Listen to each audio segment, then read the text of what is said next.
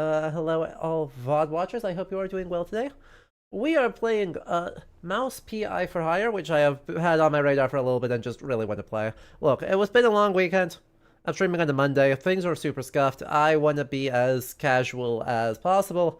So, as always, when we do a new series, I like the first history hour, which is normally only a Twitch side thing to be done on YouTube as well, as basically a way to ground yourselves in the historical-ishness of the game.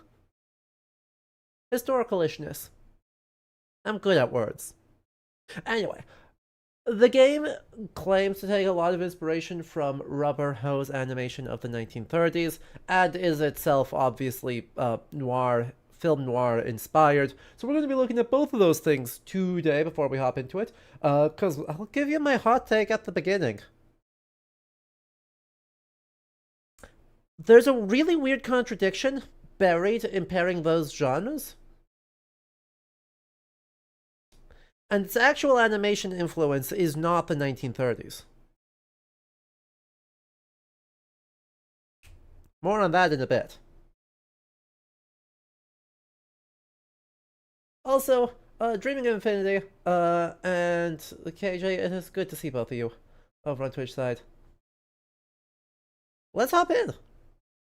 You know, I got nothing to wait for. Let's hop on in. By the way, we're going to be watching some trailers, other stuff, some things. I'll just put a blanket photo sensitivity warning. Some of these old trailers can get a little bit flashy. And while I did axed one thing I was planning on showing because it had too many flashing lights, I'll just put that blanket warning that, like, black and white stuff can get very, flashy white lights. So, yeah.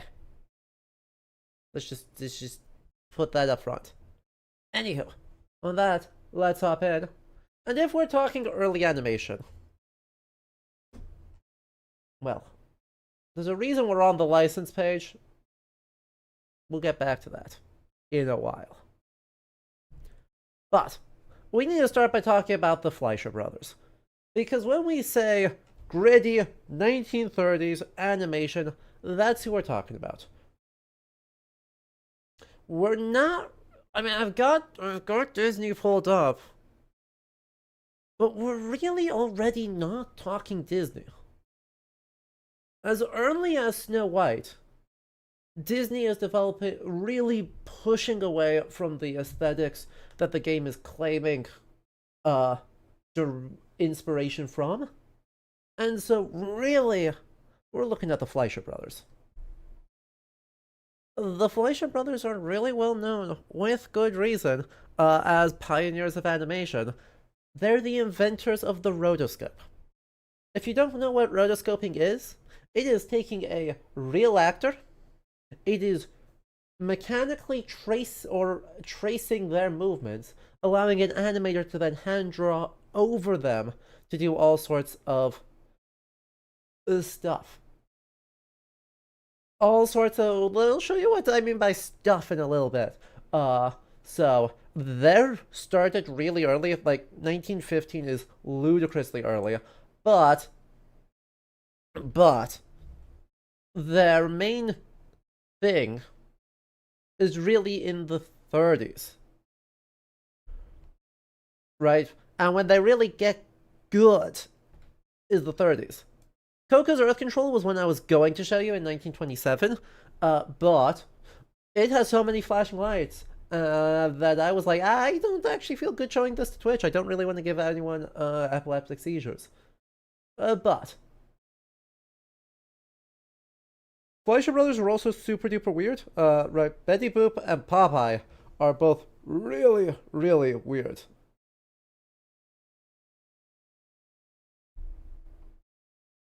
Like, it's easier to show. Honestly, it's much easier to show than it is to explain. So let's just show one of my personal favorite little bits of Fleischer Brothers material. This is from 1933. This is Cab Calloway's rotoscoped rendition of the St. James Infirmary Blues, featuring Coco the Clown and Betty Boop.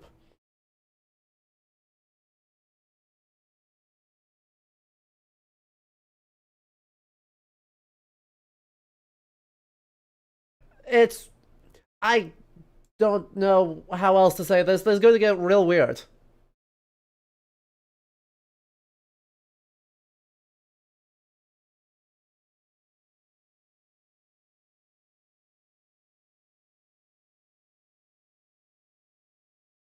This isn't even the first time we've shown this on stream.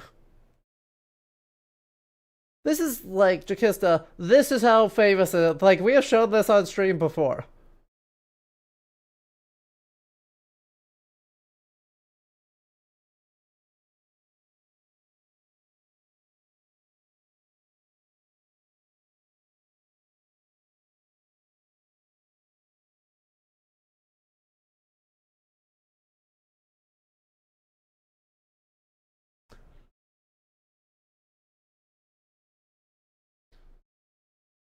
The backgrounds on this are deeply distressing.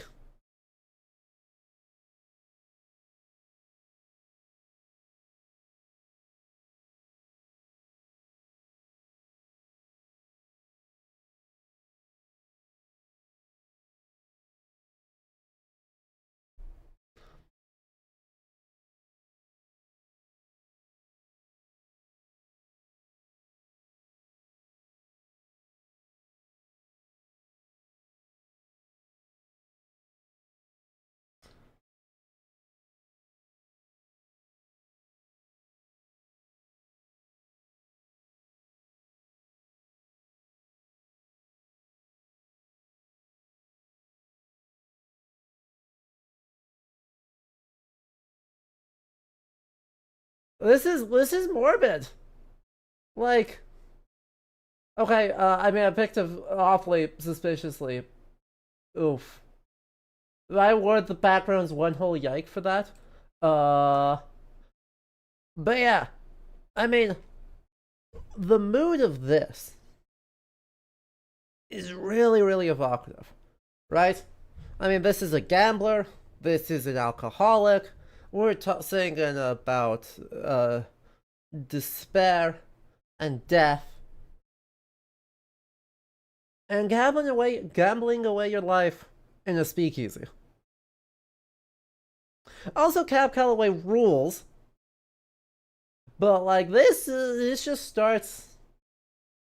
It goes and it doesn't stop going, right? Also, by the way, this is an adaptation of Snow White, hence the start of this. You would never know that, like, this is part of a larger thing that is a Snow White adaptation several years before Disney's. It's also deeply surrealist, right? The Fleischer brothers are influenced by surrealism as an artistic genre, and hence why you get weird metamorphizing dudes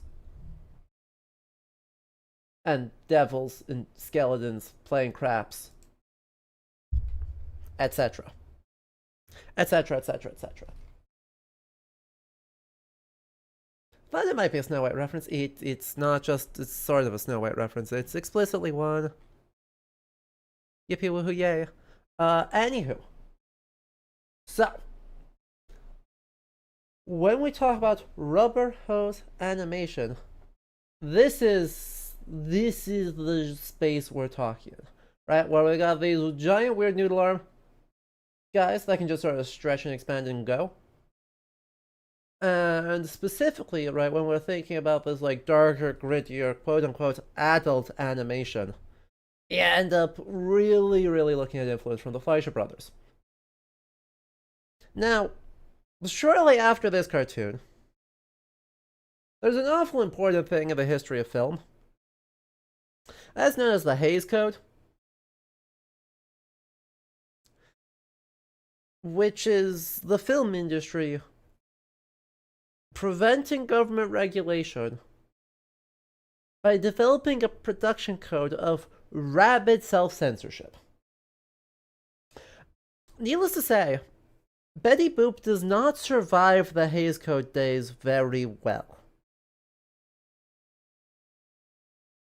And so by 1939, Betty Boop has been completely supplanted by Popeye. Fuck the Hays Code.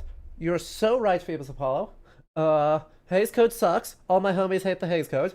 But it is awfully important for the development of animation. The Fleischer brothers in the 40s will be go make Superman cartoons. They go make Superman cartoons, and somehow, despite how much money they got for Superman cartoons, lose money on Superman cartoons. The Yikes They Have American depiction in the background might be meant to be one of those wooden statues or common cigar stores off the top. I think almost certainly.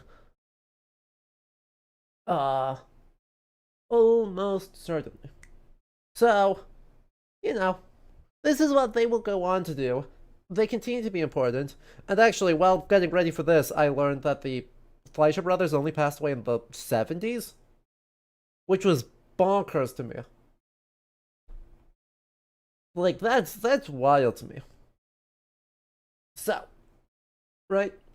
So really, when we're thinking about this 1930s animation, though, what's really important is that we're looking at pre-Hays Code, dark, gritty, Fleischer-inspired styles. Like, even Disney Snow White is wildly darker than pretty much anything else Disney has made in its long, long, long history.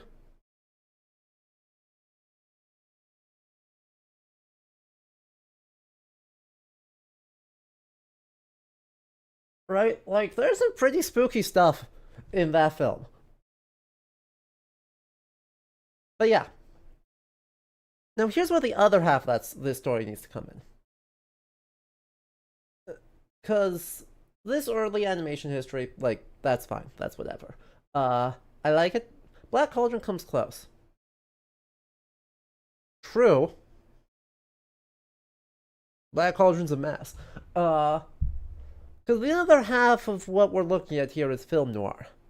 And we really can't talk about one without talking about both, right? Especially in the context of this game. Like, and it's where the small contradiction seems to come in. So, film noir. Film noir is difficult to define as a genre because it is a mood as much as it is a set of useful trappings. Hey, I loved Black Cauldron as a kid.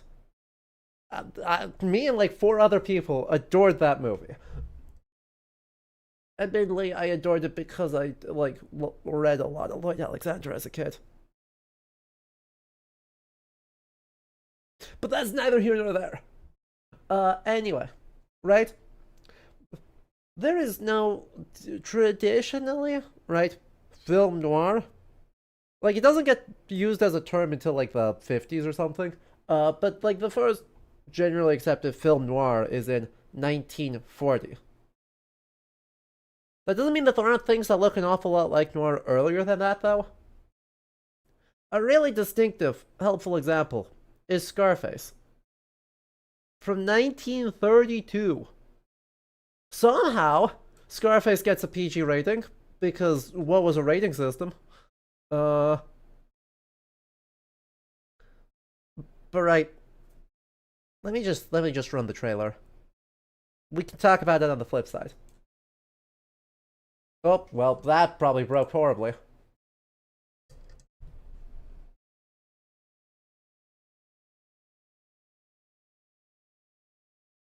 This was in 1932, by the way.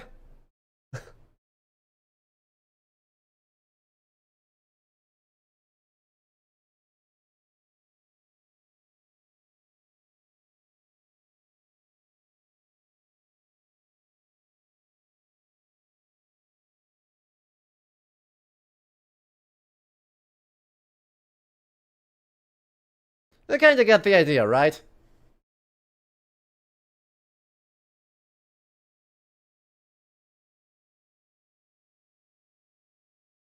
Well, actually, let me stop there, cause like, man isn't that noir. So, noir is genre trappings, as vibe as much as it is anything specific. And some of those genre trappings, a criminal or quasi-criminal protagonist.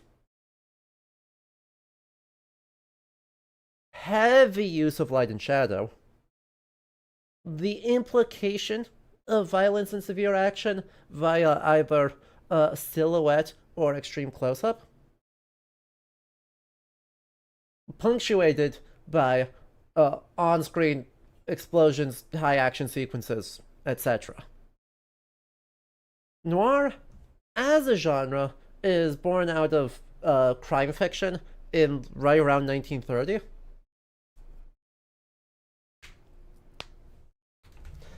The older Scarface adaptations are still censored because one of the big themes of the original book is the mafia only became so powerful because cops are corrupt and government didn't really like that part. Gee, I wonder why. Right? So, right alongside the development of weird fiction, pulp adventure, is the development of dime novel crime fiction. Right? So, a whole bunch of serials, penny paperbacks, stuff like that, are all developing right at the end of the 20s into the early 30s, that are publishing a whole bunch of stuff. And so we actually have the same route for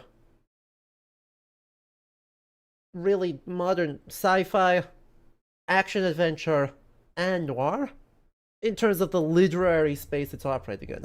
These are generally seen as low class, super accessible, for the masses entertainment, especially in the era of Prohibition, with the glamorizing of the early stages of glamorizing mobsters and gangsters as sort of anti-heroes that either need to be taken down by rough and tumble detectives who don't play by them rules, or are kind of romanticized in the way of highwaymen and outlaws from previous ballads.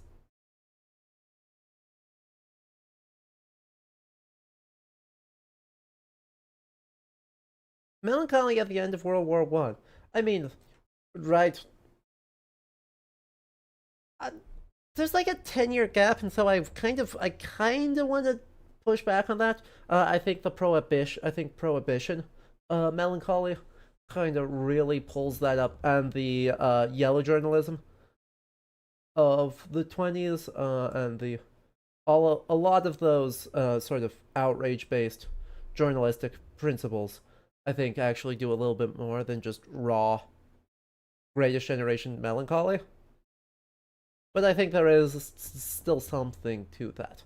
Anyway, though, that's in the 30s, so that's only looking 10 years back, and is, I mean, it's like Chicago's ultra-violent, right, guys? Right, guys? Yeah, yo, I say this story fairly frequently these days, but like, you do know that my great-grandmother knew Al Capone, right?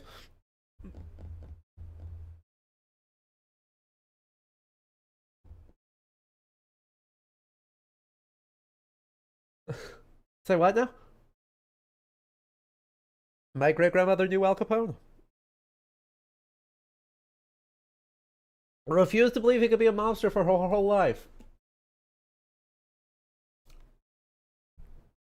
Nah, he sent his men to walk her home because she was a single mother in central Chicago. He was the sweetest man. Just ask her. Resurrect her from the grave and ask her about him. That tracks. Yeah. Yeah, the lake cottage on one of the lakes south of your hometown, reportedly. Incredible. So, we're building out a certain glamorization of the purported violence coming out of headlines in the 20s of Prohibition era. And then spinning that off into literature and spinning that off into Hollywood. And then Hays Code hits, and there's a bit of a about it all. And when noir really gets going in the new Hays, kind of pushing the limits of the Hays Code. I mean, look, we really can't talk about it without talking about Maltese Falcon, and I wouldn't have it any other way. The Maltese Falcon is one of the first major noir films of what is known as the classical period, and it is, for my money, one of the best. Like, the Maltese Falcon rules. If y'all haven't seen it, it is so freaking good. So Warner Brothers very helpfully made a modern trailer for it. So we're just gonna watch through that first. And then we're gonna talk about, all the genre trappings that came out of it and what noir's specific film lineage is.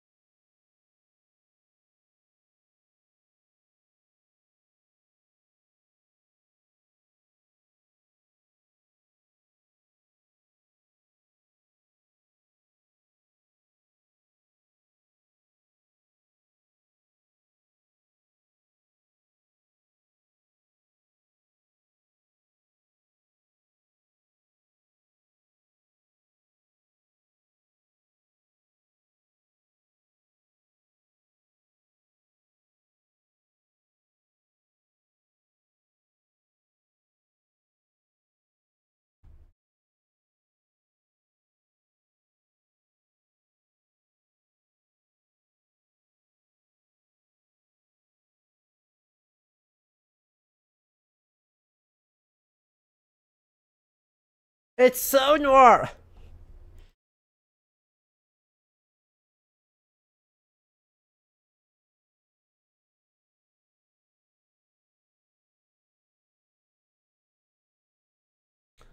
The only thing it's missing is a dark and stormy night.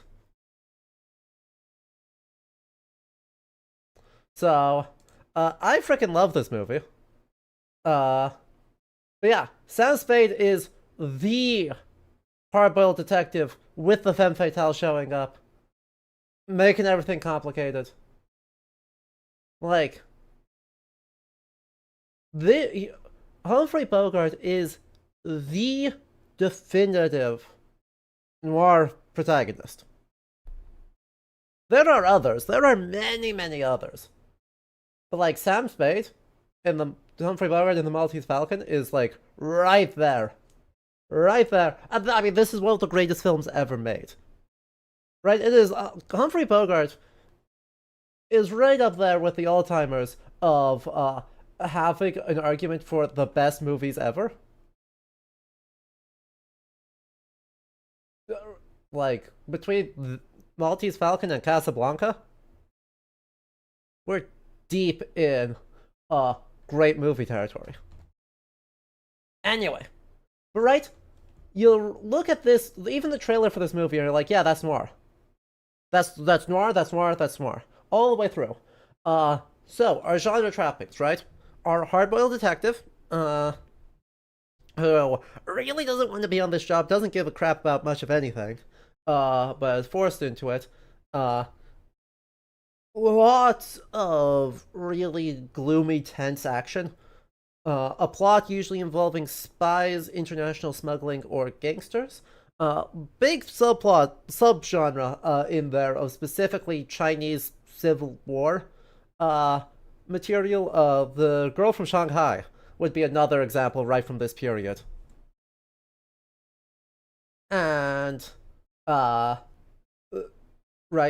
The femme fatale, the beautiful woman who shows up in the office, arguing, hey, or that just goes, hey, you gotta help me out here. And it's mood, it's mood, it's mood. So, one of the big folks in proto-noir in the 30s is a German director known as Fritz Lang. You all know Fritz Lang. Fritz Lang is like one of the most important developers of modern cinematic language. I don't have him pulled up, but let's get it pulled up. This is his most famous film.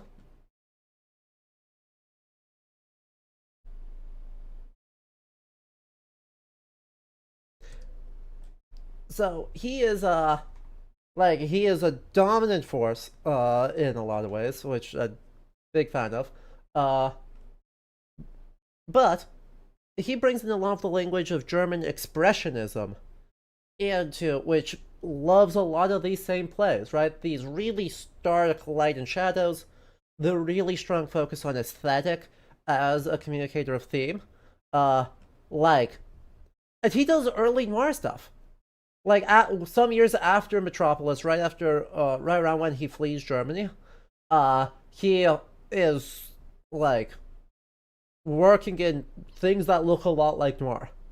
But there's a lot of these directors that are kind of defining multiple genres at the same time, and so horror, science fiction, and noir as film languages all develop around the same time. Oh gosh, what is it? Jacques Tourneur is one of these other important directors, right? Does supernatural stuff, Cat People, I Walk with a Zombie, but also 1947, Out of the Past, is noir. It's so noir. I mean, you just look at it. I mean, Jane Greer is the femme fatale of all femme fatales. So, you know, there it is.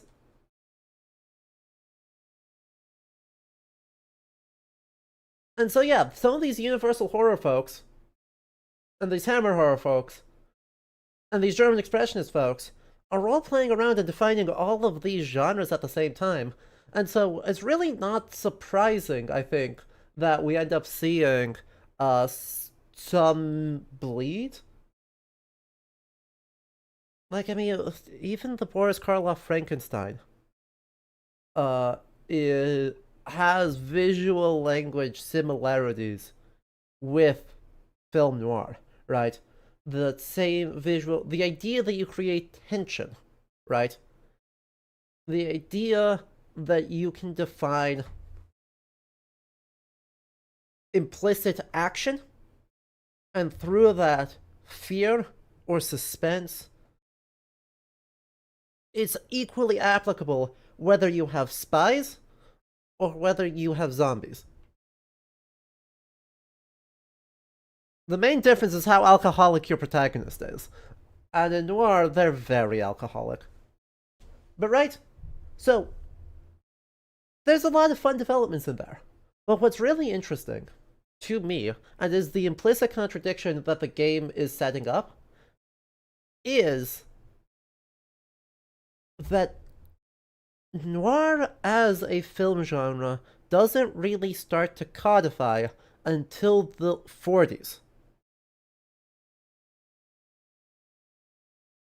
Right? The first classic period film noir is in 1940. Out of the Past year is 1947. Maltese Falcon is 41. Like, in other words, all 5 years after the high point of rubber hose animation. I think there's two things that are going on that sort of explain the contradiction. The first one is the fact that a lot of the language of sort of German expressionism and surrealism that end up influencing film noir and rubber hose animation are all old enough. They predate both, and so it kind of smooths out some of the discrepancy. Part two is that they tend to both be set, right? Film noir tends to be set 10 years after before the movies are made. And so, yeah, they're made in 41, but they're set in 28, so who cares?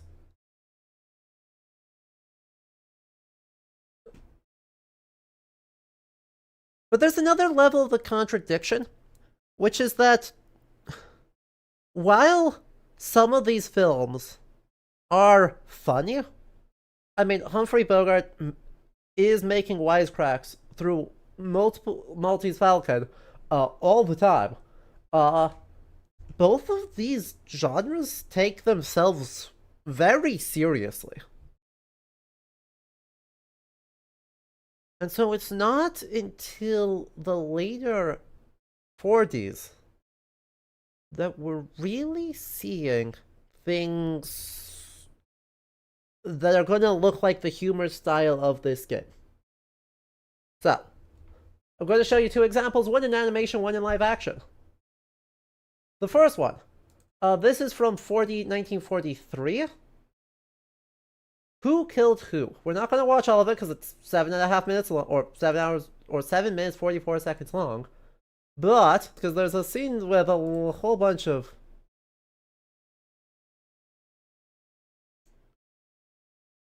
Where's the... I'm getting there it is. Skip back just... The moment you fell down the hole that led to the stairs is so sad you cried every time. Oh, this is extremely funny. I enjoyed this greatly. But, right... So, as we get into the game I'm just going to warn everyone is chock full of bad cheese puns.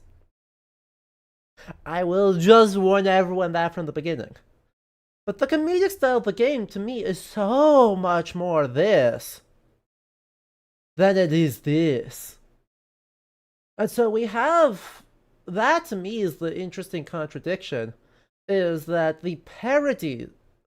Since we're operating in a lineage that's parodying noir, we're adopting the animation flavor that looks the most like the setting of noir. But in many ways, we should be, I think, understanding the game much more in the lineage of 1940s parodies of noir. The live-action one that I want to highlight is the original Secret Life of Walter Mitty.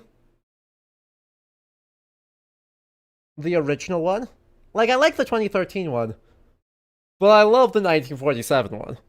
This, IMDb classifies this as action-adventure comedy. But, like, there's a spy thriller in here. If we look at the plot... The clumsy Walter Mitty is the publisher of Pulp Fiction at the Pierce Publishing House owned by Bruce Pierce. He lives with his overbearing mother, and neither his fiancée, nor her mother, nor his best friend respects him. Walter is an escapist and daydreams into a world of fantasy many times along the day. When Walter is commuting, he stumbles on the train with Rosalind Van Horn, who uses Walter to escape from her pursuer. Walter unintentionally gets involved with a dangerous ring of spies that are seeking a black book with notes about a hidden treasure. Hey, look! No points for guessing what this is referencing.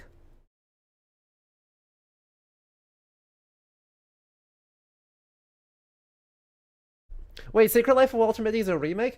It has zero plot similarities besides the original concept. But yeah, the Ben Stiller one is technically a remake of a Danny Kaye comedy.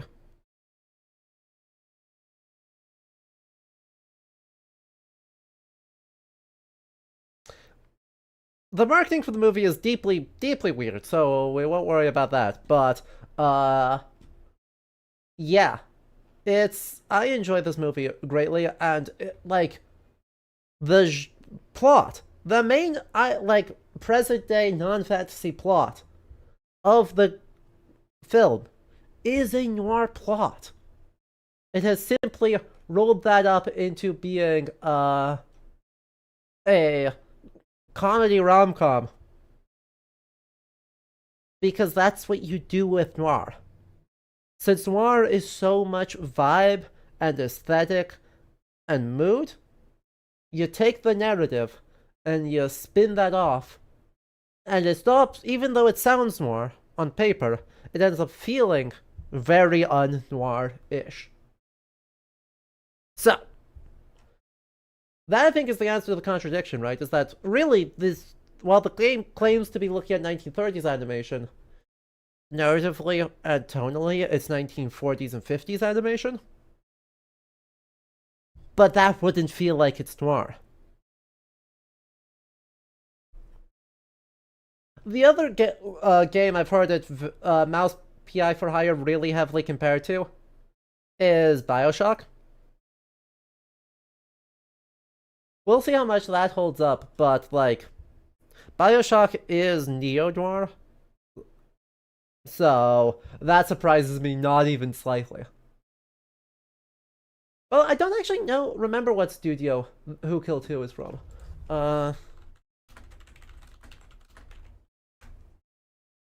Oh, it's MGM. Directed by Tex Avery. There we go. Thank you, Nameless Punk, for actually getting there ahead of me. I just didn't read chat.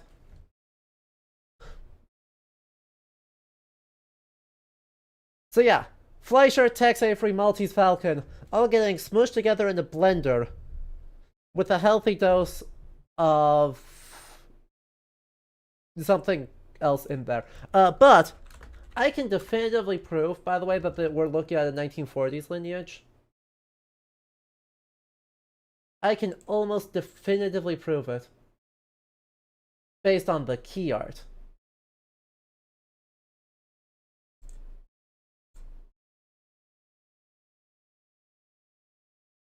Hey, no, hey, you see this character right here? Hey, you know who that is?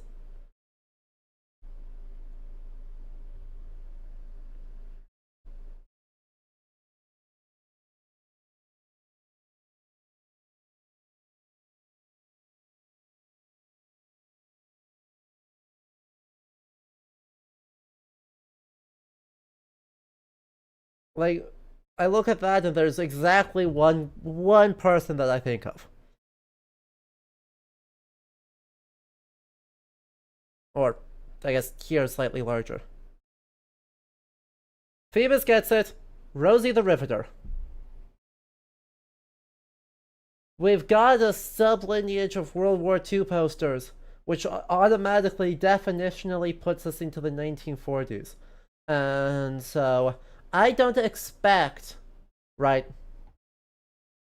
What that comes down to is really that I just don't expect to see a lot of actually 1930s design in this shooter.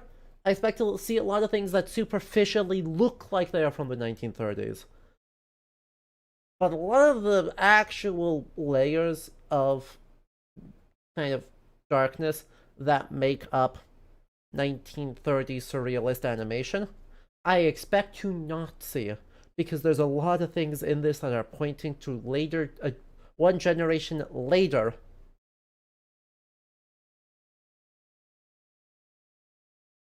But yeah, they did say 30s because people completely associate 40s with color cartoons, even though there's color ones in the 30s. Well, yeah. I mean, completely understandable. Fantasia came out in 1940 even.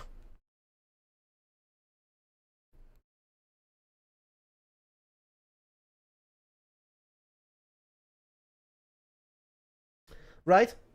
And so yeah, right? If you need the aesthetics, right, the play of light and shadow that makes noir noir, you need to pull back into the 30s. But everything else about this game is really suggesting back half of the 40s when noir starts getting parodied into oblivion.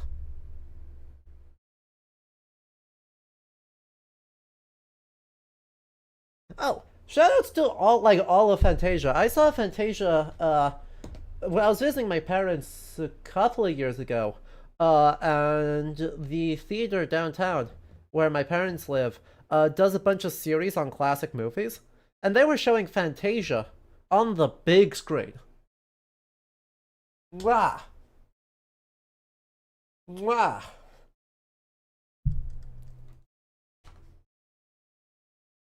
Yeah, it's good.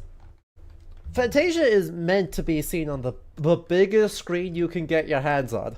Like, holy moly, is that That's one to just sit there and just be like, wow, look at all the pretty colors. Except the racist centaur scene, don't shout. Yeah, you're right. No, correct. Phoebus, you're so right. The music goes crazy. Most of the animation scenes, except for like 2 of them, go crazy. But none of them is as impressive as Chernobog with Night on Bald Mountain. Like, that is the high point of the film. Because obviously.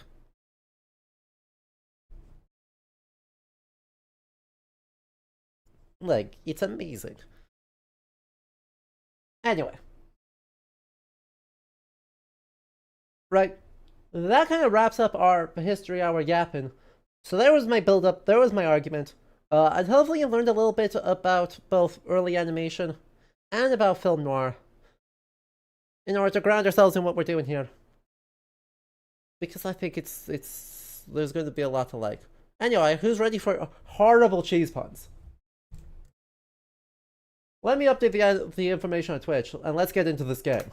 What was the terrible pun I made? Oh, right, Havarti Bogart.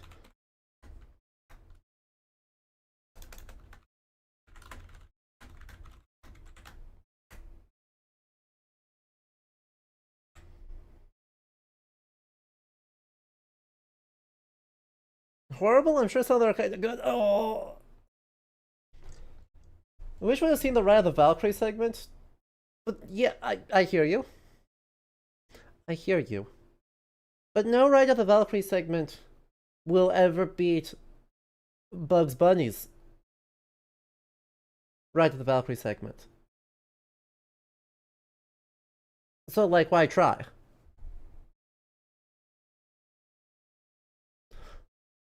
Anyway, we are now updated over on Twitch side, so let us hop in. Language. Perfect.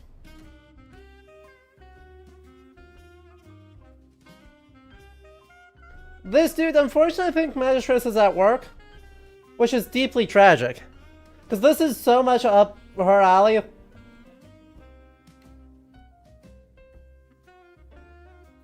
I think it's if I die, it will just skip, so that we don't have to listen to cutscenes again.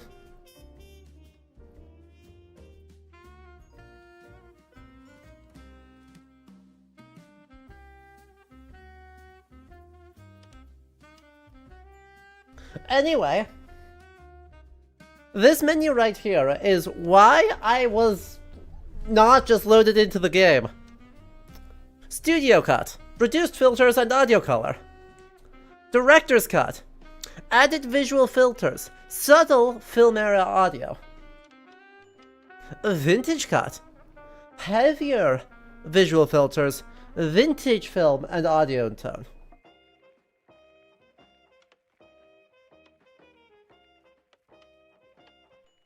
And the sound degradation, bass, vinyl, cellulose, cylinder black celluloid, or brown wax cylinder.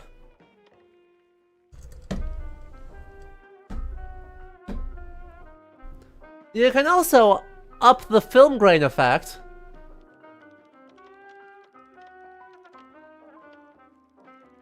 If you really wanted to look super spicy. We're going to give that a little bit of the vibe. We're also going to have it on cellulose disc. And you can up the diffusion if you really want to blur yourselves into oblivion. These people movies. Oh, these people so many movies. I'm going to put just a dot of diffusion on that. And if it ends up being, actually, no. For the sake of Twitch, we're going to leave diffusion at nothing. But we are going to have some fill grain. And we are going to have some sound degradation.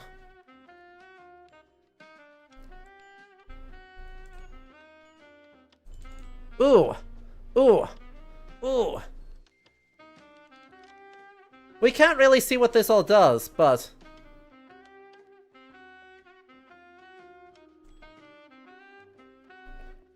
We're gonna we're gonna go on partial motion sensitivity mode.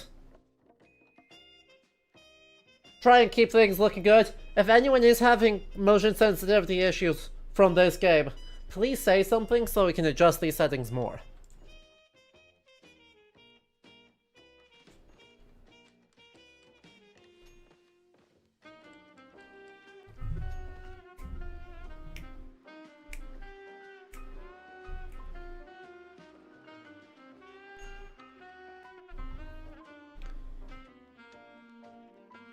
New game. Oh look, we can decide how hard-boiled are we. Look at that. Look at that. Look at how utterly hard-boiled and cynical we are by the end of it there. Also, something I high-key adore. Look at the layers. So, I'm already going to backtrack one of my expectations. Slightly. I'm going to slightly backtrack one of my expectations. Because they're doing something that is so distinctively 30s. And that is the space between their animation layer and their background layer. Stylistically. Is freaking gargantuan.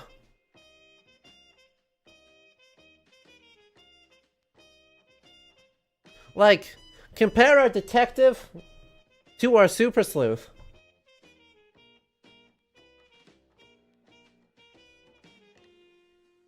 And there's so much more detail and shading and style in the background layer.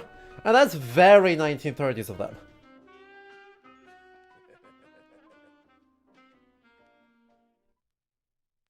Oh yes, the blimp named BMP. It was the last stretch, and I was starting to get serious deja vu.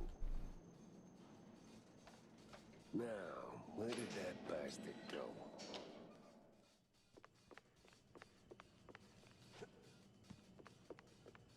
Oh yeah, by the way, I didn't mention, but the gameplay is boomer shooter. Like, we're talking, like, Wolfenstein 3D.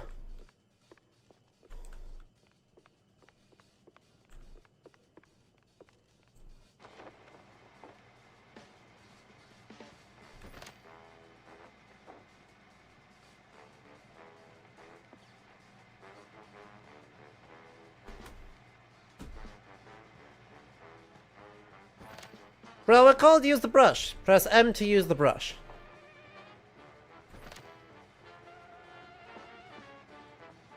Man, not looking for anything interesting. Like that.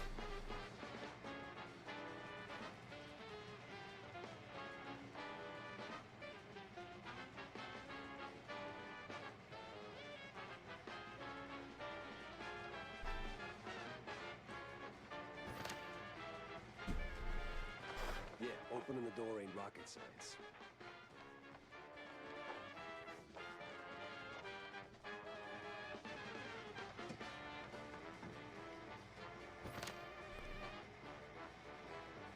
Jumping with style.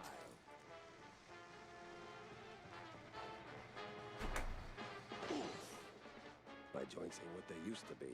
Oh wait, we're on a frickin' airship. Sorry, what? We're on an airship. Ridiculous.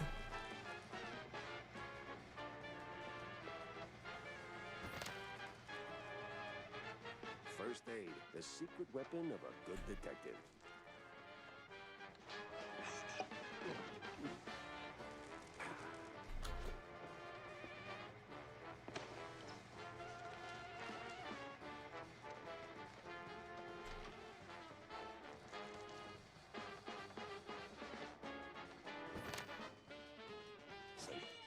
Now there's just one of you, huh? Wasting my time.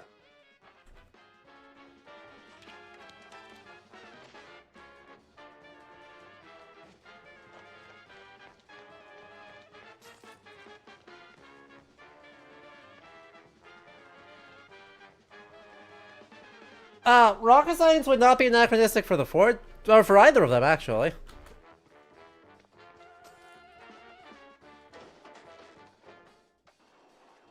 Come on. Oh, finally. Well, a pause, cause question. 1937 Phoebus for the Hindenburg disaster. So also, yeah, like Noir. I mean, Noir loves its Zeppelin vibes. So does Action Adventure. I think that was 30s to feel very like early 30s. Zeppelins.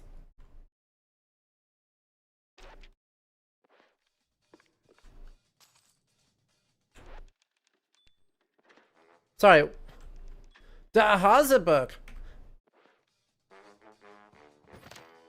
Say smashing keeps you Russian.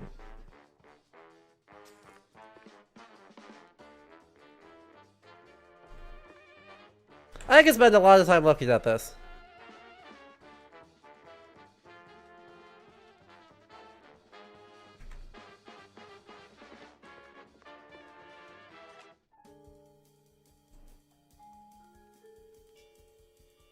How exactly? Oh, I do the.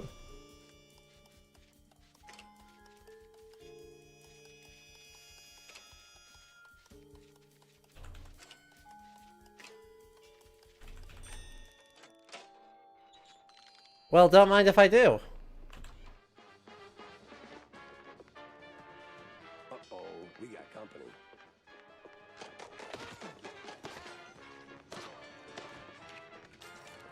Out of every virtue in the book, he settles on closing doors behind him. Incredible. Wire D, long, wide, and lean to switches follow him to open connected doors.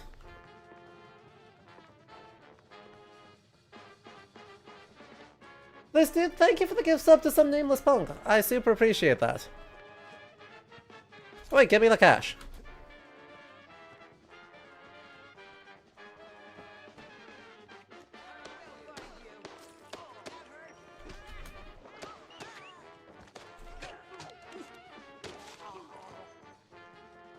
Well, the raw quantity of murder is very boomer shooter. Like, very Wolfenstein of them.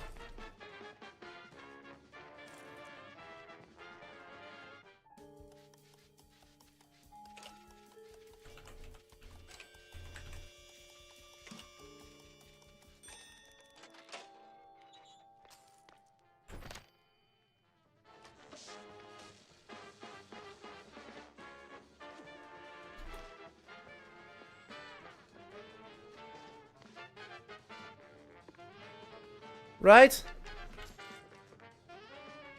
It's over. You got nowhere left to run. I run toward the dream. A bright future ruled by big mice. Oh, you absolute... Hey! Hell.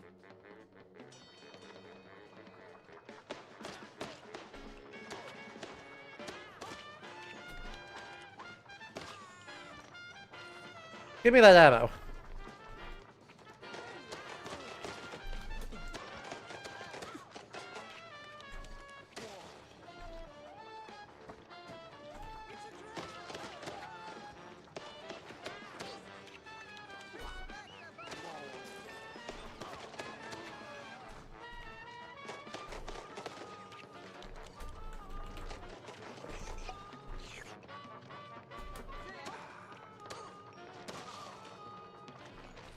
Tell me you got that ammo. Tell me I got more ammo somewhere, because I got 4 bullets in the dream.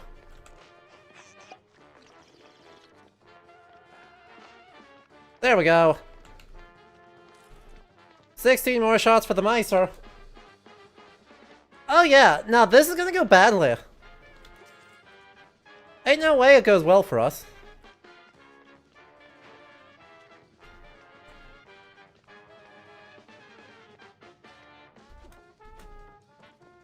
Let me in. I want to have the money. Give me the money.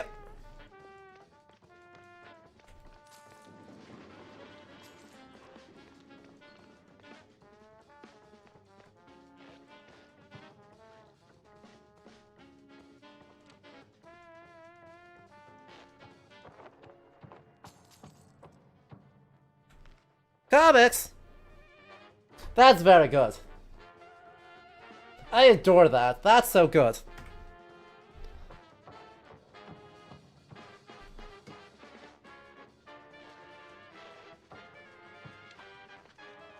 Oh, hello, Hype Train. Whoa, what was that?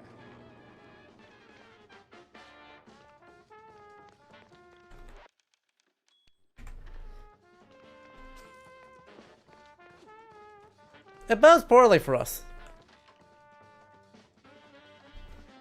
You know how you all were saying, hey, this ain't gonna go good? Stamina, I'll give him that. God, there's just cheese. There's cheese all over the frickin' place.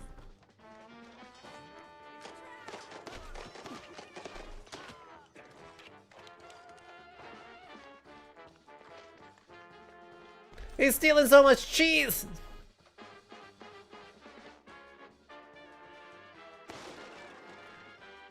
I wondered if I could explode that.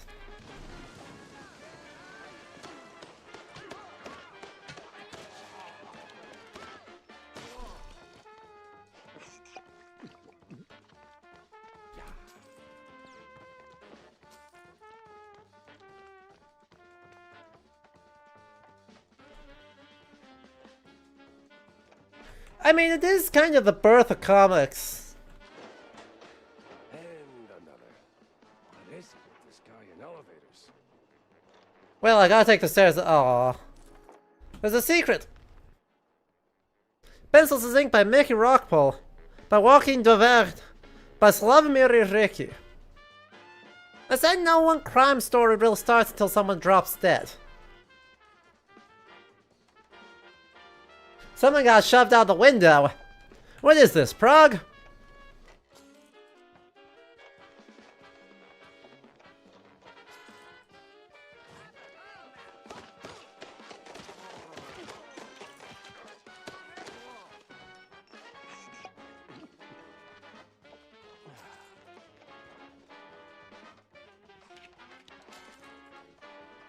I could use more ammo. Won't make it to the end.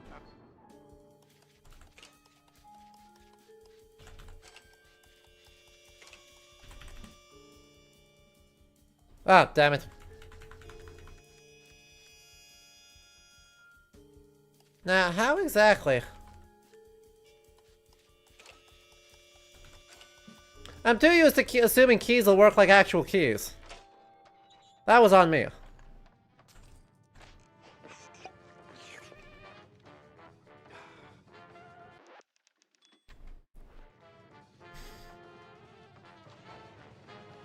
Oh good, we're on the outside. Hell, he's way too far. I can hear you just fine, you meddling mouse. Really? With the engines and the wind? Don't care. Delightful. Fair enough. I'll be there in a blink, all right? Not a chance. This is the end of the line for you. We'll see about that.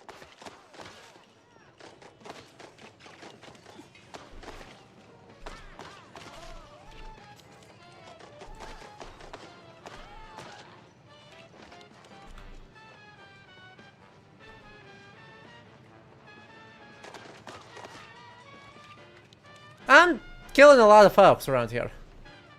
I'm gonna be real. Like slightly more than I'm actually comfortable with. And that's a lot of murder.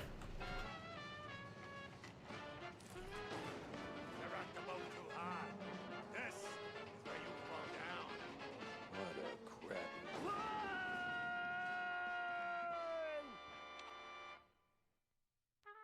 line! Nothing could possibly go wrong out here.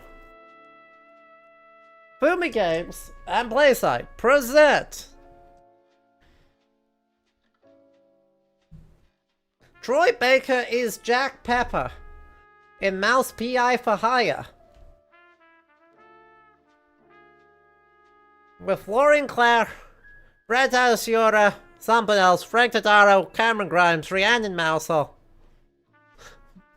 There's a lot of folks involved with this game, alright? Look, you expect me to read all them names? They weren't on screen for nearly long enough for that.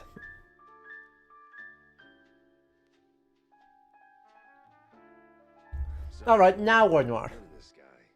They begin in quiet rooms with friendly voices and fondue pots. How dare they? How dare they? Started a few weeks back. The sky was just the exit wound. It began with a call. Routine. Did y'all see the steamboat named Willie? Usually she swings by the office with a lead. If it pans out, she hears it first. Simple, really.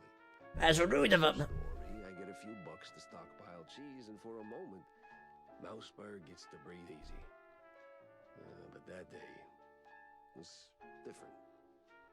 She was tight-lipped. Meat on sight, details later. Had to be someone big. Recognizable. The kind that only says, oops, when they remember their mortal too. Something within me, old instinct, baby, said turn back. Let this one go. That this case was more trouble than it was worth.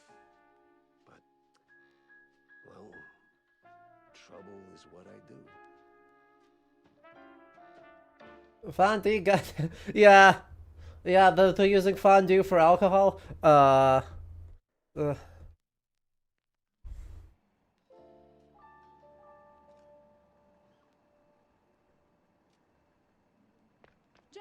over here. Yeah, we'll get to it. You'll get to ya.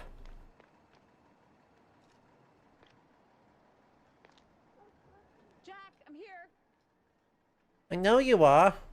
I'm looking at the posters. Jack, here. Well. I love when things like writer strike. Out loud, Jack. It sure looks like one. But I do love some of the references, right? One, a lot of the marketing, like I didn't show the trailer for Secret Life of Walter Mitty because it really leans into the vaudeville, rather misogynistic, ooh, look at all the Goldwyn girls of it all. But then also, you know how I was talking about how a lot of the directors who define noir also worked in horror, like Jacques Tourneur?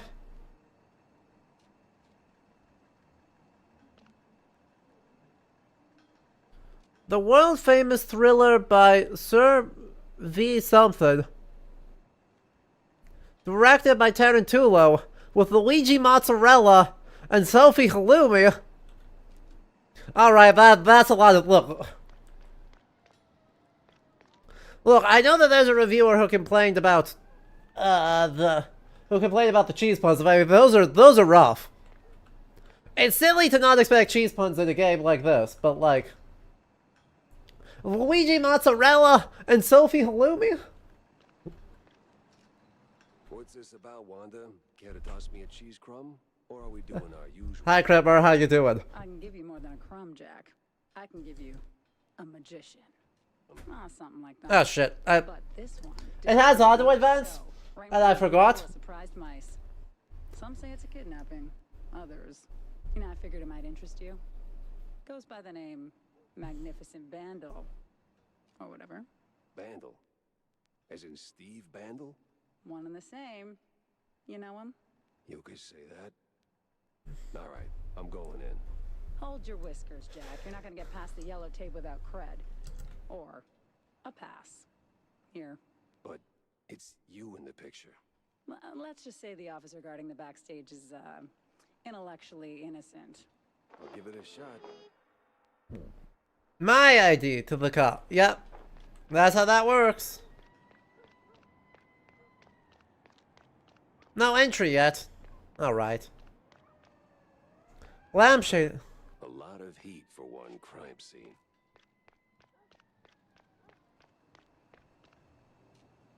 No entry. Exit only. The Mouse Police Department Lieutenant? No entry without an ID. I mean, I got it. Here you go, officer. Oh, looking great today, Miss Fuller. Oh, you. Buddy.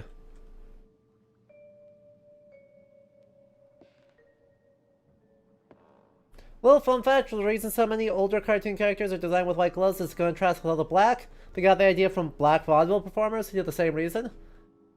Makes total sense to me.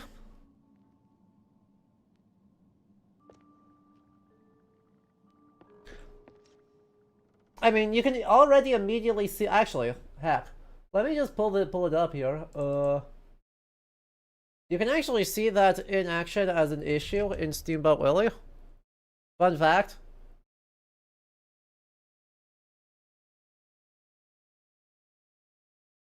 Like, look at how you can't see the hand definition at all. Right, there is no definition to that hand. In the slightest. Oh, so yeah, Disney immediately changes Mickey Mouse's and everyone else's design to have white gloves. Because, yeah. Practical problem.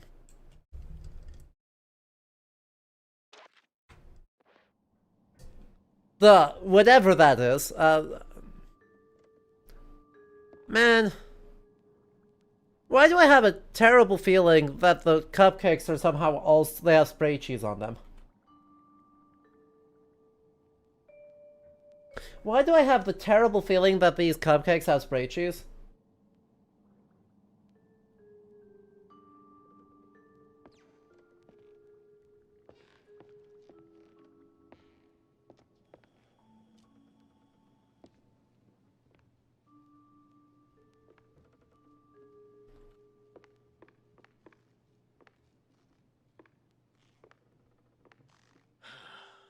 Tell LT I'm wrapping things up now.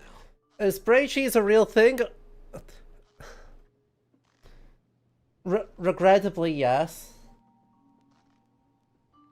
Cheese Whiz is a thing. Oh good, we got traveling rodeos with the amazing two-headed man. Dear folks, join us for 1920, the Mouseburg Roaring Twenties. Now you can't, if it's 1920, you can't call it the Roaring Twenties.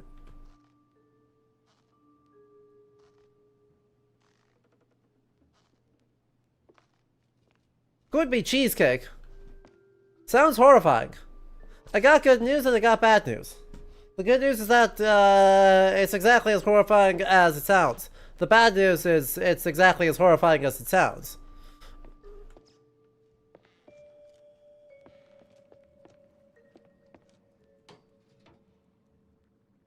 Bruh.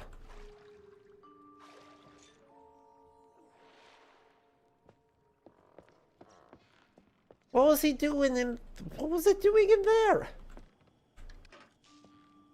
Well, I just turned on the light.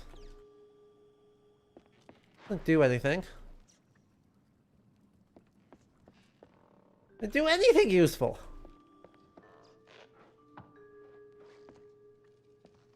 Eh? There must be a something in there. Must be a reason why that light turns on.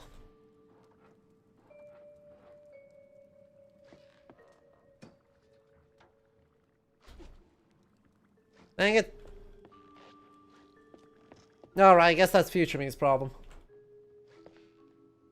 Right? Cheesecake, delicious. Cream cheese frosting, delicious.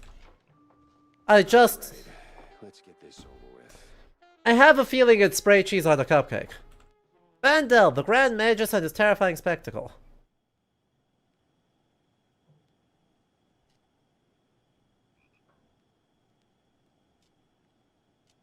Oh, I can actually photograph him. Alright. A slick poster proudly displays the Grand Magus waving a stick, presumably in front of a cheering crowd. The name Bandel is highlighted. Clear sign of modesty. Treated you pretty good, Steve?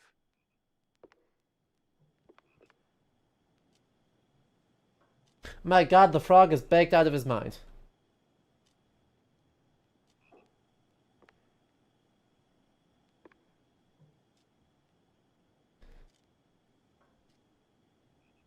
Cheese with grilled asparagus goes hard. How oh.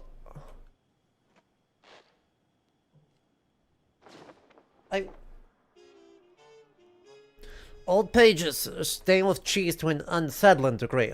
Most of it's Mousburg general upper crust, but one name stands out. Betty Doolittle, stand-in assistant. Complete with her home address. Going worth a visit. An address book. Huh. Steve had an assistant, and she lives nearby. All right, the coast is as clear as it's gonna get.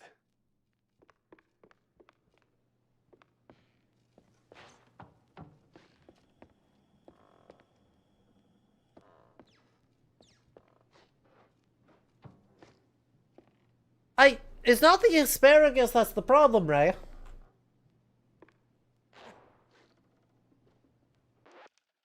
It's the what you're marinating it in.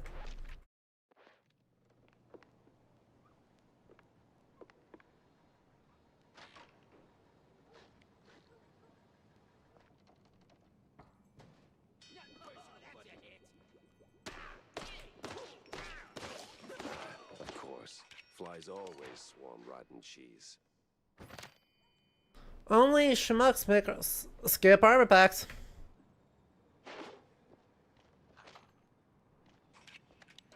Yeah, this is very Wolfenstein of them. Oh, look at our little guy in the corner. Look at him. Oh, no, but the cheese was the dip, not the merit. I mean, that's only marginally better. Again, marinated asparagus, delicious.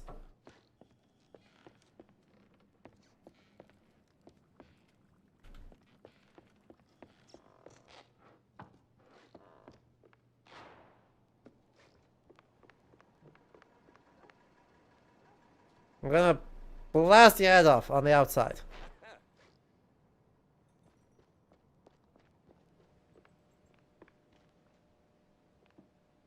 See, 3 shows in 1. Presenting its terrifying spectacle, 2 hours of magic illusions and marvel.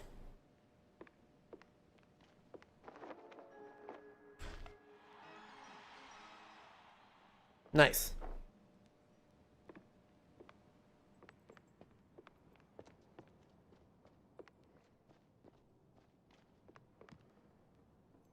Hey look, that's the light I turned on earlier.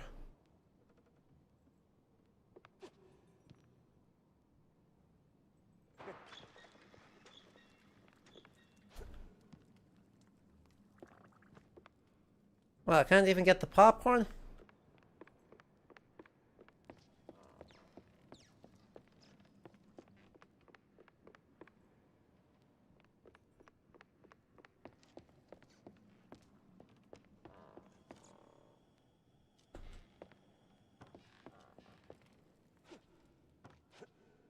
Well, there's a comic.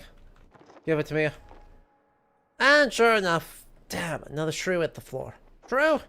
Might just be a kid. Nah, ain't no kid checks out like this. Besides, that stash gives him up. Everybody's still somebody.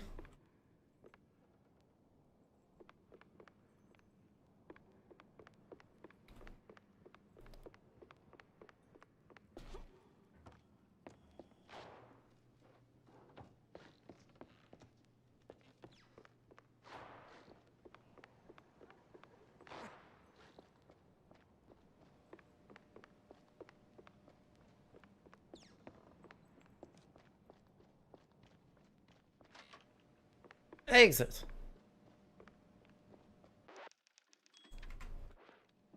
Alright.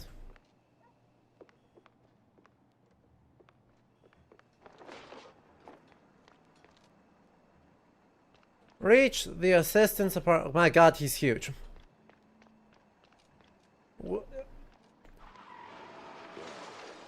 was a speeding ticket for sure.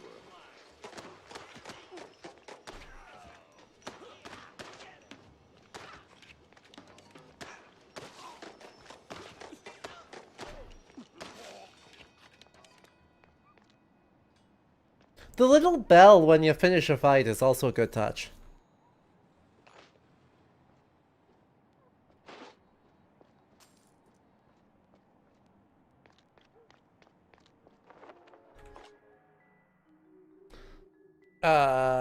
Alright.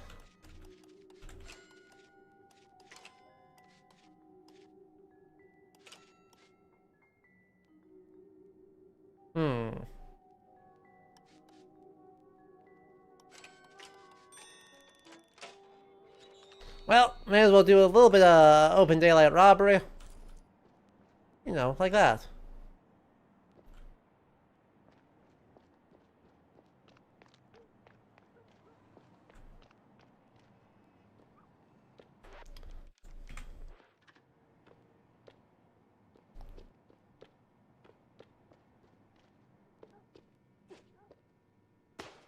I wondered if I could.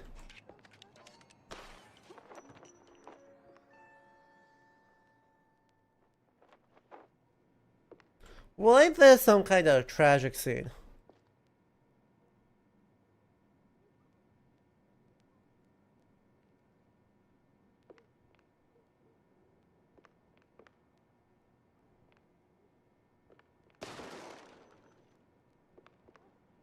What happened out here?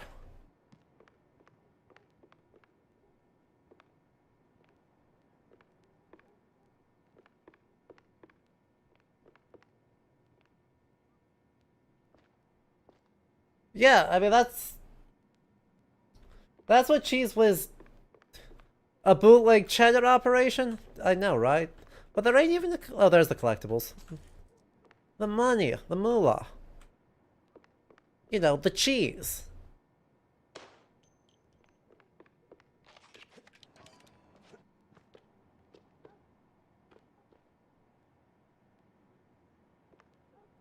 A baseball card. Joel Blunt.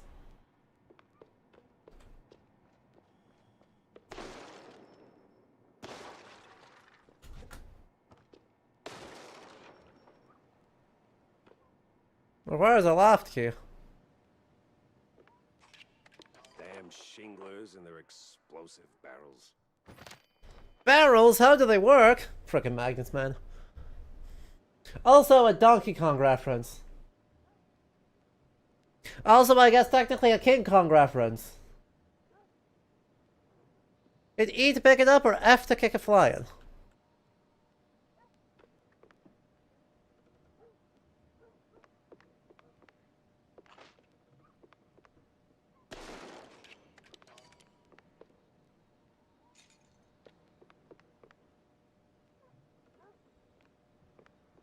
Alright, but hear me out. What if I went over here first? That's another secret found.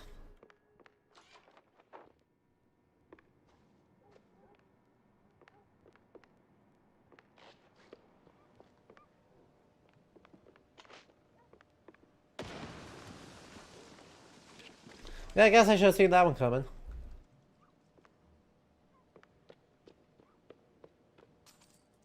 Right, this is so Wolfenstein.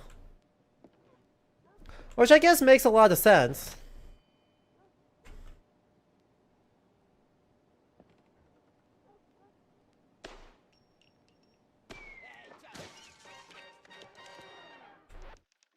I guess it makes sense that, like, what's the like, classic thing you do in noir stories if you're not punching gangsters? Punching spies? Punching Nazis. Have you seen Casablanca?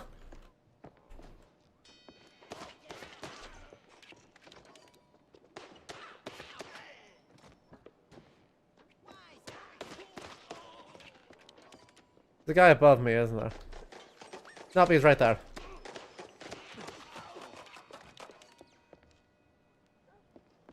Right, well, I would not really consider Casablanca noir. It does star Humphrey Bogart and therefore may as well be noir.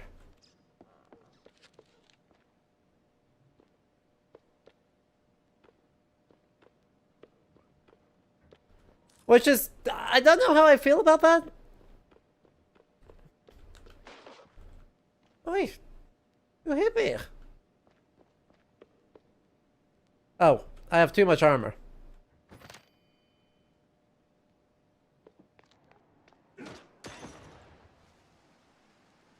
Ouch.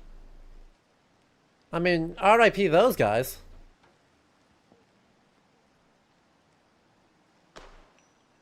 No?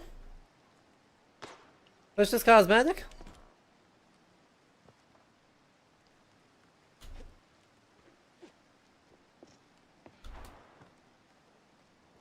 Ah.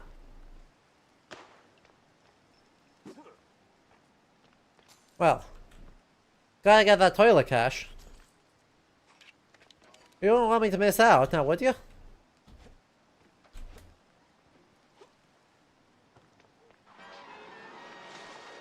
Again?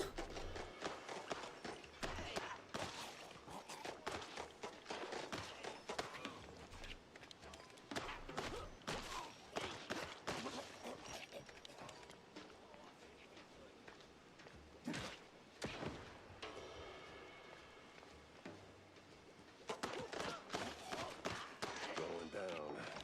No other way around.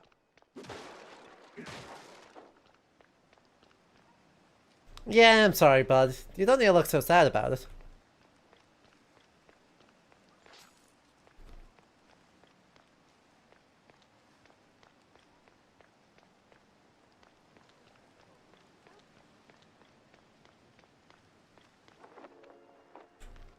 I don't usually stick my nose to these things, but John kept pushing. Said it wasn't no accident, sure as hell not a suicide. Turns out he knew the guy back in the old days. I knew his family well since the shrew thicket days. Called himself, bah, don't ask. Bad memories.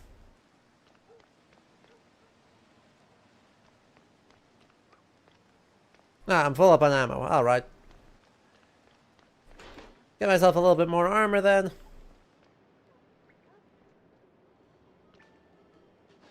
Oh, bye. He's such a guy. Oh, these guys are such guys. Holy crap. Hey, watch it. Excuse me. Look, I'm also walking here. I know you're walking here, but I'm also walking here. Coming through.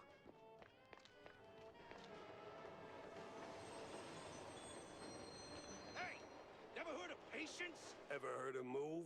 Yeah, welcome to public transit, bub.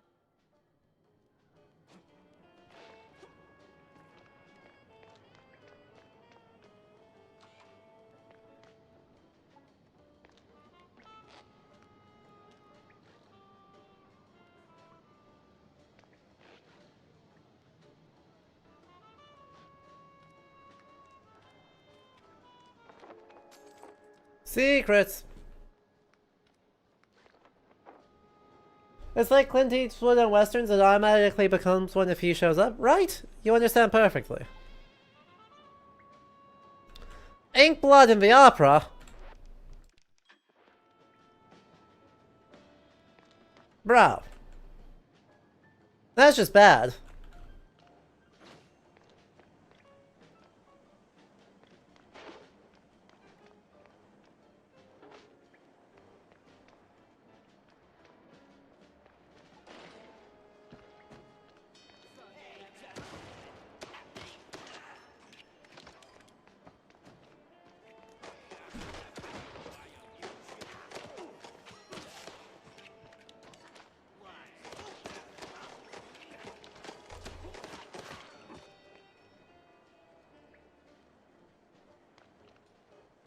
It's just bad.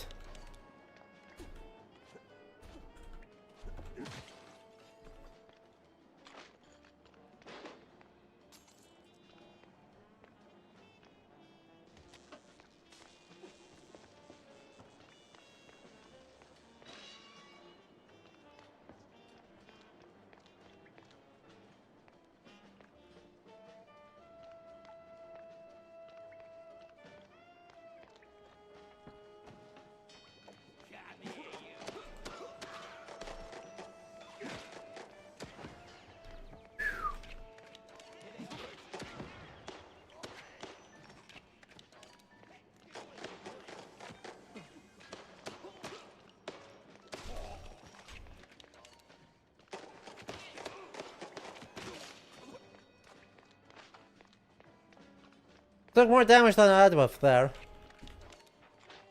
That's alright, we got more armor. We're healed right back up. Rule of Fun is in full effect. Oh yeah.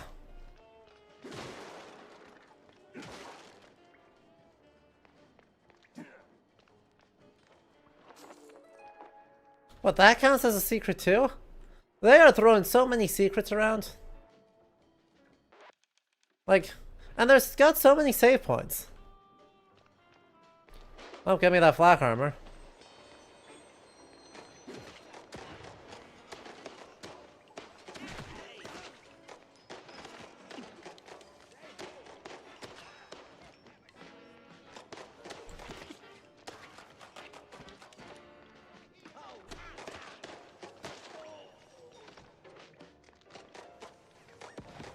Well,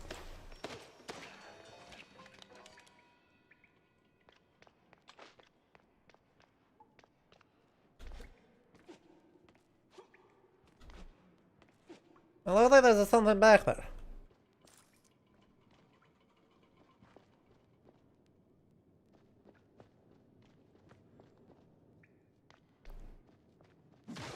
Hey, don't shoot me, son. What's up? Mike Maple is the name. Yeah, He's Irish. smells like the devil's bunghole, but at least it's equally warm here. Now, listen, I ain't got that much time to talk, and you got a job to do, so you better He's so hurry. chill about it. I heard some baddies going up. That's too bad. They should definitely go down. There's always a little light in the darkness. Alright, Mike Maple. Nice with the blueprint. Oh. I'm gonna make more work for you.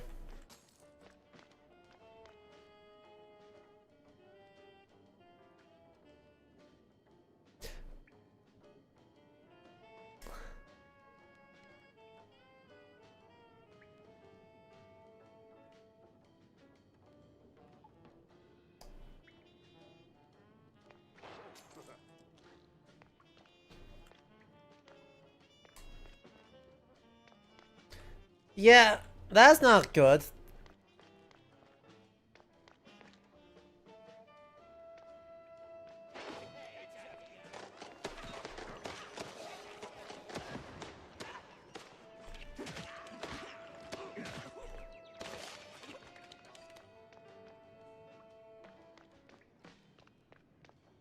Somehow you expect that to come up later. What? No. Mouseburg subway system.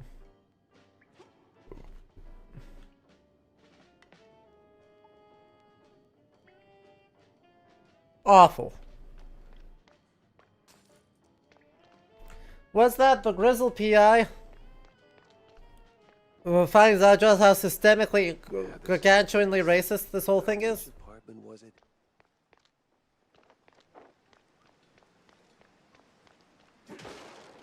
Oh.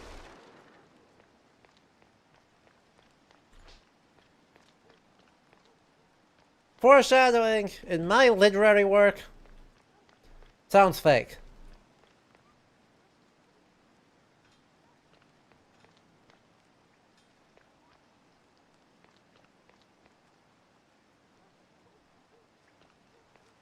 Anarchist labels. Anti-giga-capitalist labels.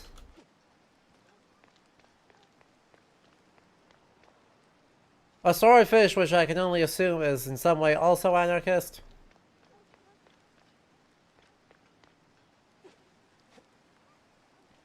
In the absence of other explanations. Anyway, what do you think the odds are that there's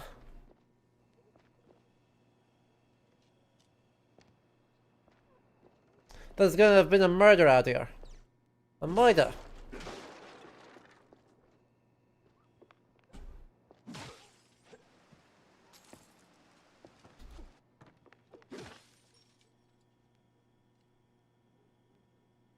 All those folks on the street, they don't know.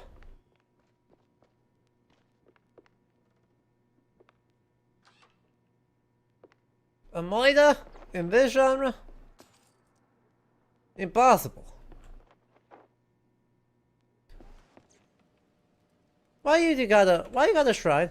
All I do for him and he still doesn't notice the way I dress, the way I curl my tail, set up the curves, the way I work the stage. I do everything she did and more, and Steve still moons over that minx. She ain't even alive anymore. Ugh. At this rate, I might have to do what Karen says and head to the wetlands, see if that old true ain't just a bedtime story. I know it's wrong, but I'd pay anything to make Steve fall in love.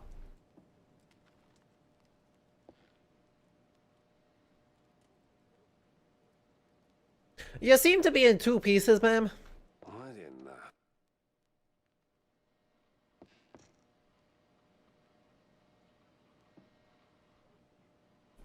Another mouse. Mouseburg Chronicle.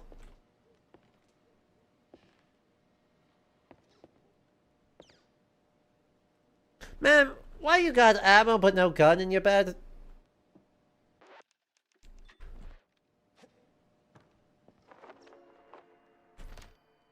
Mouseburg Herald! One of the recent Mouseburg Herald issues. Oh, sorry. Sorry, this is in character. This one briefly recounts the history of cheeselegging and its surprising evolution into car racing.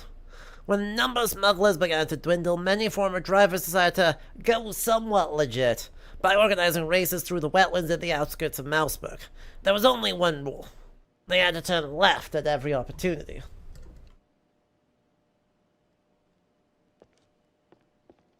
That's a good bit. Jeez Louise, lady. You're in pieces. Yes. Oh, Steve was so good to me. And now, without him, I just can't pull myself together. Well, I mean... Never mind.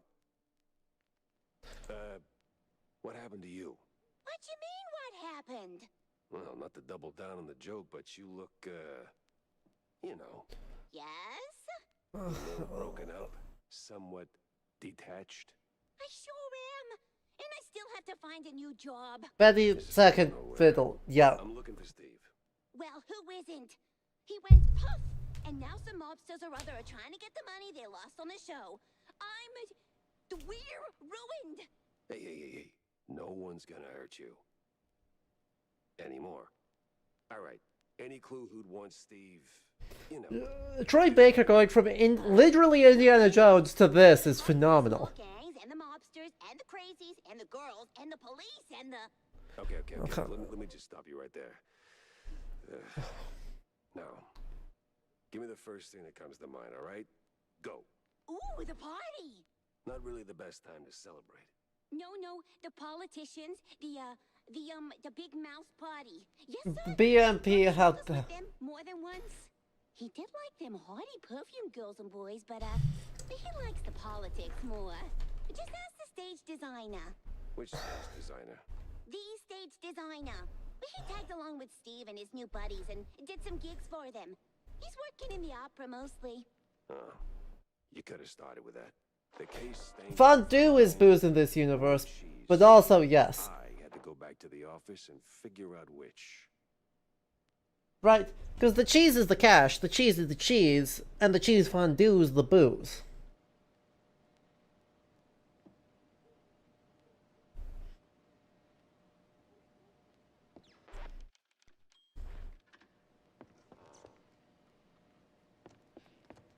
The only thing that ain't the cheese is the guns.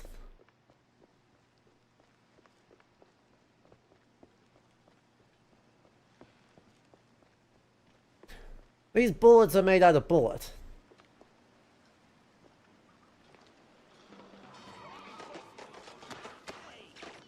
Somewhat unfortunately.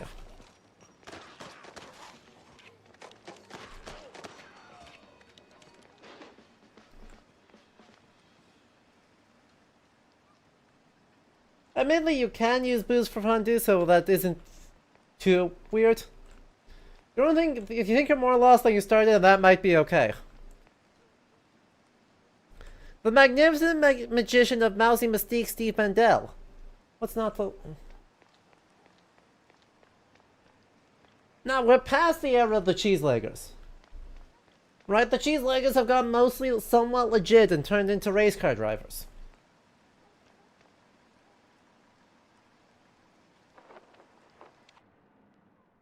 So we're past the era when alcohol's money. Wanda might have some pointers.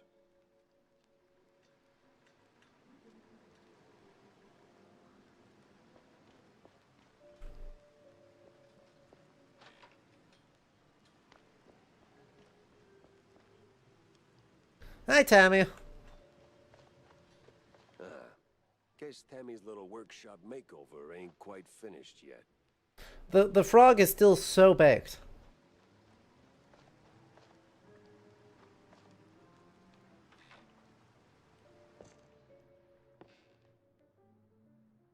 Is that spinach?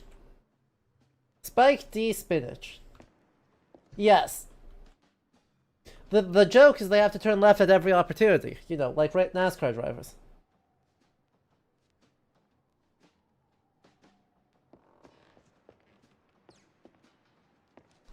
Also, nice Popeye reference you got here. And an Uncle Sam.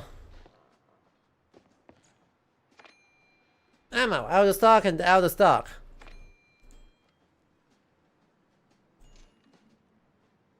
Small time, one of the recent Mouseburg Herald issues. Most of it is filled with rather unremarkable articles about city life, but a curious piece appears on the last page. One, Betty Lynch, small-time actress and former assistant to Steve the Magnificent Bandel, was found dead. Police ruled out foul play, and the case was promptly closed by the authorities. Of course it's Betty Lynch, and then her sequel was Betty Doof Second Fiddle. Of course. Makes perfect sense. No, you got no comic books from me. Wish I knew what these did.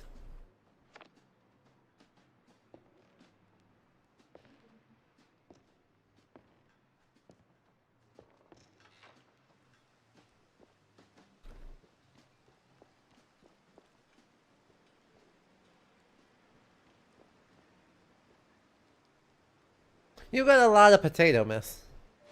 That ain't cheese. So, what's up, John? Oh, you know, same old, same old. Plenty folks drinking, not a whole lot of them paying. You wanna buy this something? Oh, gods, no. And I ain't looking for no handout, neither. They ain't crooks, Jack. Just broke as hell. Then why keep serving them cheese? You know they'll just slap it on the tab and you will be waiting forever for the check. Yep. They're my folks, mostly. Shrews, you know? And when you're lucky enough to open a bar... Are shrews supposed to be Irishmen in this? The little guy. Yeah, sure, but the little guy has to pay one day, right? Somebody's paying. You, for one. Is this an extremely heavy-handed metaphor where the mice are wasps and the shrews are Irish?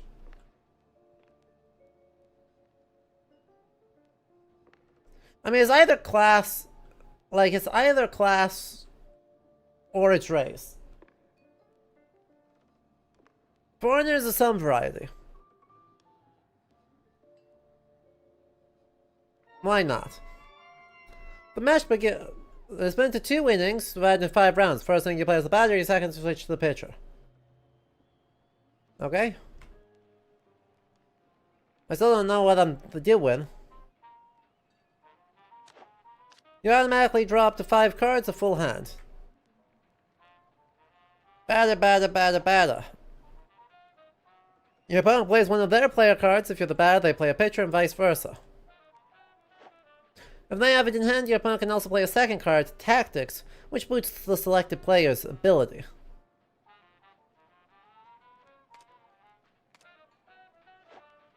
Now play cards from your hand at the bottom of your screen. Play on the Tactics card if you have one. They may also discard the selected card, 2 discards per inning, and replace it with an increased chance of drawing Tactics. Turn only ends once you select and confirm at least a player card. Tactics are optional. So can I discard this one? Because it's bad. That's a speed boost.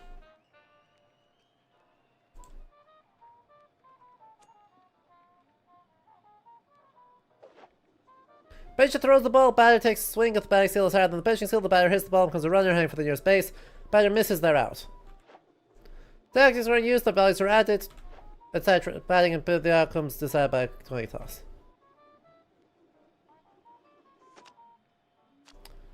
Aw, man.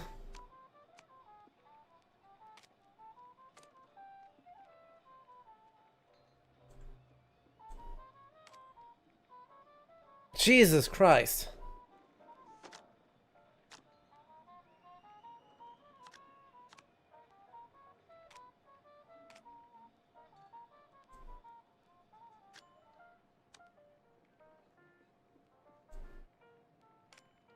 You gotta give me a bad thing eventually, right? I'm getting smoked. Holy crap, I'm getting smoked. Alright, I think I finally got a swing. Players on the field will move a number of bases equal to their speed. Speed is reduced by the current fielding skill, which can stop a runner in their tracks. Batting skill is much higher than pitching. The batter hits a home run and everyone gets runs.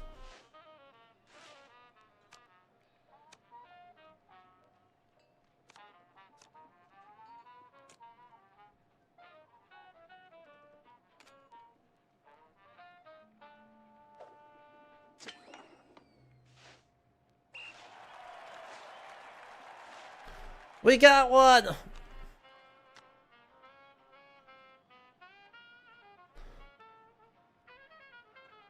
Well, we got something.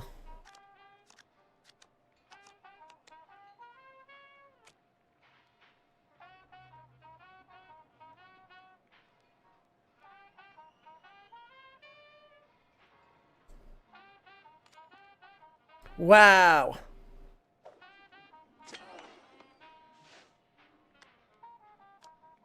All right.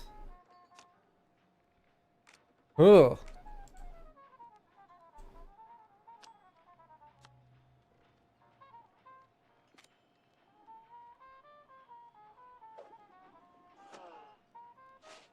Oh, and you get that regard. Okay. Every time I have that happens. So we do this. So this catches you and should stop you in your tracks. Yeah.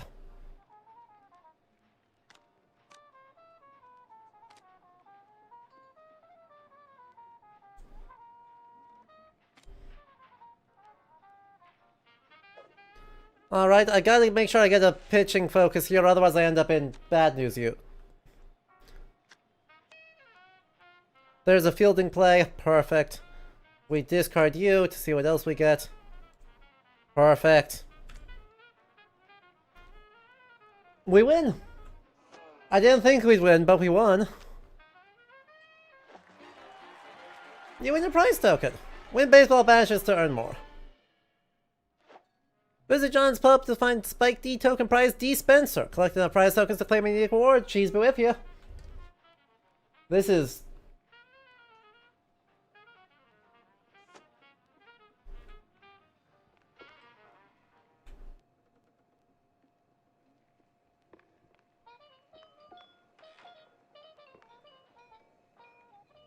Of course your spatula is a block of Swiss. What's up? I'm just hanging out behind the bar, don't worry about it.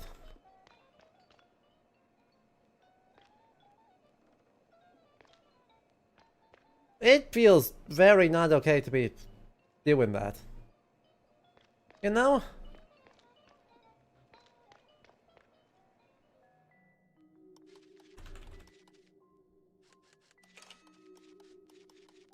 This feels not awesome.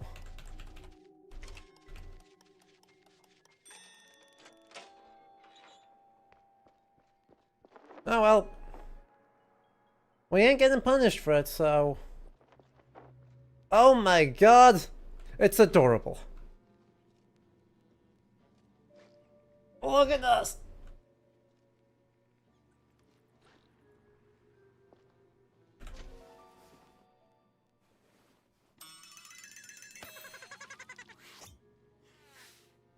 He had my eyes, and I wasn't leaving without him. Boo! Boo! They turned us into a marketable plushie!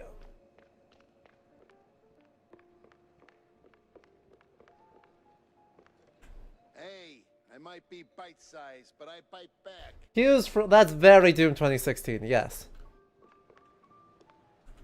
So, Jack, did you pick up anything useful on your VIP trip to the vaudeville? Not much to go on. The shooter genealogy here is substantial. Roland? Roland who? Roland, the stage designer. Nobody ever remembers his name, so they just call him the stage designer. Quite the specialist. He can make anything, from tiny shrew-sized dioramas to huge catapults hurling limelights all over the stage. Well, that's something. Shame you didn't bring him up sooner. Could have saved me some time. And bullets. Jack. Hey, if I'd have known Roland was involved, I'd have told you. It's like the movie trailers. You only They show are. spoilers after you've seen the movie. Yeah, well, either way. Step one's charting what I've got. This mess won't organize itself. Oh yeah, no, I don't recommend trying to figure out the economics of this place, because it seems to be, cheese.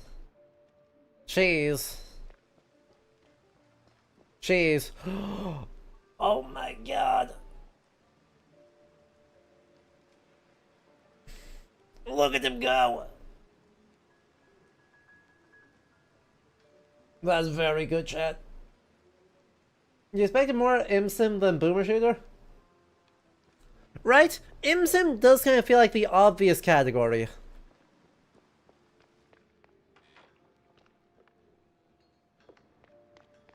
Or the obvious comparison point. What's shaking, Jacko? Might want to ease up on the cheese sticks, Jay. Your heart's only got so many miles left on it. What do you mean? It's running on premium. What do you mean? Don't tell me the cigarettes are cheese sticks.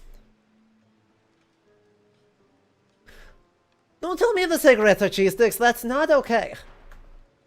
I ain't here for that.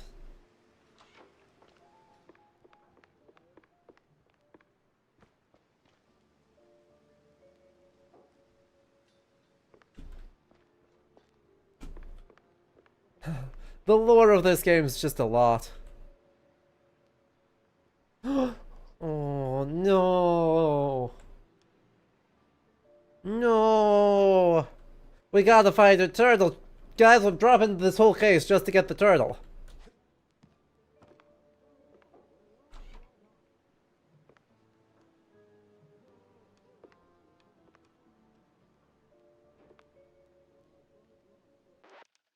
If we can't find the turtle, I think that this is a great scam and it's a 0 out of 10 game. Anyway, we got American Gothic here, but for reasons. I mean, easily one of the most spoofed pieces of American artwork.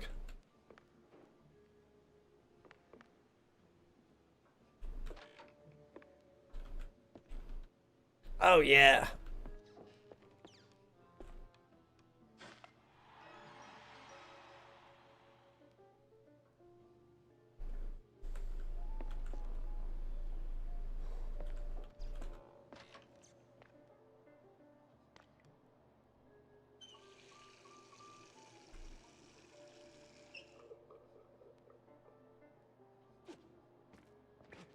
I see we're using the bathroom as a dark room. Even though it's lit up bright as day.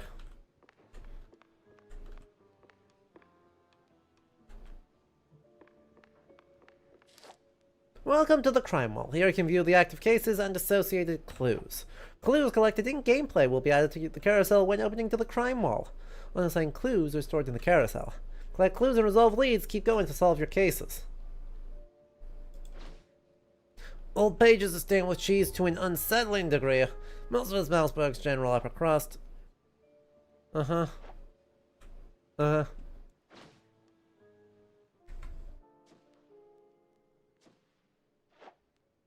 Resolving leads are crucial to solving cases. Once enough clues are assigned to a case, a lead may be discovered. Resolve the lead to figure out where to go next. Right, but wasn't there more stuff in the carousel? Off to the opera, then.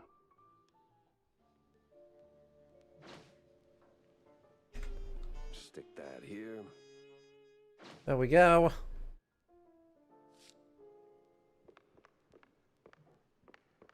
We can't find the turtle. No! Horror of horrors.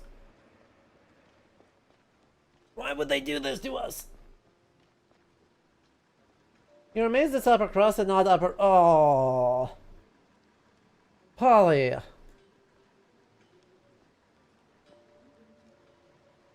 You're so right.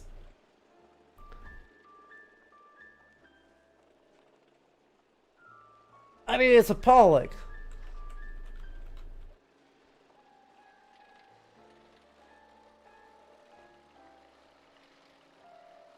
They should have done it immediately.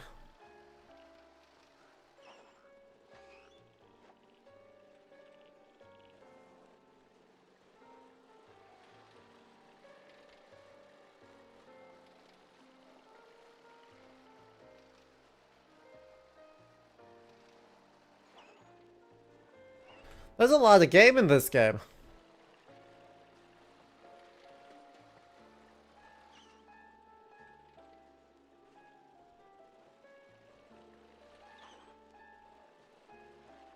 Like, holy moly.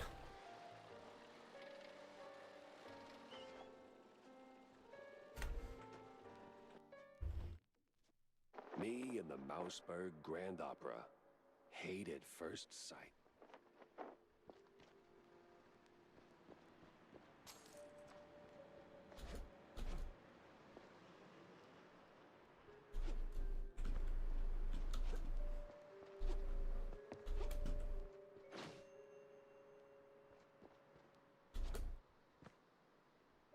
Well, on the inside there must be a way to get into that vent. Hey, is Roland working tonight? Roland? Oh, the stage designer. Yeah, he's upstairs, chewing a fat with some extras.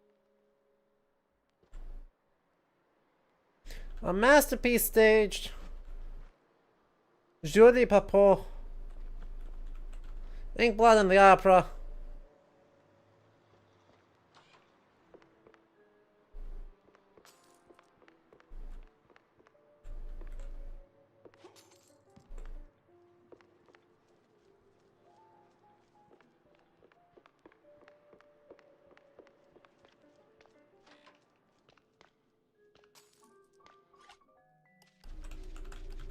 By the way, we use our tail to do lockpicking. I just want you to know that.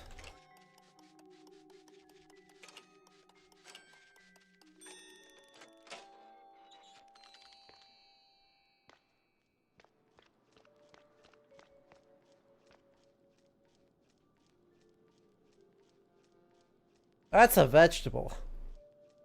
In my cheese making process?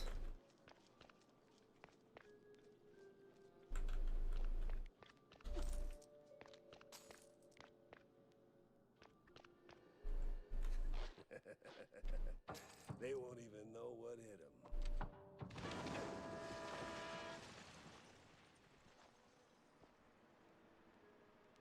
Understandable. Well done, genius. You broke the damn air duct. Shut up.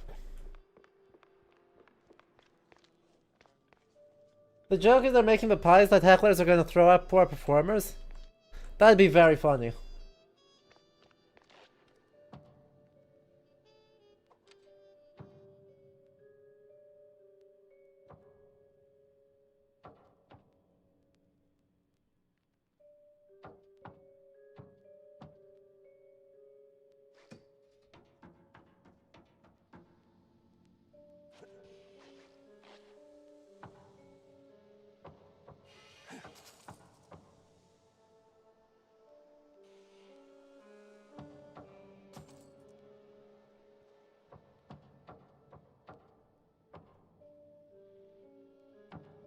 I feel like this was the way I was supposed to go.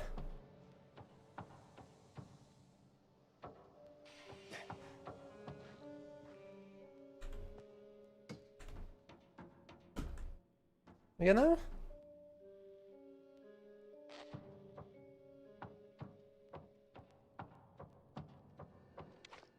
Say, big guy, any way to get upstairs without rubbing shoulders with the crowd? Oh, you want to get in? Maybe. If you're ready to cough up 30 clams. You game? Uh-huh. Nah, I'm not big on seafood. Okay. I'll be right here if you change your mind. They don't call me waiter for nothing.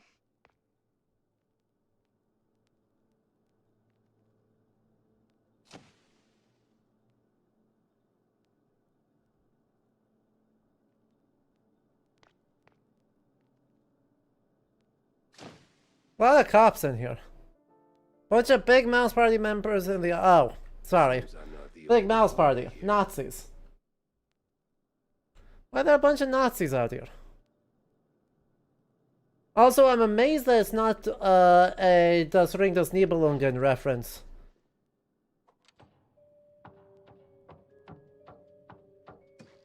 Right, I'm amazed they went with an opera that wasn't Nibelungen.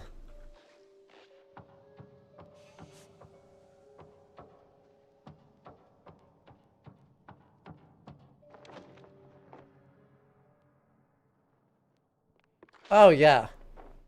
Oh, yeah, hit me with that boomstick.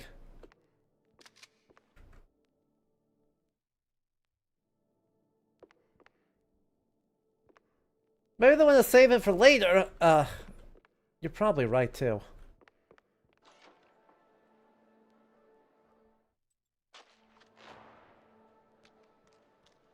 We're trying to be stealthy.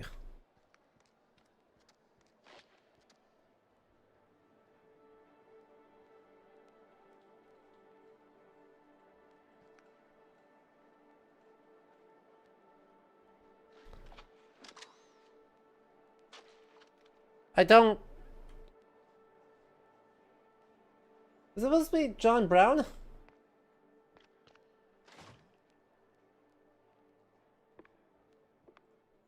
Hey, it's nothing personal. Hey.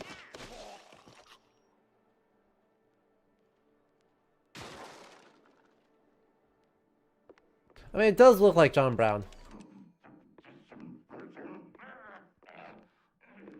Why is it always locked doors and ominous moaning? We're asking the real questions here.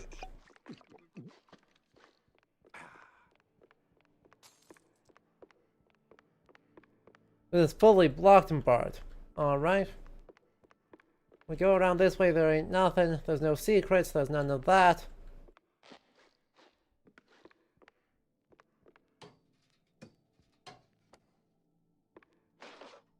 Pretty sure the fire department frowns on stuffing firecrackers into wooden attics.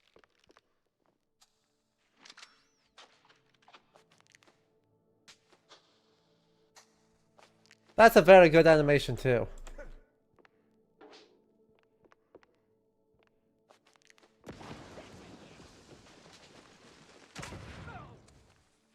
Yeah, I hurt myself on that one. Because I happened to, not aim correctly.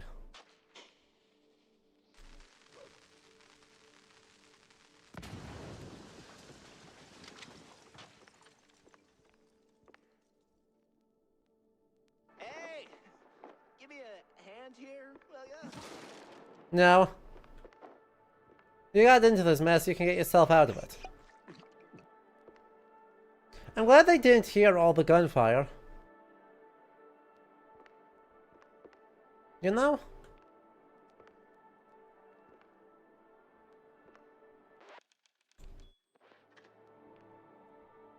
Yeah, You're watching this and someone else play Kingdom Hearts. Ow! What the hell was that for? Standard procedure. You're an Don't artiste. sucker punch before questioning never killed anyone. What kind of cop are you? A former one. And a curious one. Word is, you're tight with Steve Bandle. I got questions, and you got a favor to repay. Guess I owe you that much. But not here.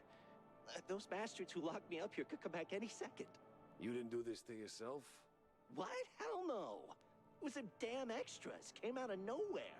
Roughed up the performers, swiped their costumes, and... Nothing extras. They say anything suspicious? I mean...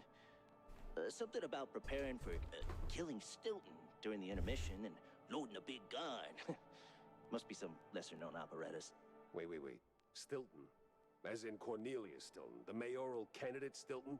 I don't know, man. I don't keep up with politics. I just finished a 20-hour calibration on the stage cannon. You moron. They're no extras.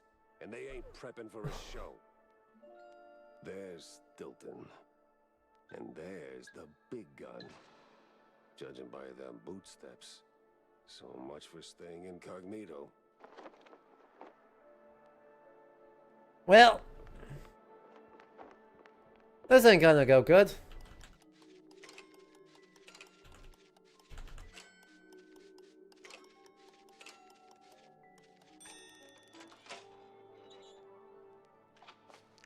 Maybe we get a bit bigger, you know?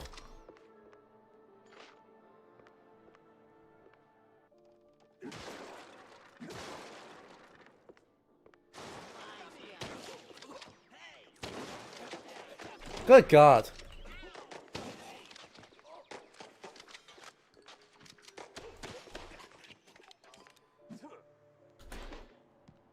Goodness gracious.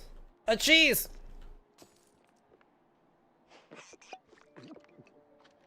And a baseball card.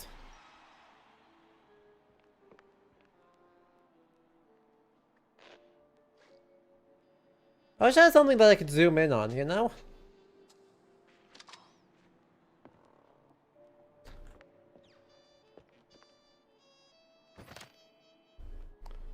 Hit C to eat a cheese or recover some health. Because they're not giving me enough health around, apparently.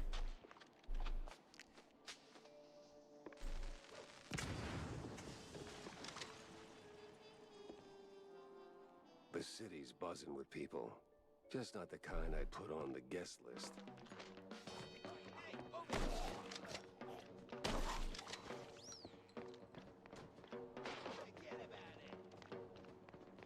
What, I'm supposed to forget about what?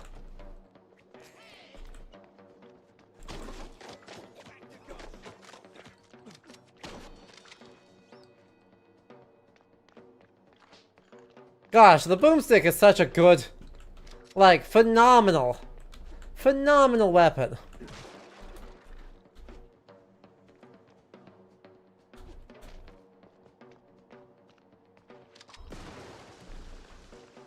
Phenomenal. No notes.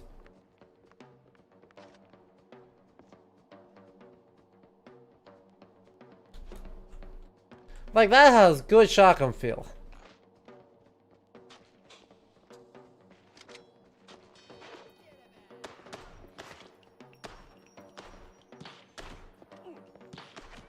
Seriously? Get...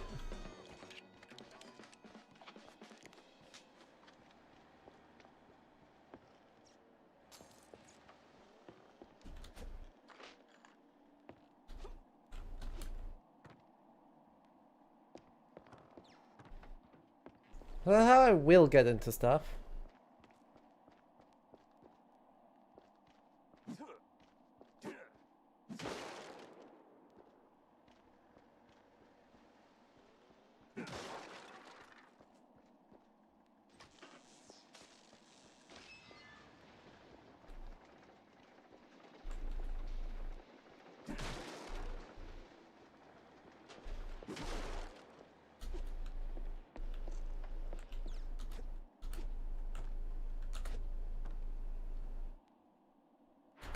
Oh, well, that didn't work.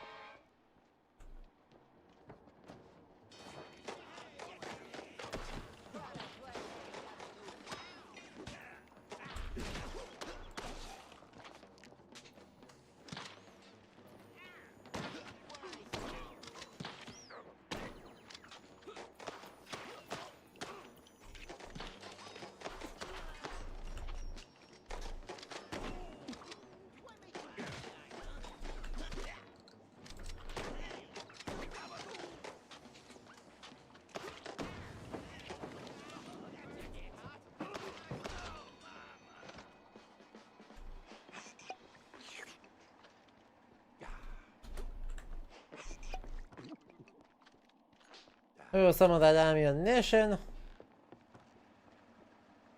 Man, I can't get out here on the street. Alright.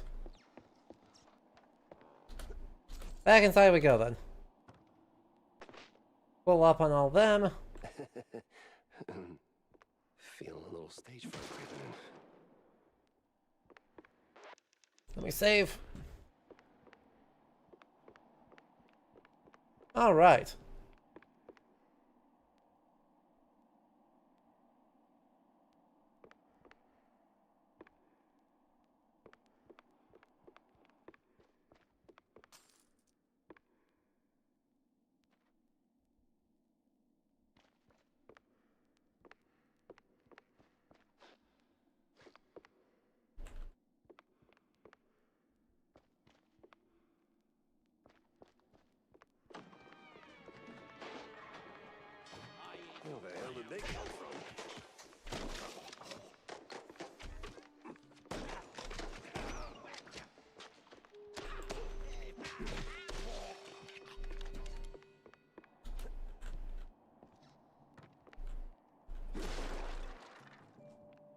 Was a live-action Spider Noir show? Or they just made one? What?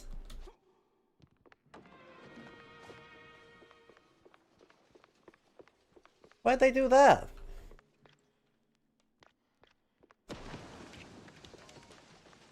What a strange...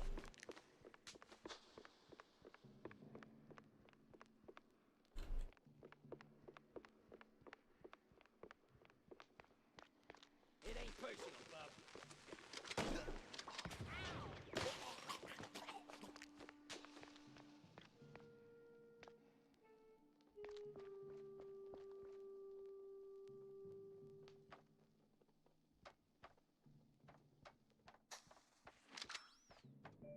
Nicolas Cage as Uncle Ben Spider Noir.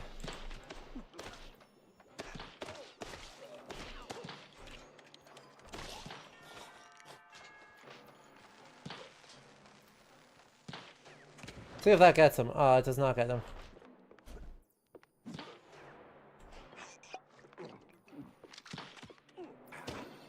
Wait. Give me your sniper. I want it.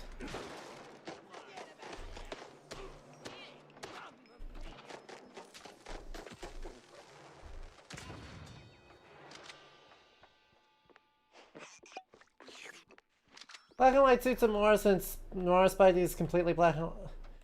I mean, Nick Cage is not the problem here.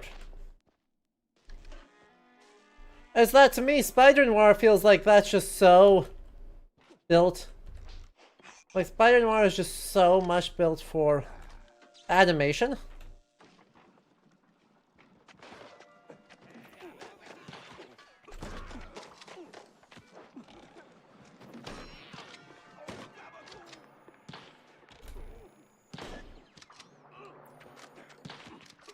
Ow. Jerk. Oh, I died? How did I die? How did I die?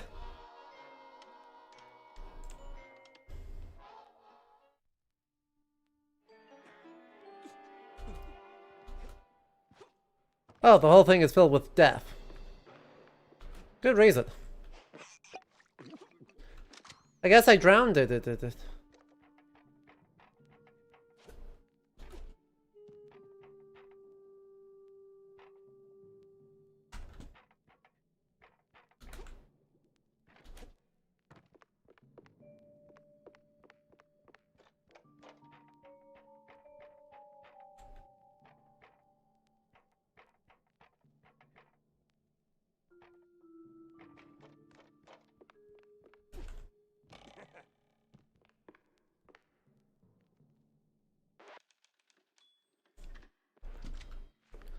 I mean, they might be doing Speed Racer levels of special effects. Oh, you gotta be kidding me.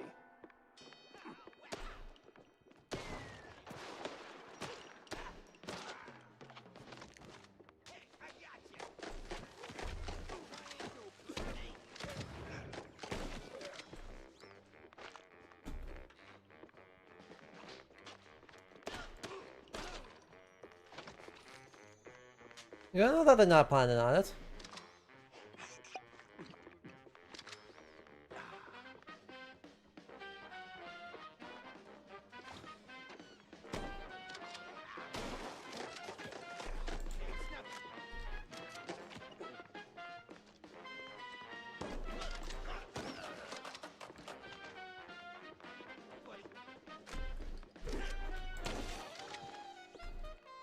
I would not just try running at me when I've got a shotgun, you know?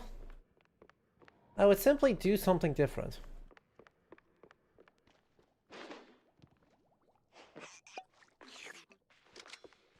Sup?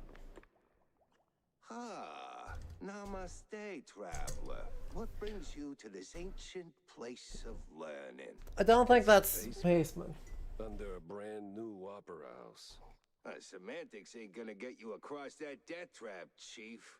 It's a shallow pit, full of garbage and... Look, pal, you wanna learn? Or do you wanna stand there flapping your gums? I got deep stuntman thoughts to ponder. Wait, with live action is because they wanted to channel film noir specifically? Maybe. Now, listen I don't know. closely. This here's an ancient Uh, technique passed down by a legendary That film hurts. guru back New in Rotterdam, Rotterdam. that hurts. Changed my life. Cost me 3 ribs, but changed my life. Here's the deal. When you jump, just act like you didn't. Clear your mind. No thoughts, no fear, no gravity. Then, when you forget you're midair, jump again. Works like a charm. Gotta be the dumbest thing I've ever heard. The Douglas Adams School of Flying. Chief, the great wheel of infinite cheddar. You just gotta believe. Now get out there and defy physics. No need to thank me. Alright, sure, why not? Certainly trusted worse advice. Up, up, and crap.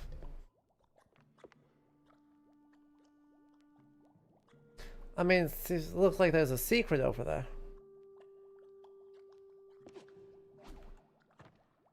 Hilarious, little boing.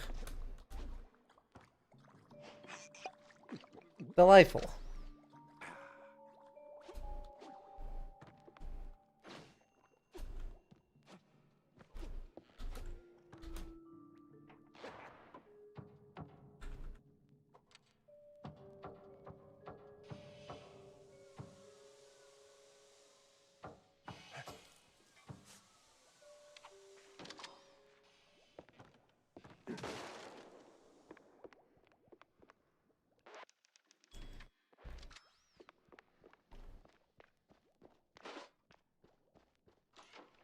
Back on track.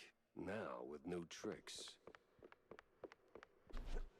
Alright, let's shut this thing down. Make it nice and useless.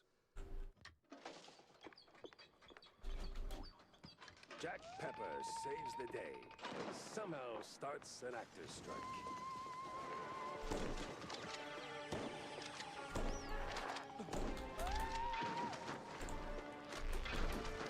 God, my shotgun only has 4. She's crazy. Must be some upper thing.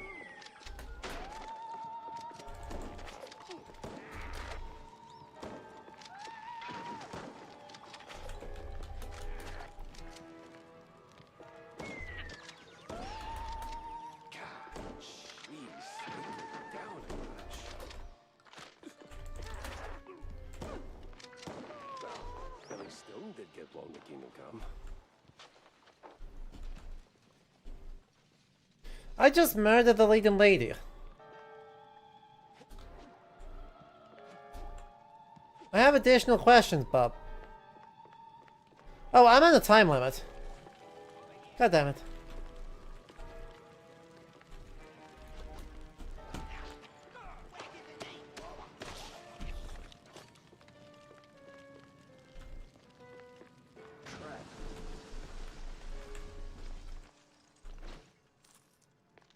I'll take those, please and thank you.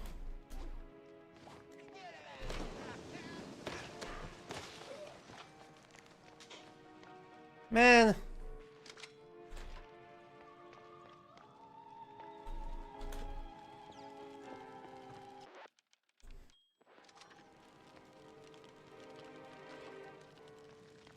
Hot, hot, hot, hot, hot. Oh. We just burnt the whole place.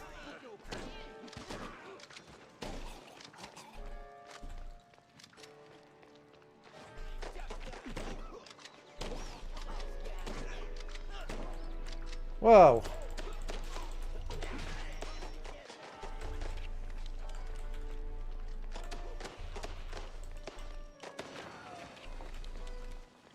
Well, that ain't a good way out.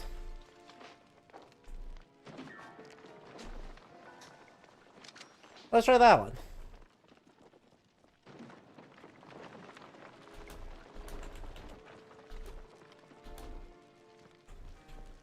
Almost there.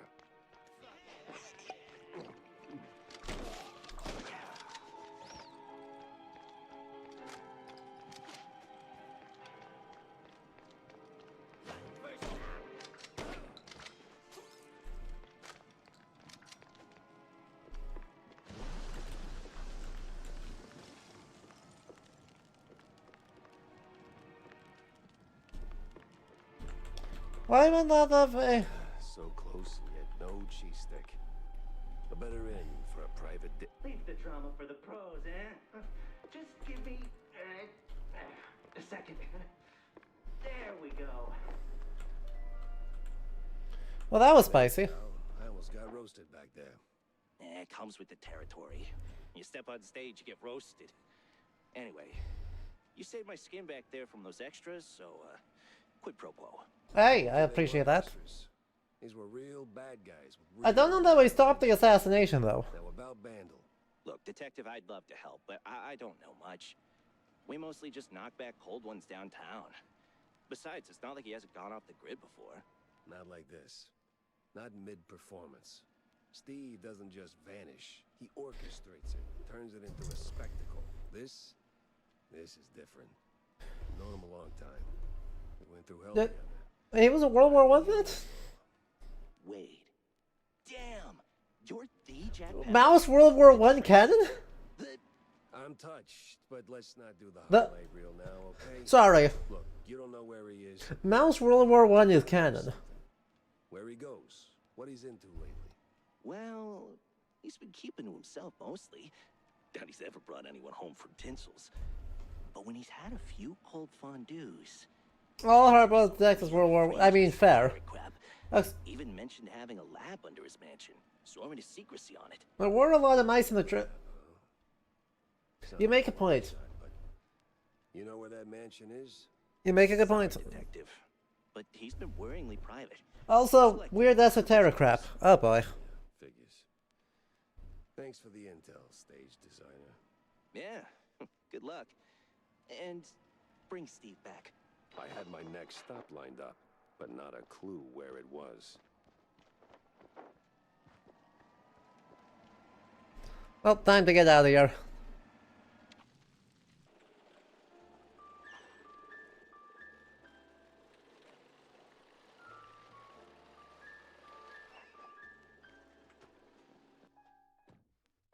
Haven't seen Steve in ages. No idea where he's been living these days. Best I just start laying down the clues. PI far higher, eh? Enough cheese for today. Alright, alright. Crime Wall. Steve Bandel isn't just a magician. He has a secret lab tucked somewhere under his mansion. And give the car a proper wash. I'll be here for a bit. Corny? What's he doing here?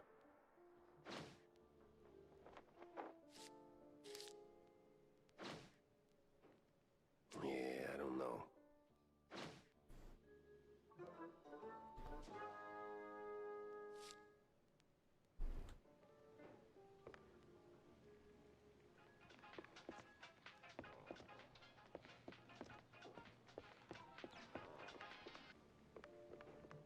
Alright, Cornelius, where you at?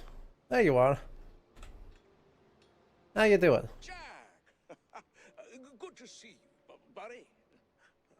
Likewise, Cornelius. You are in a surprisingly good mood for someone who just dodged an assassination attempt. Oh, well, comes with the territory when you're chasing high office. While that whole affair at the opera was most unfortunate, it was ultimately good for business. No kidding. How so? Ah, you were a real wild card, my boy. Quite the What are we doing? performance, as always. This is. I feel like this is spoofing someone specific, but I don't know who. Spotlight. And now they're ducking for cover. Good for me. Great for the polls. What were you doing there in the first place? Chasing a magician who vanished off script. Boom. Gone. Not just any magician either. The magician. Steve Bandle. What? Steve's gone? Like a fart in the wind. And now I'm stuck following a trail of stale blue cheese crumbs. Most interesting. So, what did you find? Not much so far. Just running down places he might have slipped off to. You got any ideas? Oh, I know Steve's hangouts, all right. Of course you do. Alright, what's the I history? think I know just the one you're after. He did some soul searching at that mansion on the outskirts of Mouseburg. Yeah. The address here. Why, Cornelius, you just made my job a whole lot easier. Well, you did save my life after all, right? Yeah, more than once. Behind enemy lines again, eh, Jack? Just like that fortress in the old world. Don't you have pet places to be? Yeah. Yeah. Wanda? Jack, Wanda? so, I hear you made quite a scene. Yeah, tell me about it. On the contrary, my dear Pepper. The portrait is so Wallace and Gromit. The portrait here is just aggressively Wallace and Gromit. Well, turns out our missing magician had some skeletons in the closet. And it wasn't just Betty's. Get this. Apparently this scoundrel has a secret lab. Oh, where is it? Underneath his mansion. At least that's what the stage designer claims. Well, what are you standing around for then? Go sniff out some clues. Oh yeah. Spoiled cheese, evil lab rats, whatever you can dig up. You're not my boss, right? Pepper, always a pleasure. Uh-huh. Extra, extra! Read all about it! I'd happily pay it. One of the recent Mouseburg Herald issues. This one has a prominent piece about a new political party forming a response to what critics call the meager and meek politics of ones like Cornelius Stilton and his party colleagues. The new group, called Big Mouse Party, endorses, though not exclusively, mice who are big and strong, just as the name implies. The BMP is rapidly gaining popularity, especially among younger citizens of Mouseburg. Anyway, they're Nazis. Cheesy mysteries rule the headlines these days.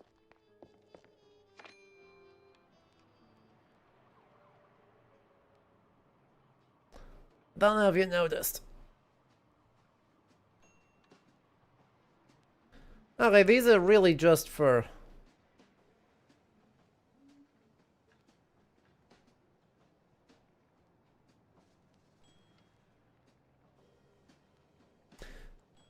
Interesting. I wonder if this just stocks anything you missed in previous levels.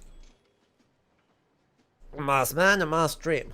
One of the Mouseburg Herald newspapers. The main piece is a 4-page report on the mysterious Mossman, a towering creature said to occasionally emerge from the wetlands on the outskirts of Mouseburg. Is it just a folktale spun by some locals indulging in cheese of questionable quality, or is the Mossman a real deal? One of the older Mouseburg Herald issues. This one features a lengthy piece of history and possible future of Shrew Thicket, a small yet thriving village mostly inhabited by shrews. Might as well the little roads are running quite the business, they're also causing quite a stir. More and more mice are starting to wonder if they're getting the short end of the stick by receiving the same pay as the shrews. Some predict that this may end in more than a simple wage dispute. Well, that's not good. September 9th, 1931. Happened this and that, washed some dough, lost some food, but he said for the big money. Something's off, Jack, you gotta take this one. Yeah, I had to take it. Bills don't pay themselves. Paid the crime scene a visit. It was clean. The kind of cleaning up down Mouse's nose gets after a night throwing bugs out of rotten cheese.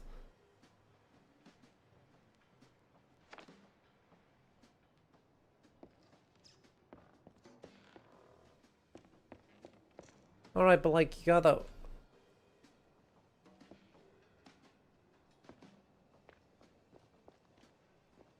What's shaking, Jacko? Jack?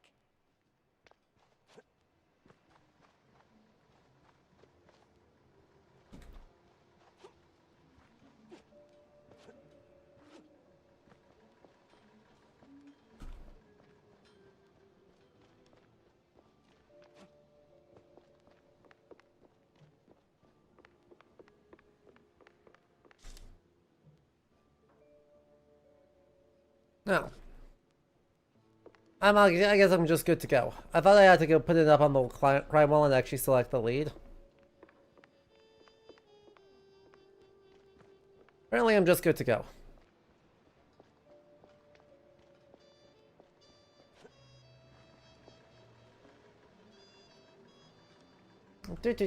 Let's go. Oh wow, this is way out in the... way out there.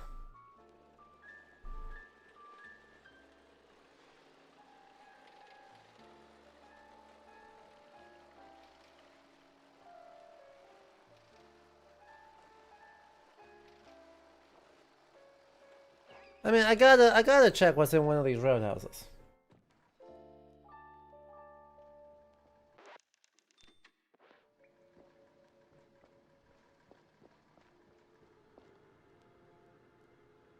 It's an ammo store.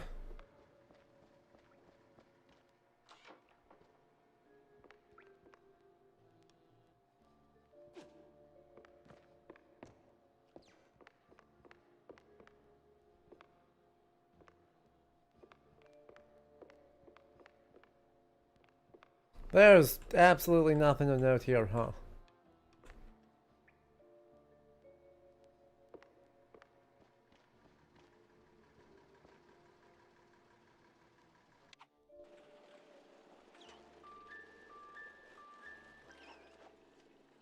Vandel's lab. Alright. Alright. According to Corny, the entrance should be around here somewhere.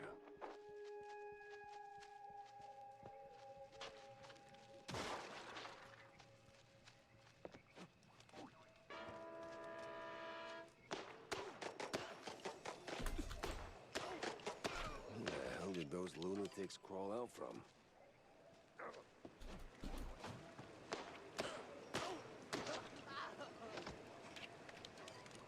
Well...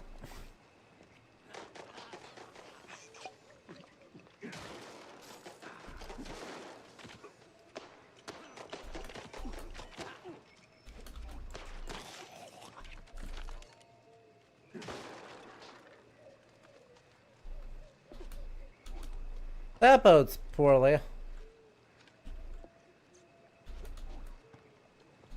Oh, I can almost stand on something there.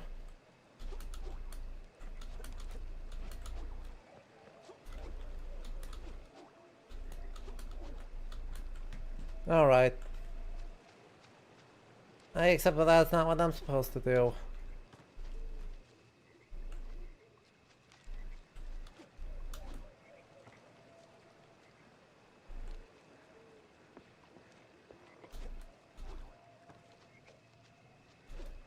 An outhouse.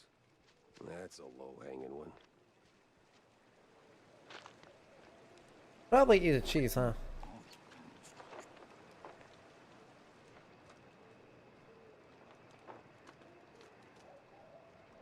Wenn das Ranne von Botswana.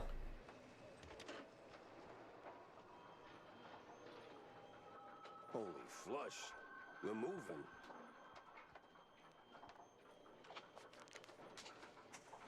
Why do I got a feeling that's it? Is the first time Mouse... Davy boy, what exactly were you up to? Because, like, that one's quite famously Mouse flavored everybody. Oh. Rodent flavored everybody.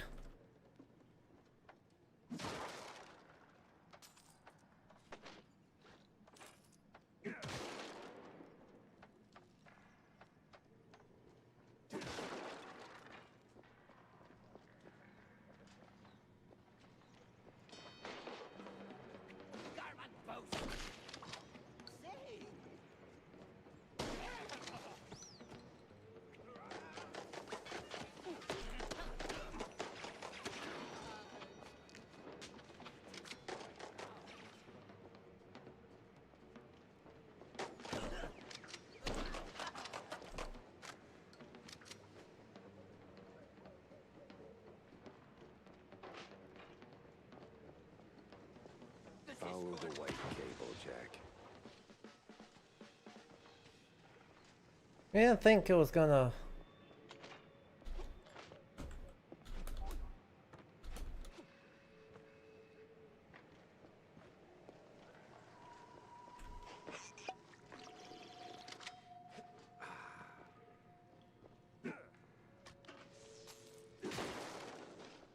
Oh, Skaven here. Oh yeah.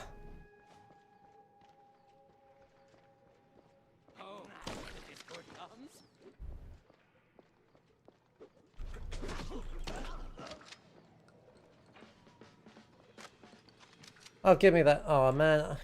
Here I was hoping that it was a... Here I was really hoping that that was going to be a, gun? A new gun? Or does that have a same old sort of deal?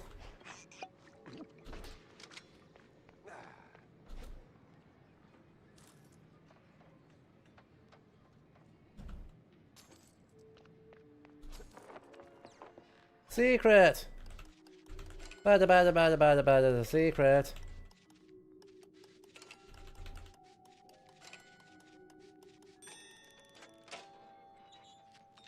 Thank you for the coins. They almost pay for my crippling comic addiction.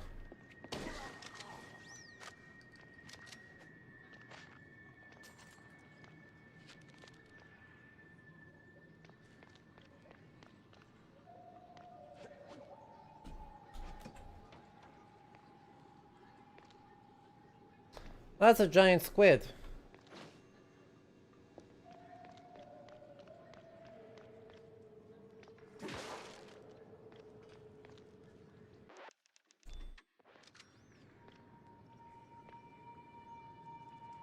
Aww.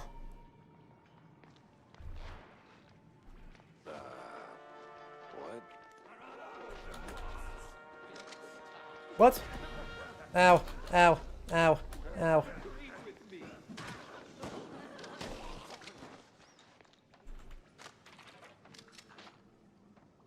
Well, that sort of worked.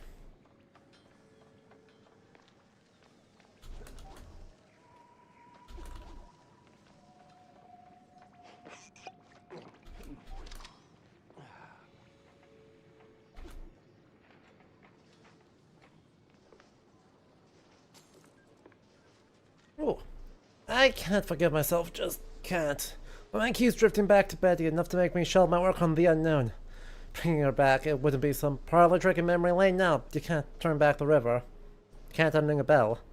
Still, I've had a chance to ask her one question, the only one that ever counted. The rest smeared with fun...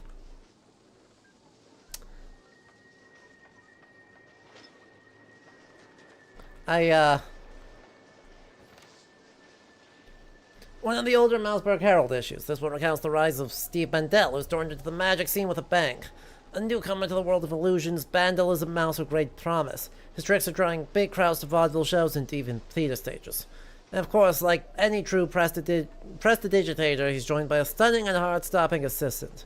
One Betty Lynch, a young part-time singer, part-time actress. The future is bright. Yeah, sure, according to the detonation tests.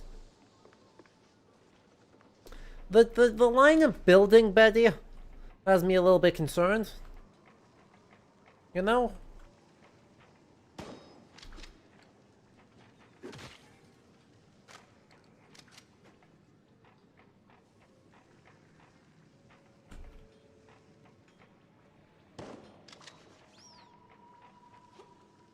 Just like on principle.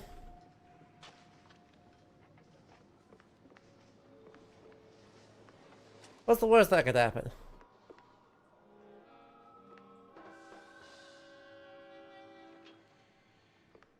Oh, experimental ray guns. Oh, you...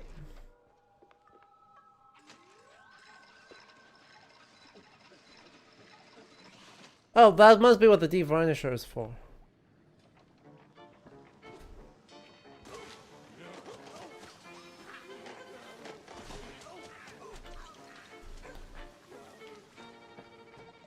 Brutal.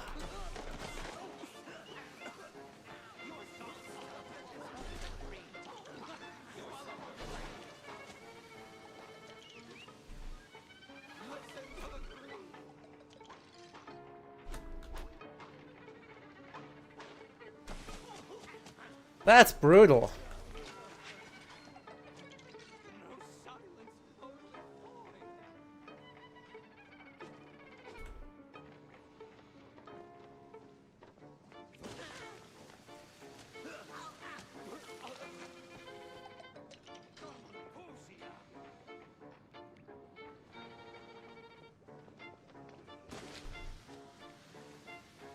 So we're spraying lab mice with weird chemicals seems on board.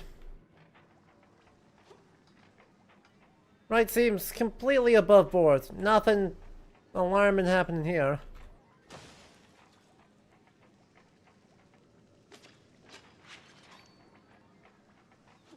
It is one-shotting everything, which is a lot.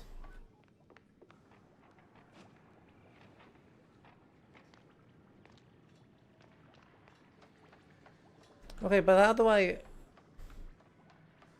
So that the turn off for that is on somewhere over here, which is on this side of this, I assume. Bada bing, bada boom. Thank you for the devarnisher. Thank you for the more devarnisher.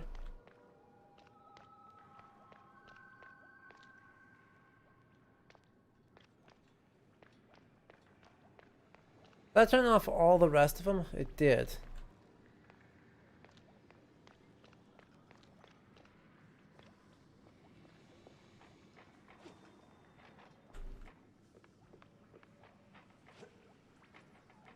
Give me another path up topside? No. Actually, anything in there? I don't know. I do know I gotta save, so...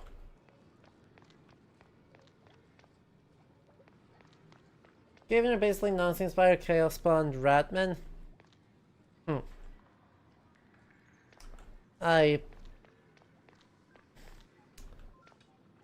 Distressing.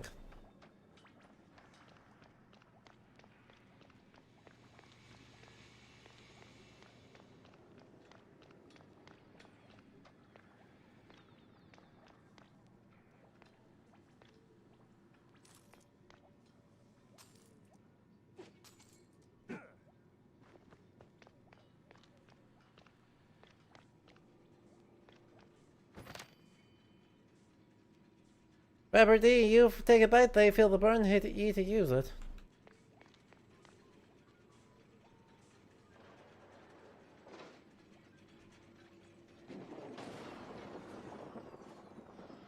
Oh, don't tell me I gotta get that running again.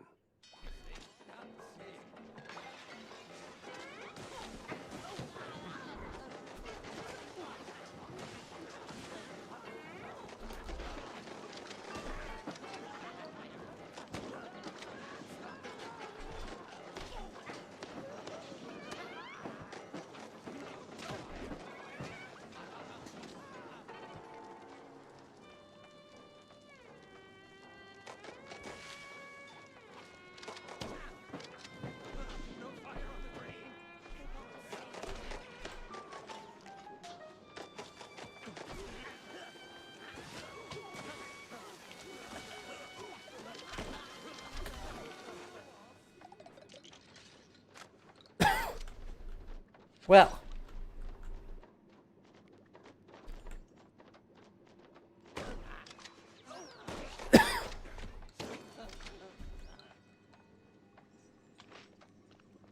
That was certainly a band of cult goons. If I'd been a little smarter, I would have managed to do it cleaner with dynamite. But I wasn't, so I didn't. Really, I can't make that jump? It feels like I should be able to make that jump. There's gotta be secrets around here.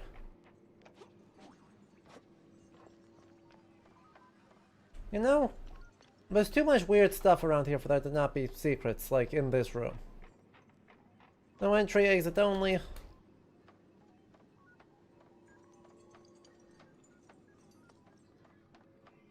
Apparently you get one and exactly one. Okay, maybe there isn't. Maybe there's just a big ol' arena.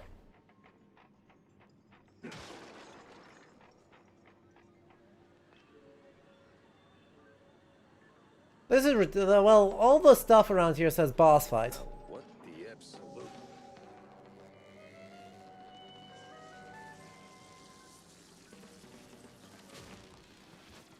Ladies and gentlemen, prepare to be annihilated.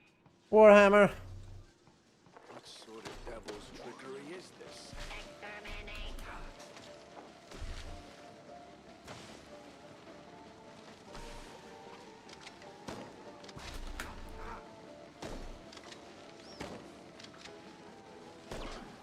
Gamma ray. Nope, don't want any of that, not even one iota.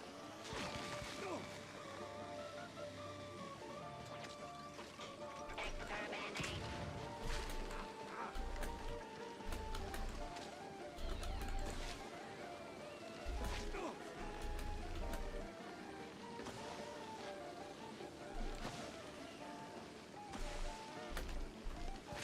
Ow.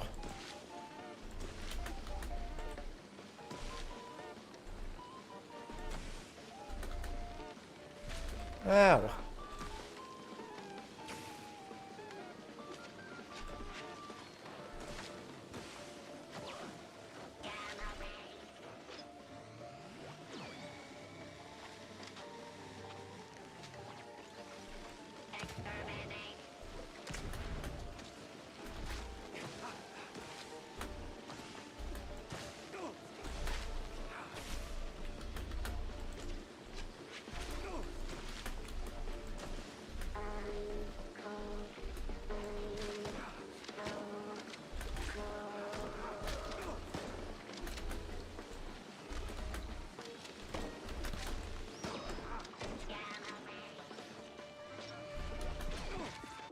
What the hell? I thought I got it. Oh, I thought I had gotten her. Dang. Dang. Alright, well, luckily we had a save right at Robo-Betty, so...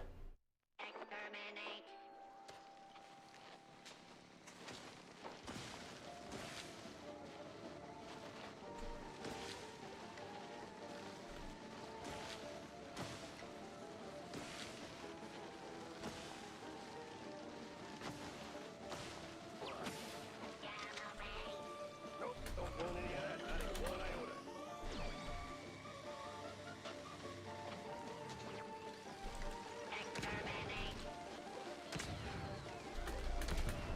Ow.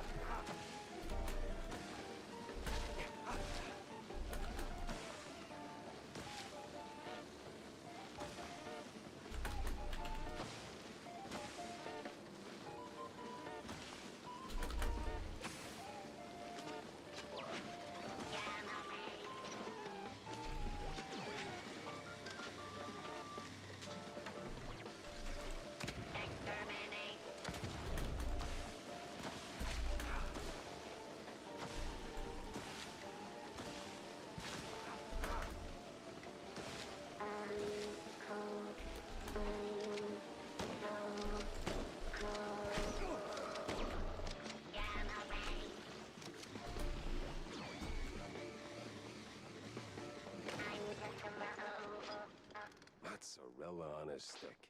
This thing looked an awful lot like Steve's old stage girl. Master. Yeah, there it is. Igor! What are you doing here?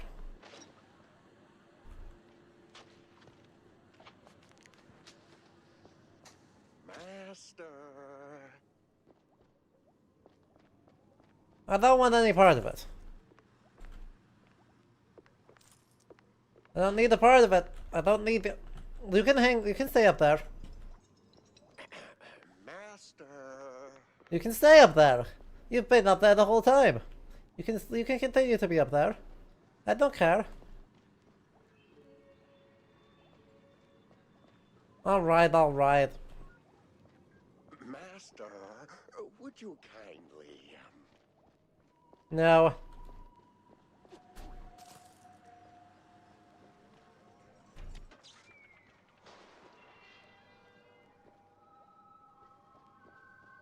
Fine. Hello, dear sir. I mean, master. I'm not your master. Everyone's someone's master. Well, I'm not yours. Okay. Tell me about the lab, death, and robots. You got any pointers? Suggestions? This lab's got crazy written all over it. Oh, it's milk toast compared to the labs in the old In world. Transylvania? Believe me, I know. You're from the old world? In a way, but Master Bandel took me in and taught me a thing or two. Gave me a job, too, so here I am. He's been away lately, though, probably on some business trip. Yeah, you can say that again. So what's with the robot? Well, the word robot itself comes from a famous play by... Spare me an etymology lesson. I need facts, Igor. Check. Carl. It's Igor. That's what I said. No, you said Igor. But it's Igor. Oh, for the love of... What's with the robot babe? Oh, that? That's the Master's former assistant, Betty. Betty? Isn't Betty Lynch? Not in the flesh, of course, Master. Flesh is weak. But the Master was quite devastated when his Is the Omnibus assistant Slayer? I don't know. and, well, died. So he started building something to remind him of her. Now that's creepy. You don't know the lengths and depths of one's sorrow, Master. Don't judge. Well, yeah, I guess. Still, this one seemed unfinished. Deadly, but unfinished. So, what I'm asking is there a fully built version out there? Probably. Deeper in the lab, there should be an update, so to speak. I don't like that. Just great. So who the hell are you? I'm Igor. Igor. Not Igor? No, Igor. Uh-huh. Why so many R's? It's harder to pronounce, as the classics would say. Uh-huh.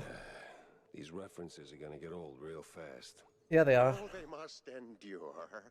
There's plenty more where that came from. Unfortunately. I imagine. Now seriously, who are you? I'm the caretaker master. Or So many references. My former master's gone, so now it's just me. Gone? Like, gone? Oh, no, just he's not here. Makes the lab a tad lonely. Apart from the crazy cultists, or the robo-assistants, or that eerie, creeping sense of foreshadowing that somewhere along the way your cheese brain's gonna get fried. Oh, Master. What? That a premonition? Oh, don't mind me, Master. Just rambling, babbling. Do your thing. Okay. Maybe sweep the floors while you're at it. I am sweeping here. That's not quite what I had in mind.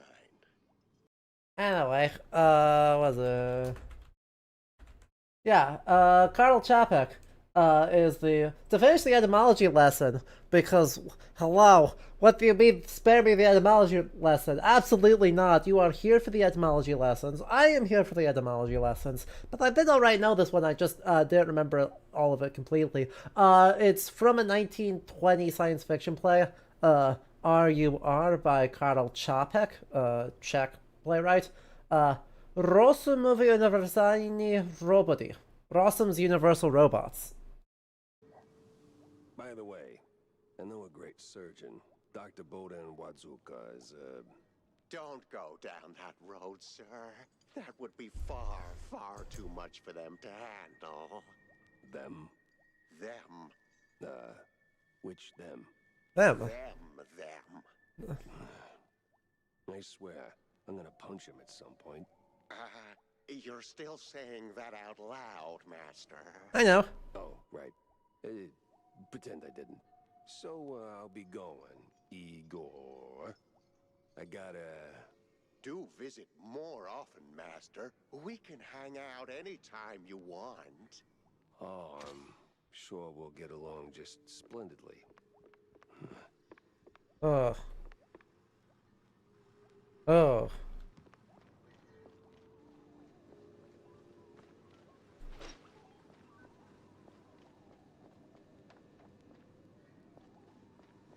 Alright, well, back to it. Let's get going.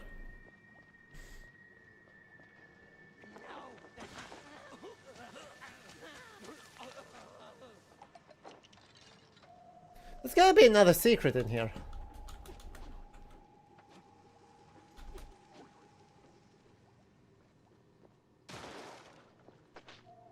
See?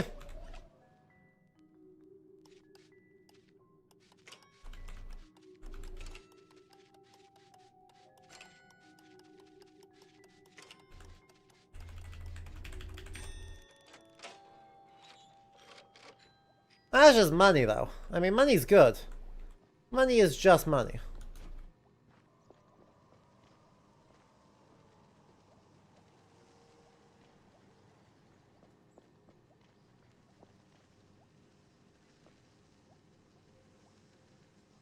So there's an entrance over on that side.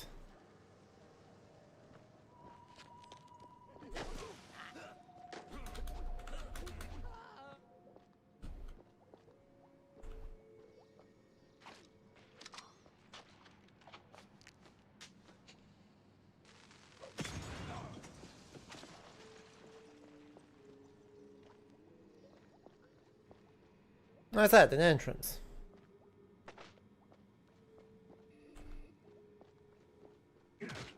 Of a sort.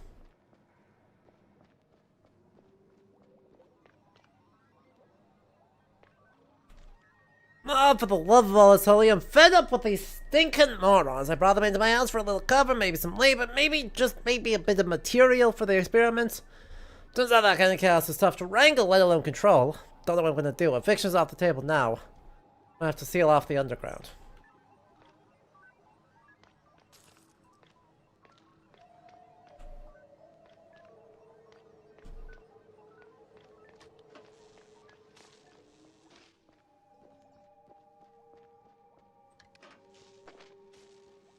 Okay, that definitely did something.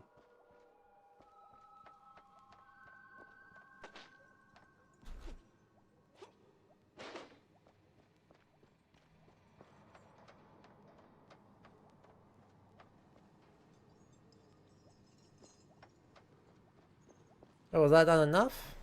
Was there more to do? Now we're just back to the fight there.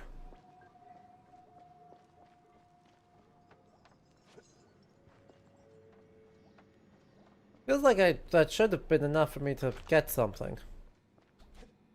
You know?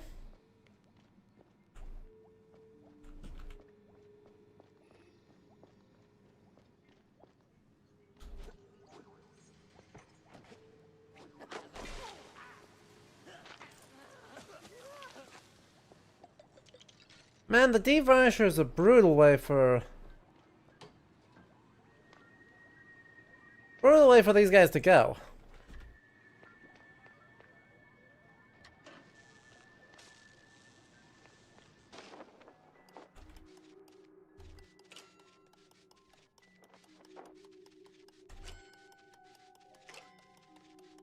Well, it's working.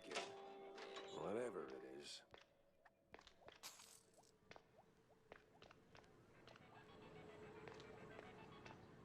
Is that all there is? No, there we go. Each step, each little tweak nudges closer to my masterpiece. Betty Hooligan. Never figured cash should be the problem. Not the tech or the unknown. Just banknotes of all things standing in the way of my grand design. One of my investments went sour, cut the dividends without so much as a buy a leave. Don't ask why, don't need to. I'll see my opus through come hell or blue gorgonzola. Igor's pacing like a caged gator. Slates lords by the day, by the hour, as if he smells something coming. Comics! Enough dying, imagine a filthy... What about a drunk shrew spilling string cheese hooch all over the carpets? One thing he said piqued my interest. And not just one to stomach one filthy shrew, but he had the buddy, barely made to the lift. Alright, you don't have to be racist about it, like... Rah.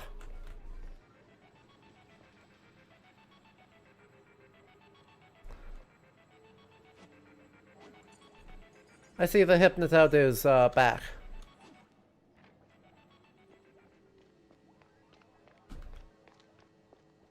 Was it just I had to activate all three of these?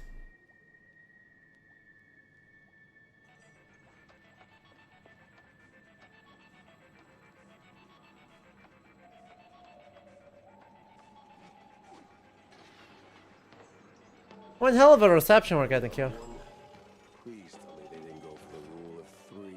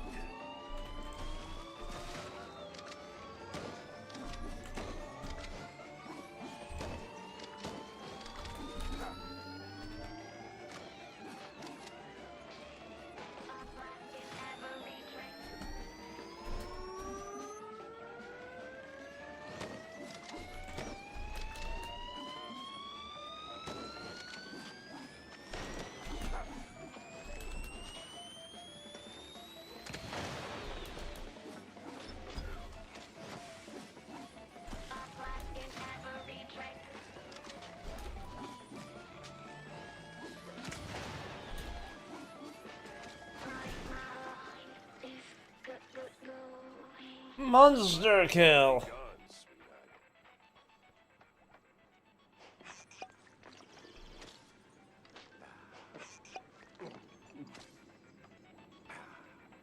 I got a monster kill.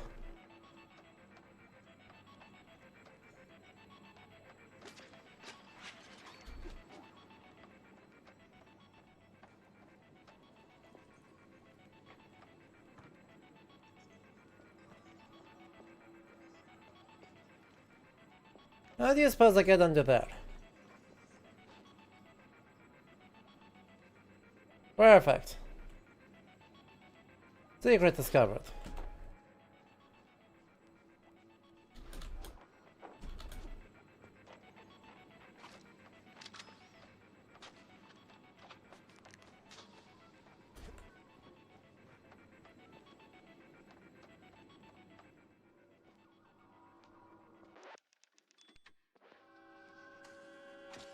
Well, robots definitely have an interesting design. Ain't that the truth of it?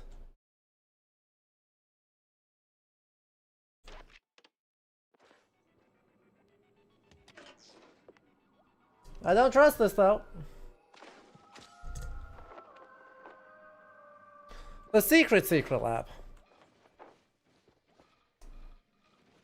Awesome. Hell of a mess, Steve. Just what I wanted.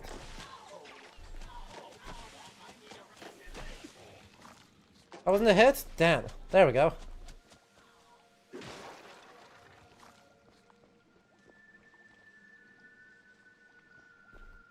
Maybe I just, like, don't miss.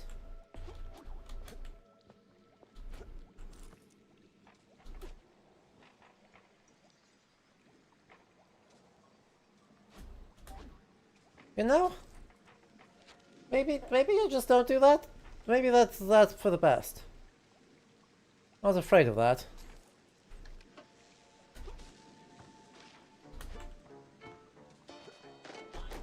Oh, don't be...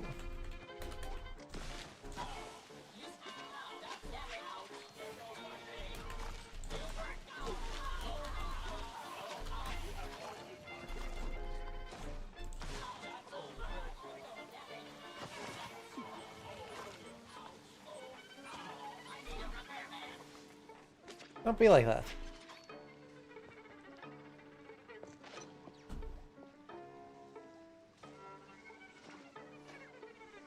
If only I could de-electrify this thing.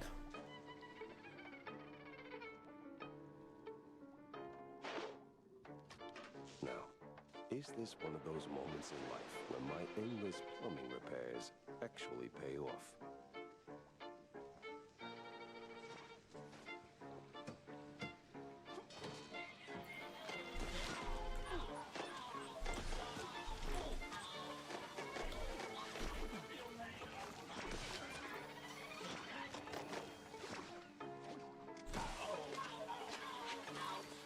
I love this gun.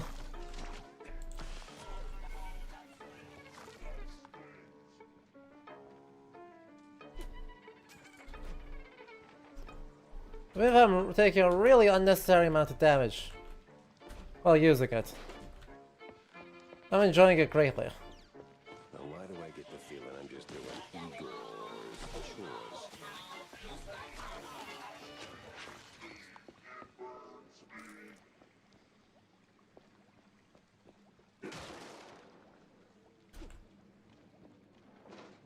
What?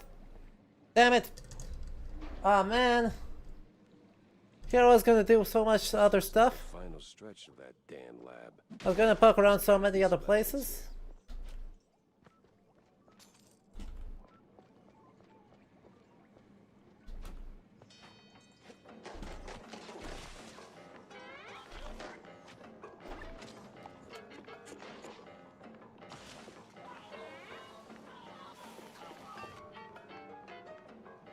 Not the Terminator thumbs up.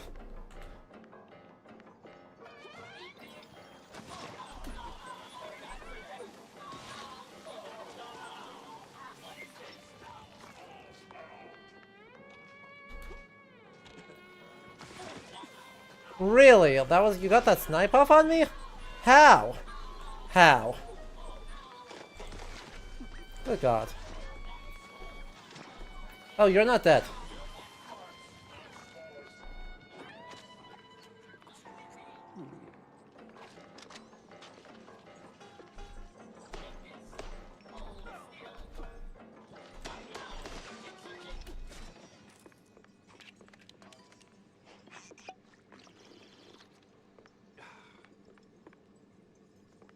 Push the button. I guess I don't got a choice in the matter.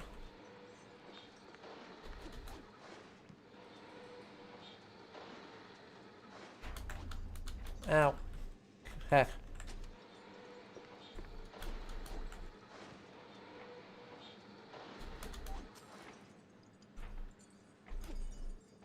Secret.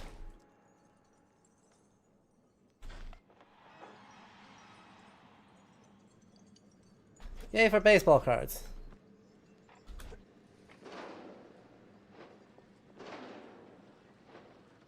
Alright, well this bodes poorly. Now this, even for Steve, this is crazy. Another setback, I won, because you can't do jack without dough. Banks, companies, subsidiaries, always the choke chain. Play the good, play the pay on the head. The second you show you ain't their puppet, they slam the purse shut. Well, with the gates, huh? I've lined up new investors. It's an odd bunch, but they'll carry me through. All that's left is the price they name.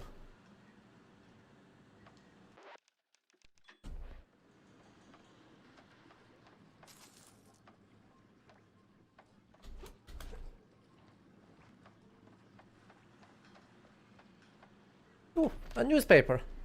Dirty money, dirtier tricks. One of the older Mousebook Herald issues. This one features a piece on a suspected money laundering operation, allegedly tied to more than a few street magicians.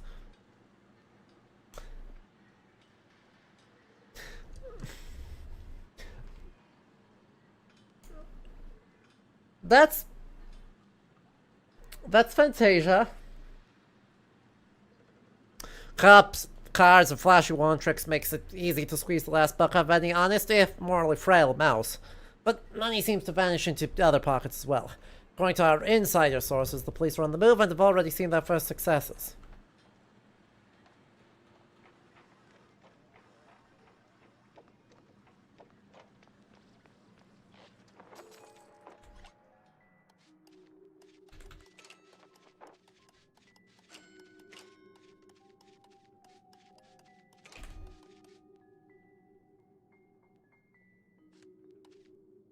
Oh wait, I got a maximum length? Well, that's no good.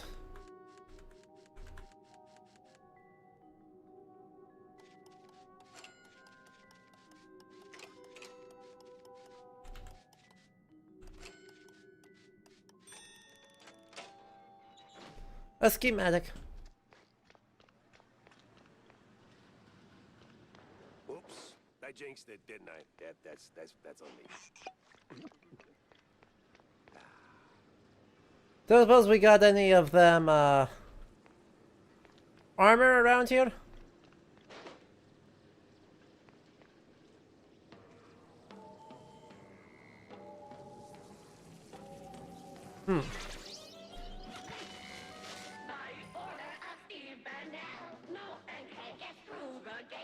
Yeah, well, the only degree I got is a pedigree in shootouts.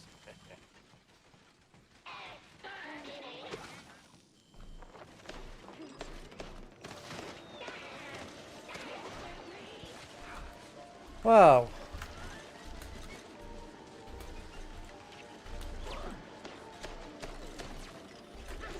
Ow, what the hell?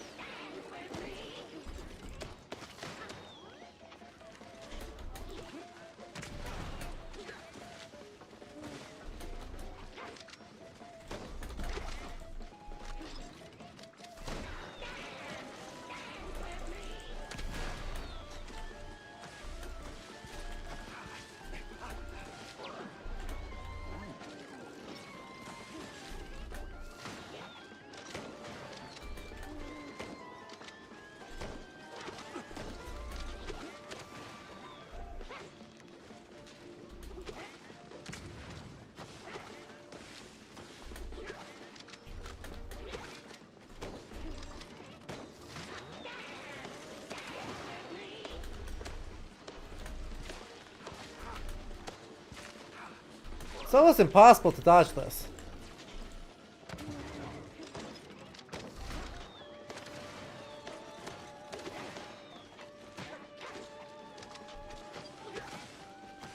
Come on, I'm like right there.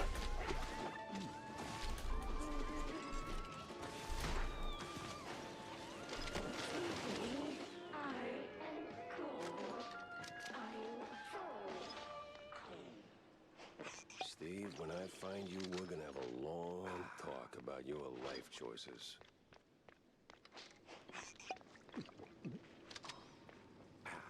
I had to go through quite a bit of stuff there, but win's a win, so.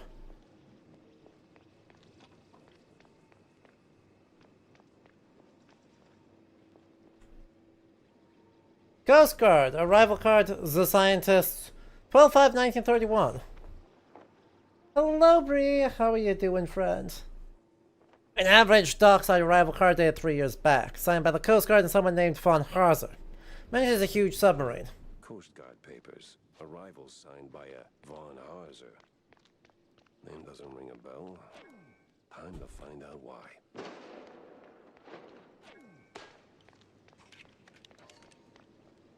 What, am I not allowed to press the big shiny buttons?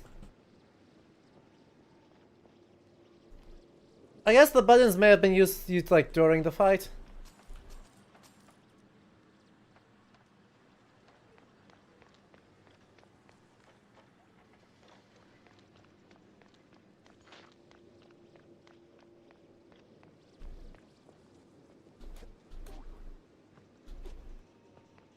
Alright. We're slowly re-solidifying. Well, there you go.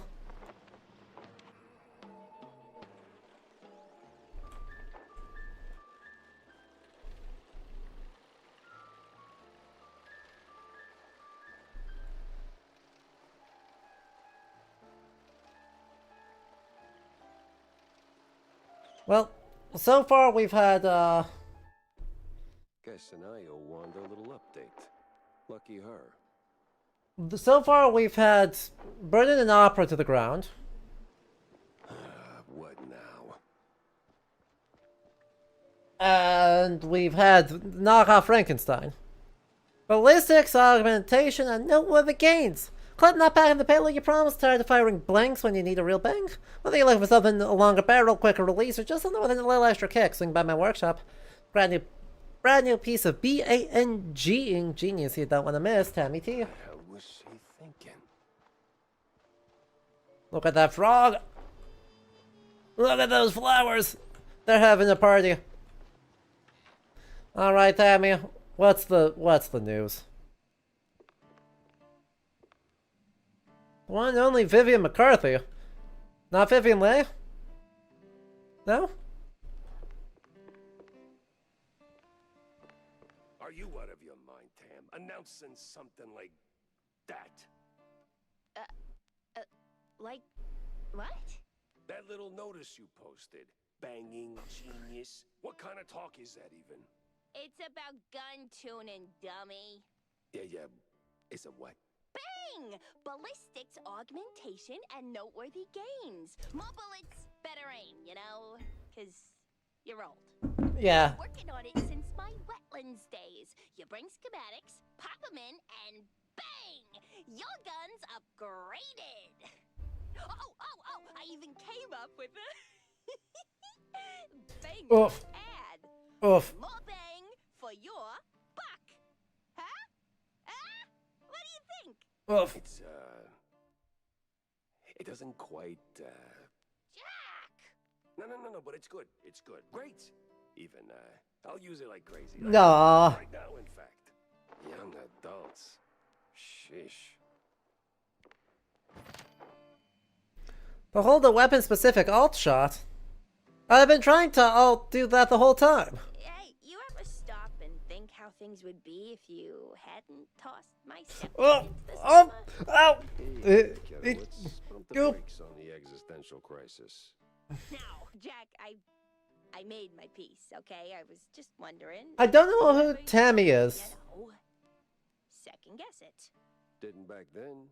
Jack is Troy Baker. At the time, but now, maybe not so much. Well, things turned out okay. Right? Right. Sorta. Kinda. More or less. Oh yeah, we can upgrade all of these.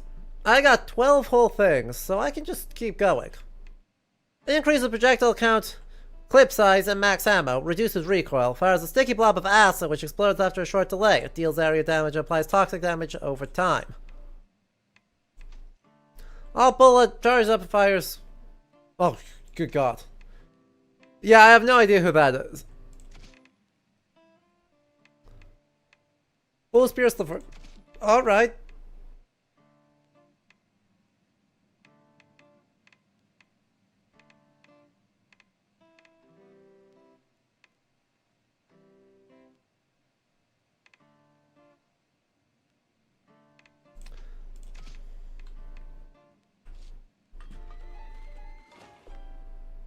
Upgrades.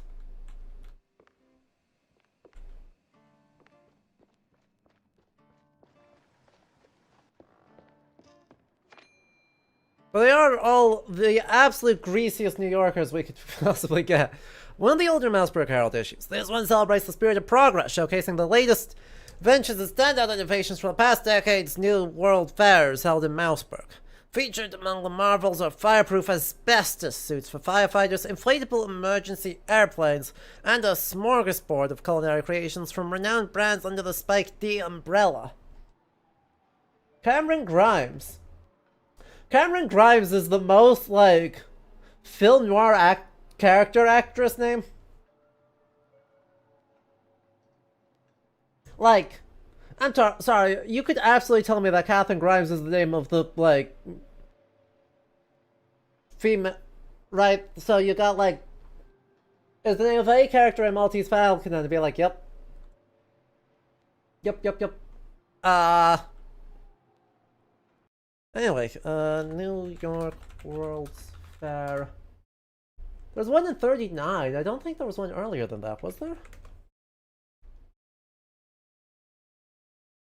1918.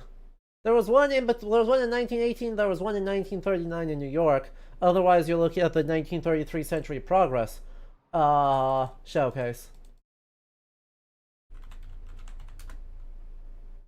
Asbestos.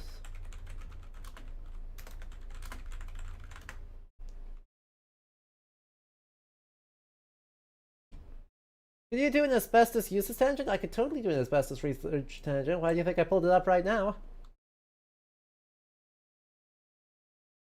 Fire proximity to its first period in the 1930s and were originally made out of asbestos, but let's get something a little bit more scholarly. Asbestos discovery.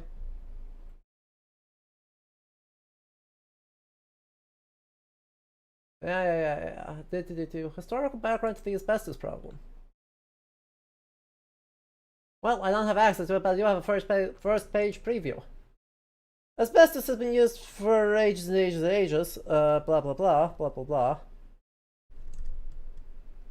And okay. The property being unconsuming and purified by fire is emphasized in Marco Polo of salamander skin. Asbestos. So, it's been used for a long time, but this actually should have full access, because there we go. Blah blah blah blah blah. More modern times. Chevalier Jean Aldini. The modern exploitation of asbestos began in 1883. In the Engineer of 22nd of June of that year, article entitled Asbestos and Its Applications has a surprisingly modern look for ancient stories and to Chevalier Aldini, but is much more concerned with its application to packings for steam engines, which were first introduced by John Bell in 1879 and adopted by British and Germans. Used with soapstone woven into cloth for theater curtains and used as a base for filter materials. Other uses include fireproof cement and putty and elements for gas fire. In conclusion, we will just say that we have been tempted to dwell rather fully on the nature and applications of this interesting material, as they believe are not generally known to our readers. In 1893, in Transactions of the Institute of Marine Engineers, there appeared an extensive article and discussion on the mining, manufacturing uses of asbestos by J. Alfred Fisher. Blah, blah, blah, blah, blah. Alright. Having this not worked willingly at the asbestos mine. The asbestos had been exhibited at the International Exhibition in London in 1872. No attempt was made for it to work it for some years. First discovery was known in blah blah blah blah blah blah blah blah. The author refers to more than 100 different uses of asbestos, including the lining of coal bunkers to prevent the effects of spontaneous combustion. History of the health effects. In 1899, a carter from Barking went to see Dr. Montague Murray at Charing Cross Hospital. Murray did not report the case, which showed an unusual fibrosis of the lungs until 1906, when he gave evidence to a departmental committee on compensation for industrial diseases.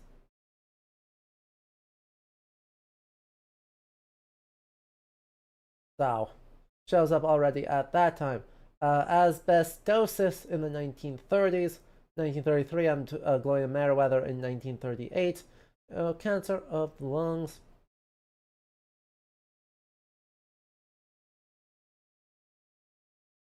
Yeah, the rest of that is on the health effects, which get more and more developed, and developed as known as mesothelioma by the 60s. Don't save. So that sums up a lot of stuff in there as far as the health effects. Asbestos Showcase World's Fair.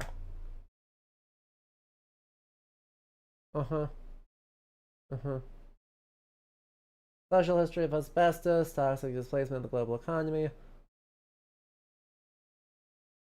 Looks like in the 1939 World's Fair there maybe is maybe we just search for asbestos. Just slowly. Man.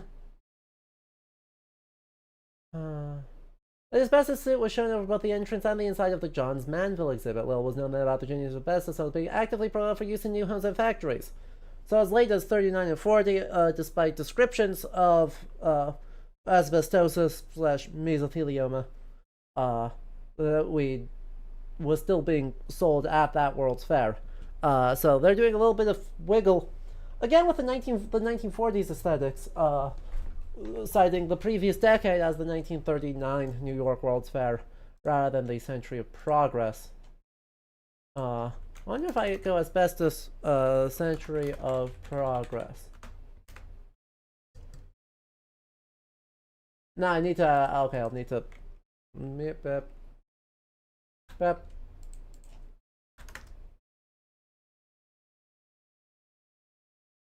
Nope.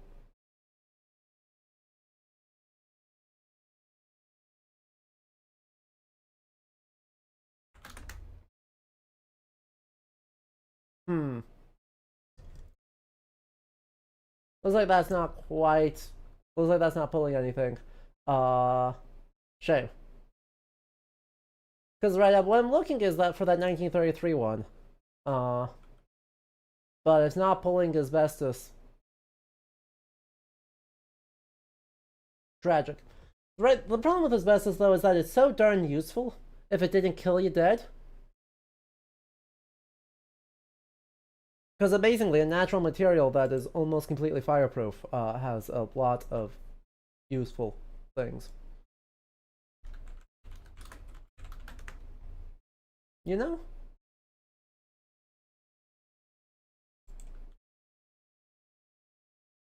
What have we got here? Hang on just a sec. Why not? Let me log in. I don't know if it'll actually let me do this, but like, let me log in real quick.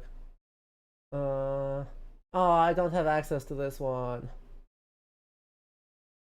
This is so sad.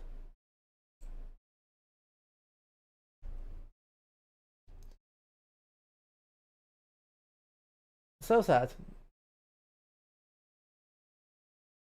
Dang.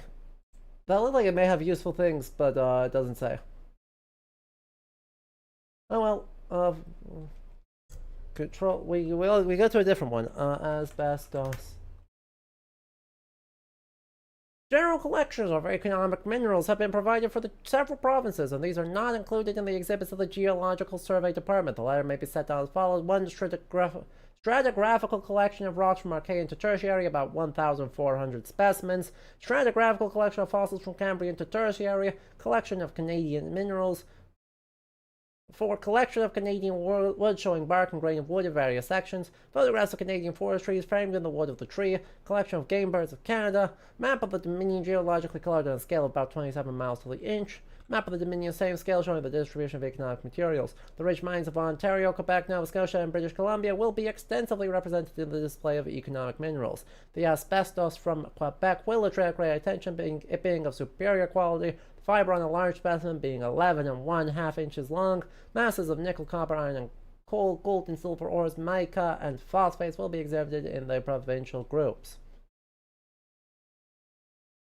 Discussing the Canadian exhibit at the 1893 Chicago World's Fair.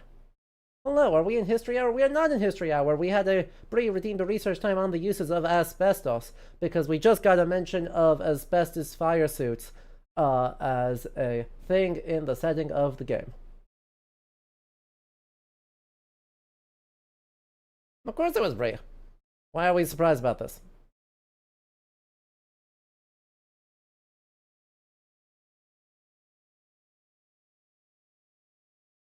Marja, Canada.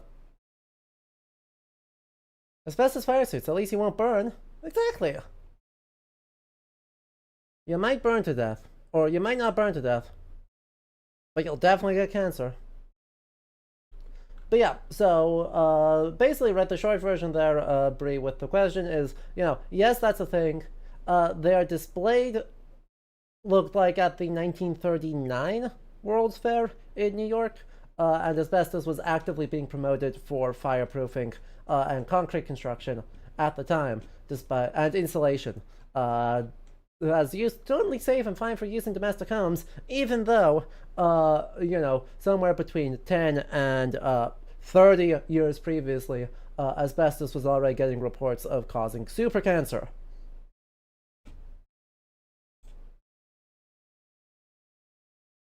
Yay!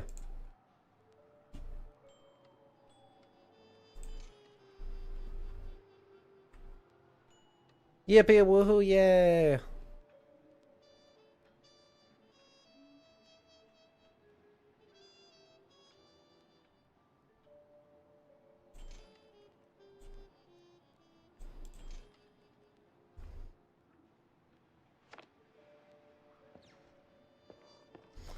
Super cancer. It's like cancer, but super. Anyway, let's play this. I'm sure it's going to be fine. Nothing bad will happen here.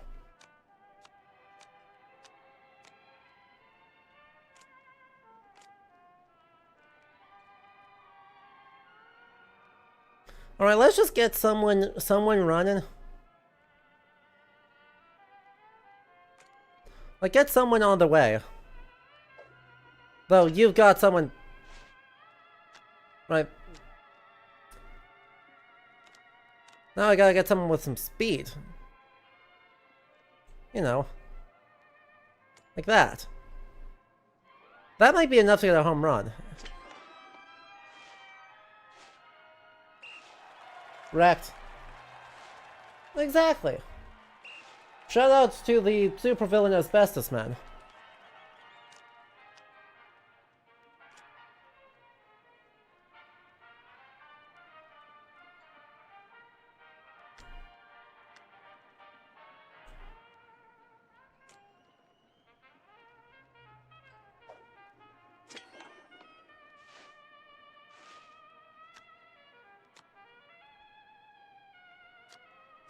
Man, isn't that a classic?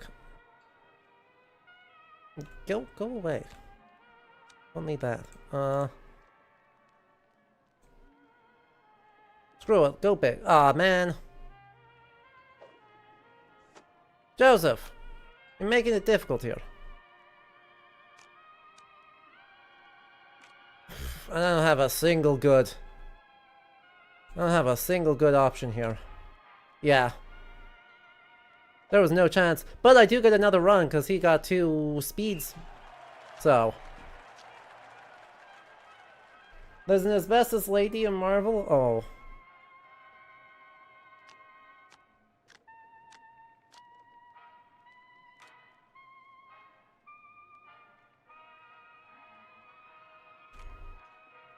Wrecked. Round 2.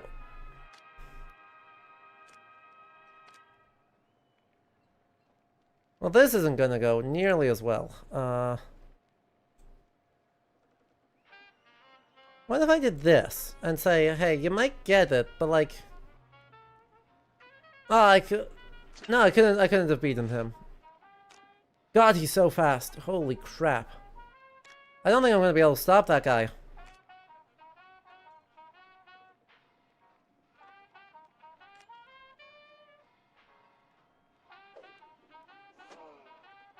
That's alright, that's why we made sure we got 3 runs, that way he's gonna have a real hard time making some of these happen.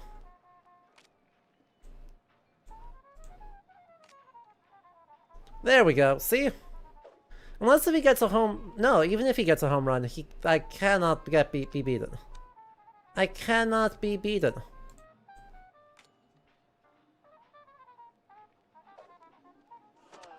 By the way, I like all the matches here.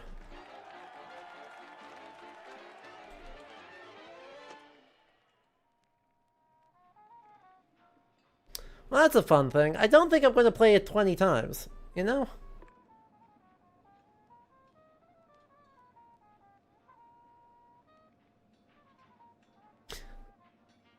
Mouse World War One. Mouse World War One's real, chat.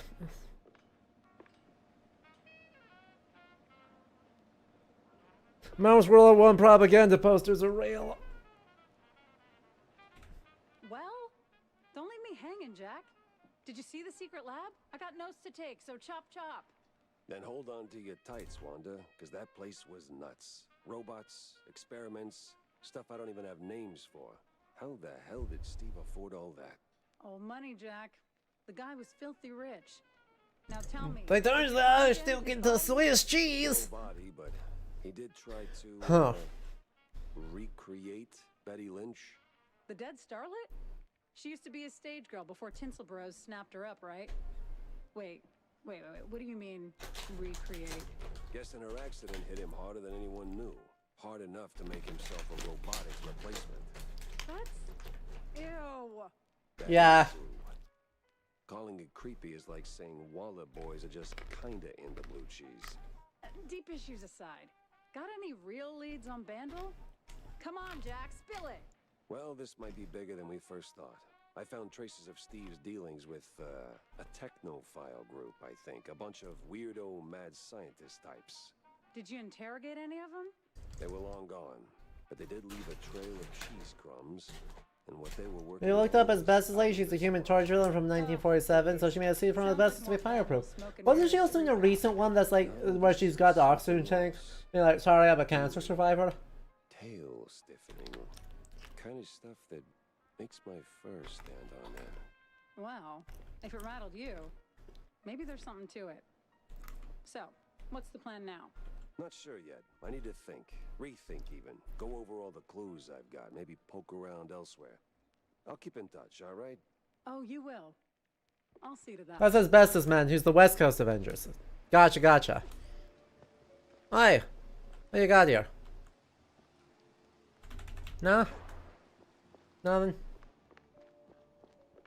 I also don't really keep up with comics. Mostly I know that one because it's a very...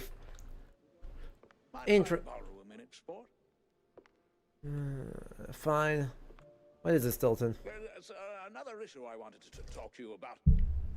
See, these shoes. Hell, Cornelius, not you too. It's not like that, Jack.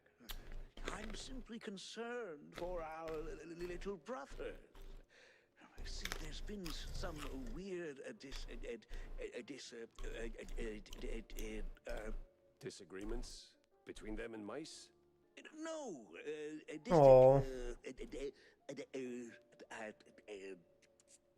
Disinfectants. No way. They finally came. Not disappearances. Like these stuff. Disappearance. Disappearances, Jack. They're in real danger. See, the shrews were always a thorn in the side of... The Big Man's supposed to be an Al Capone parody? I don't think so. I think he's a specific actor. Anyway, a little bird told me that the shrews are disappearing faster than a shell. But I don't know who the actor is. It's just vaguely twicking something there. Might be involved. No one knows what to make of it. But maybe someone should. Someone with a penchant for solving mysteries. I guess it could also be a LaGuardia. This is my cue to go and dig a little. See, that's what I like about you, Jack. You always know when to make your move. It's probably nothing, but I don't think so. Clergy row. See if the air is thicker than usual. Let's see what we can find.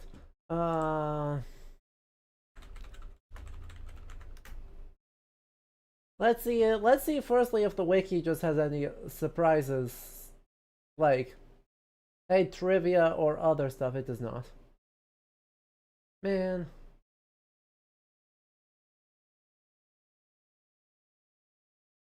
Alright. It does not. Wiki doesn't mention it. I feel like he's supposed to be somebody.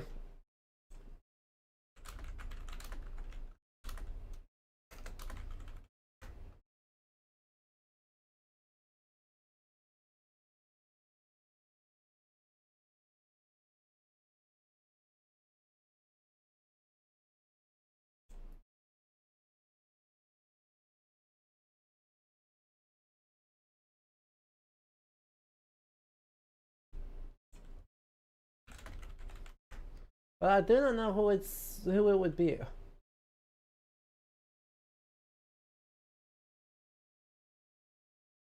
So remains a mystery. Average dogs are arrival card, and just a huge summary. Alright. Strange type stuff about Steve Lab, robes, symbols, vacant stars. Cultists maybe? Question is, what do they want to tell they get here? So Steve was crazy with a grape jelly on a casting marzu platter. See. Nothing's really connecting to anything, huh?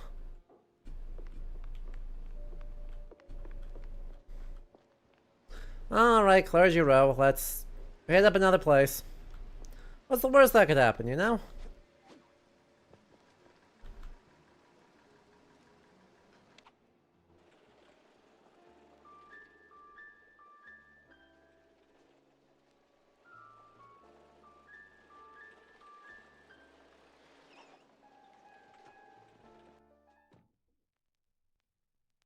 It was time to stretch legs and peek into the row. Clergy row. Cheese, meat, condiments, Yanyanovsky. I see. I think that answers some of the question as to who are the shrews supposed to be a stand-in for? With a name like Yanyanovsky.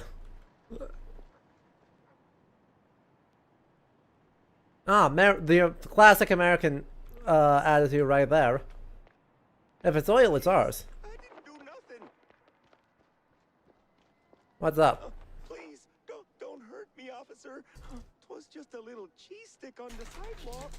I ain't done nothing wrong. Easy, pal. I'm not a cop. What's got you so jumpy? Oh, them cops. Yeah. Serve, protect, all that. No. They're rounding us up. Wham! Paddy wagon rolls in and then gone. Gone how? Gone. My buddy got nabbed for just being a shrew. Okay, we've put up with that for years, but word is he didn't end up in a slammer. Just vanished. Damn. Damn indeed. Well, you watch your back. I'm getting out of here. To the wetlands or anywhere, really. Anywhere but here. You! Hands up! I'm firing a warning shot now! Funny. Looked like a cop, talked like a cop, but wasn't really a cop. What the hell is going on here?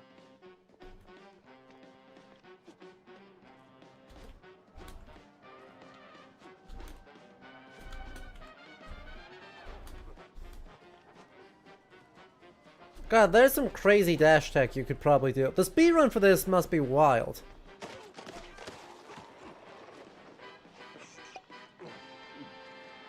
You know?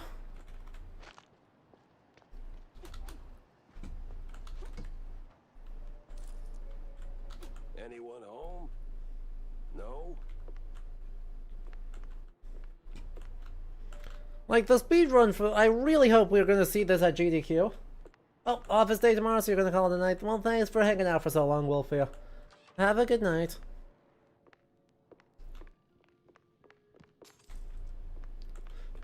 Have they announced the GDQ schedule for SGDQ this year yet?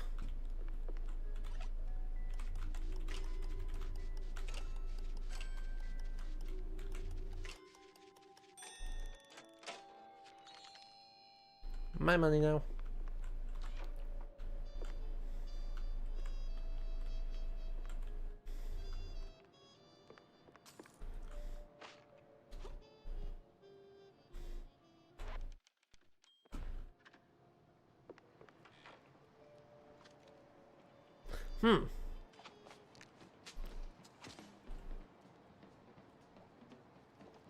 A police blockade?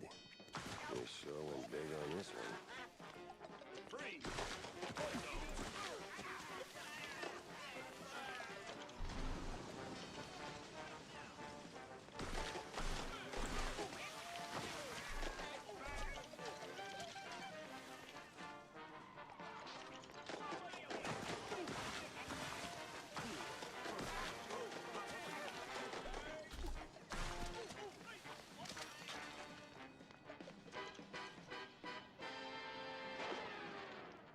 Oh, it's a snack. And a dead fish.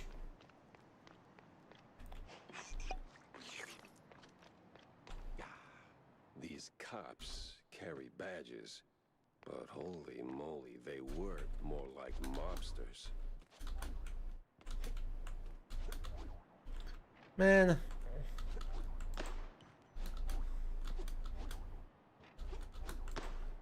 I'm trying so hard, buddy.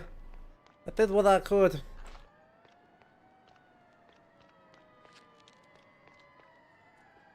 Oh, secret. Baseball card. It's different from normal. How exactly? I'll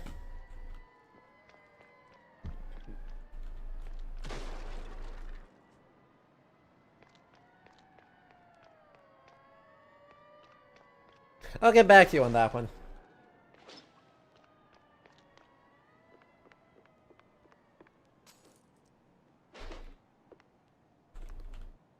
Win the Best Cheese Product Award, Mouseburg 1929 for, what was that, Mildred Wheelie? Certificate Best Product for somebody. Newspaper. I can't grab any of those newspapers. I love newspapers. No, well. Nothing for it.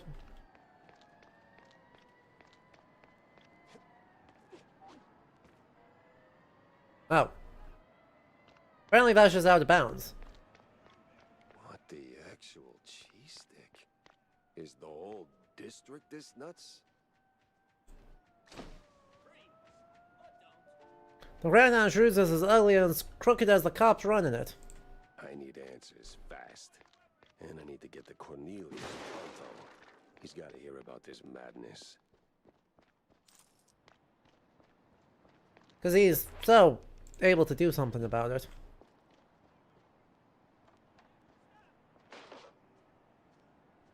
Well, that don't bode very well. Why do I think there's going to be a train that runs at me?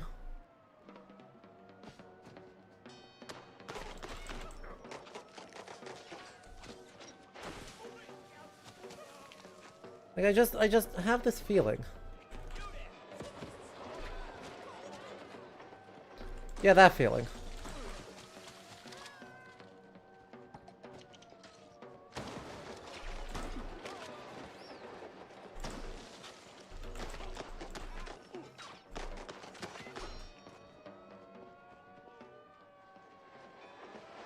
You know?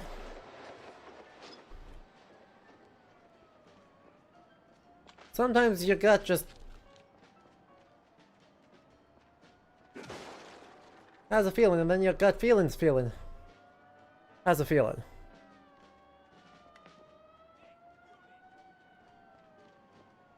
Me there? Someone hollering at me?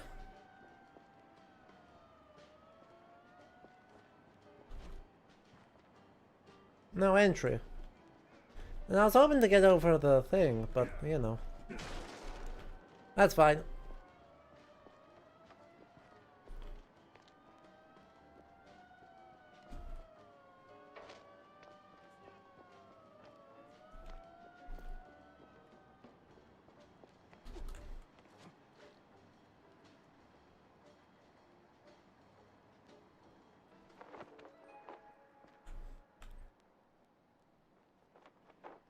Man. The End of the Crime Families. One of the older issues of the Mossberg Herald features a loud 6-page expose by none other than Wanda Fuller. A stellar example of investigative journalism, the article de facto brings down one of the Mossberg mob families. The world probably won't ever be quite the same. Right? Confidence. Probably won't ever quite. Ain't it? Gotta have more oomph than that.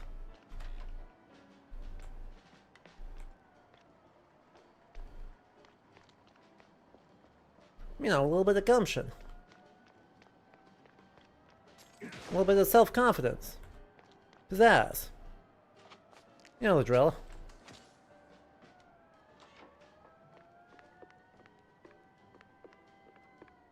Why is...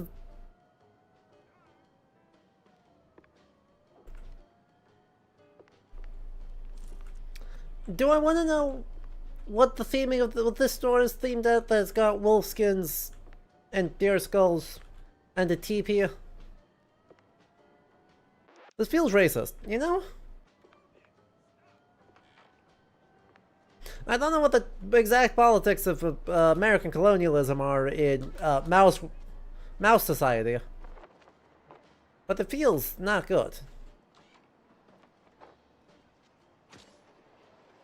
Yeah, that backpack is stuck totally by accident.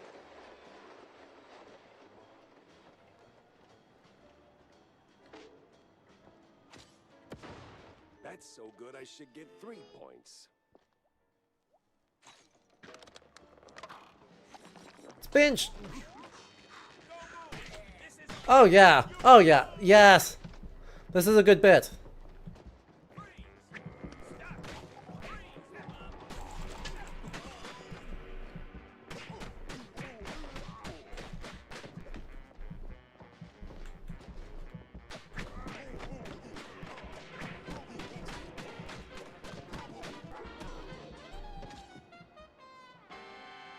This is a good bit. Spinch being our berserk power-up is cute. I mean, I feel like you couldn't possibly do a Fleischer Brothers inspired anything. Honchki and kielbasa. Well, All you could eat.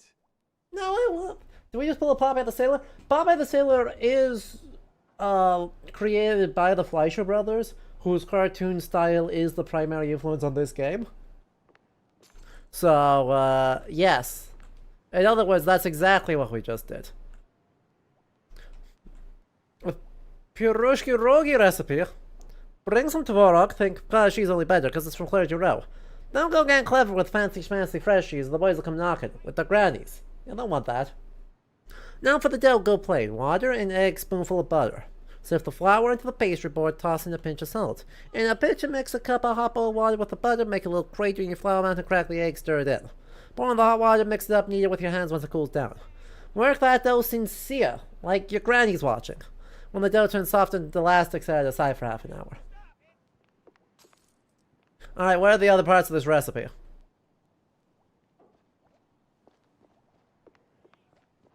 Pachki Mansion! Right, we've got Pachki and Pierogi. And it's like, come on. Excellent. Phenomenal. Well, does that not count as a secret? Break all your windows. We're not letting that count as a secret.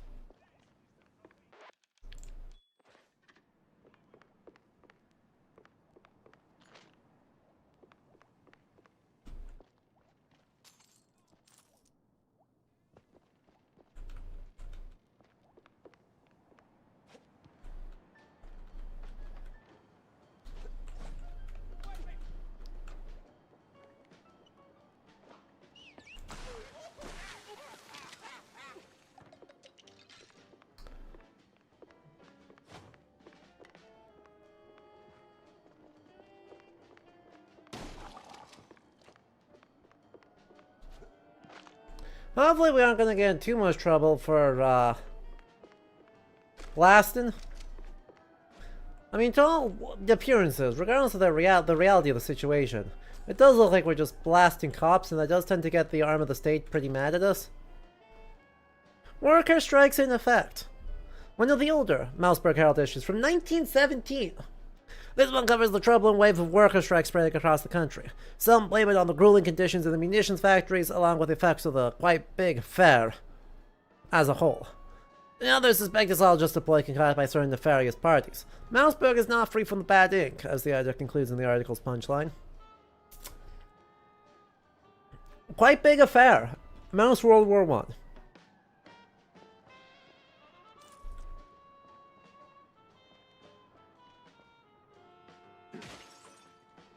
What's up, bud? You gonna talk to me? I'm not a bad guy. I just broke a window just to get to you.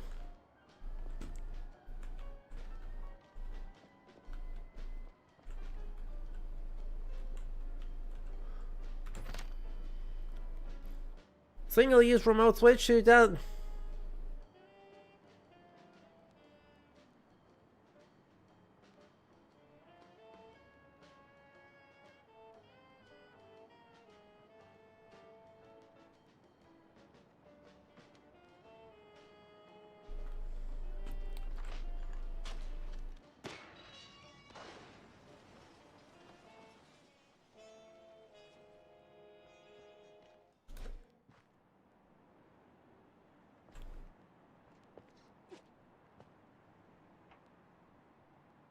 Is this place sad or just abandoned?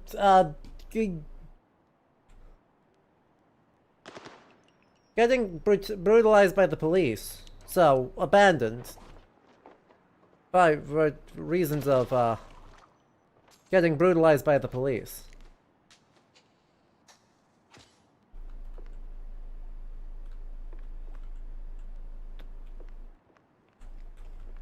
Hi, Karabachi.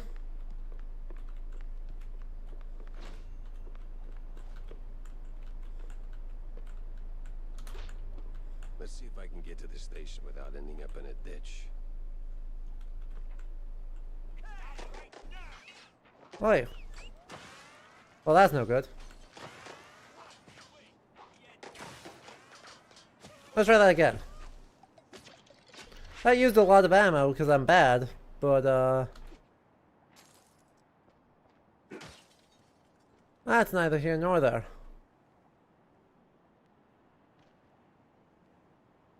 I took no injuries, and I'd rather burn ammo than get hurt. You know? Hopefully that doesn't come back to bite me too bad down the line.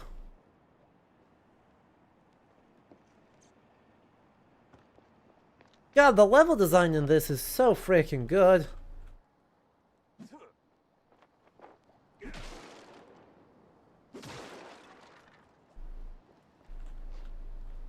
What did I get? What secret is this? You said, oh, secret found. Oh. I hadn't exactly found that secret. Man, I just exploded all of my armor. I exploded all of my armor for no benefit. Oh, this is timed.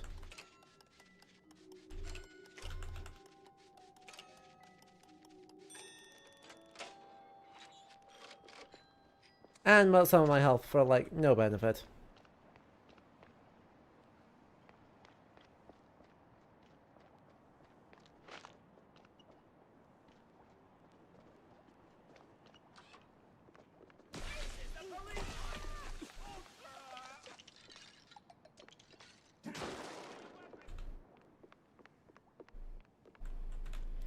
For the filling, peel your potatoes, boil them, run them through the grinder. Salt and pepper, let it cool.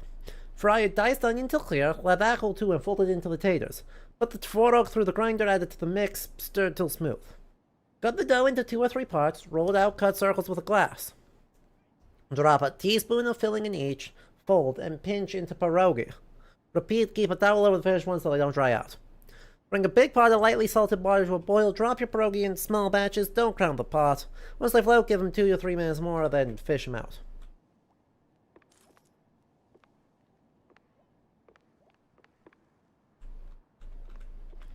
This is important.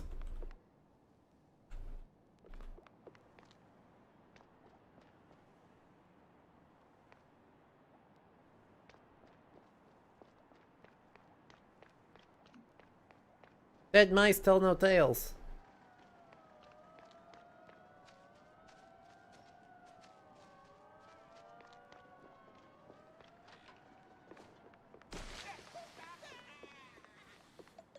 Alright, that one was maybe a little bit unprovoked.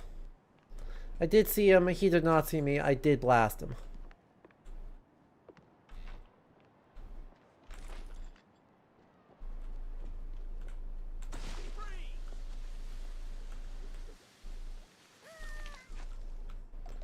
You guys chill with this?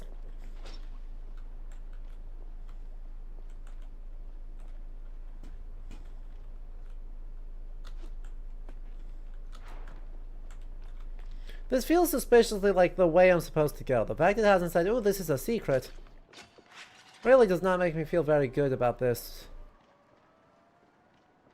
But I assume I'm not allowed to just, like, walk inside. The easy way, the quiet way, or the stinky way. No entry, exit only. Yeah, okay, that's the quiet way. So anyway, I started blasting. That's what I'm saying.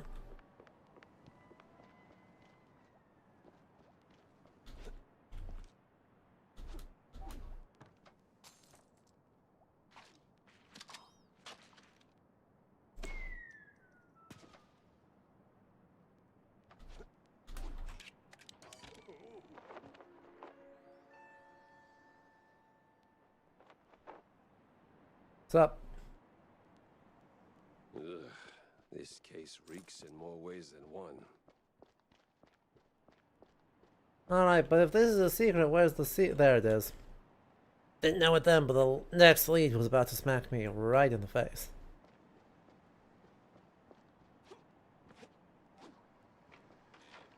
Oh, that just gets me here.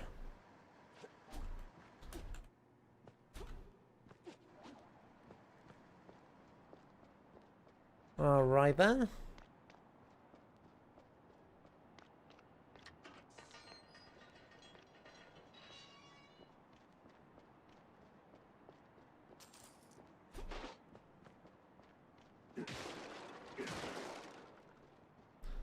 Uh-huh.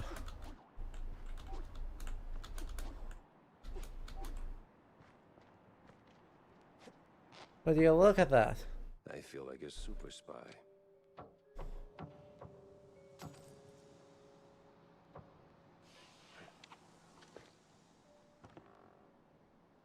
This is a little bit, very Casablanca. Right. Oh, like the overall genre hopping, the anti-Nazi narrative. It's all...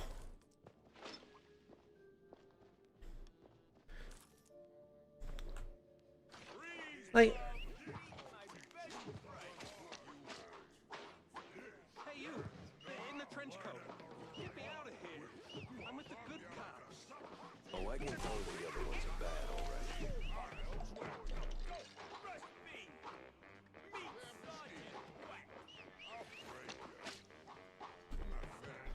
Where are these other guys?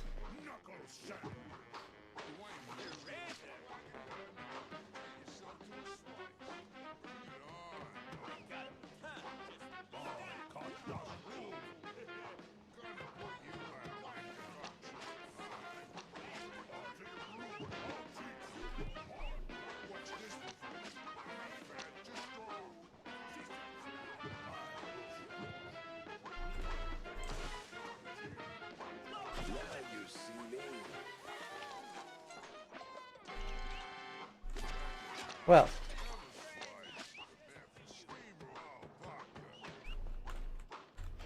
Fascinating. What? Why do you do that? Alright, I want that baseball card.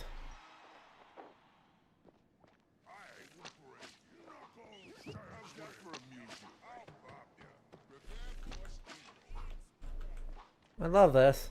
I love this. No. Nothing up there.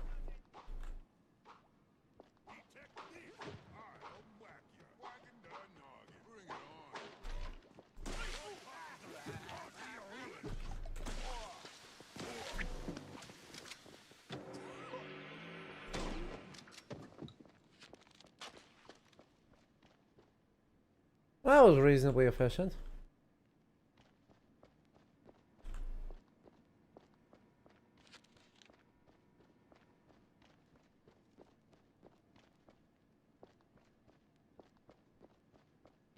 I am the absolute definition of. That's why I started blasting. Oop, nice schematic. Hello. And done. You're free. Oh, thanks, man. This place is a real madhouse. Mm-hmm. The officer upstairs? Dirtier than the trash heap behind the precinct.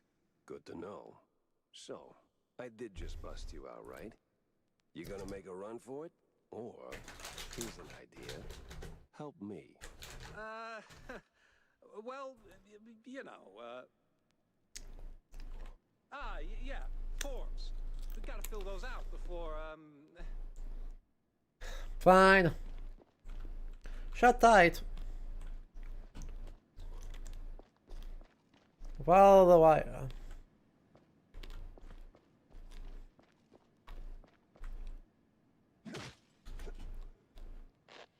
Follow the wire better. Thank you for the armor.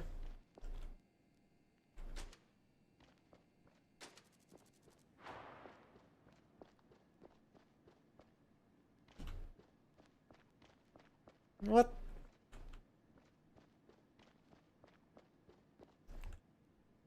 We need to make pierogies now. I agree strenuously.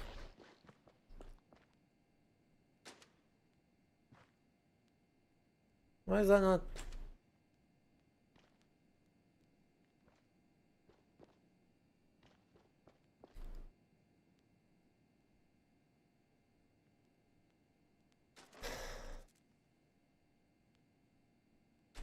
I have to do math.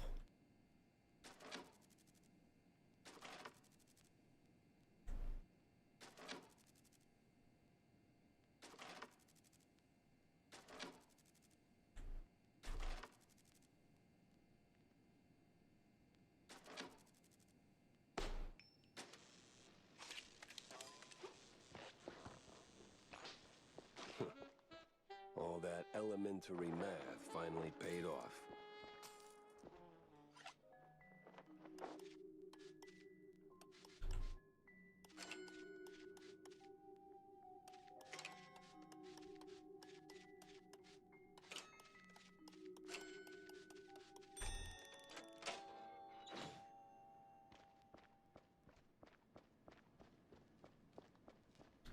Think elementary school math.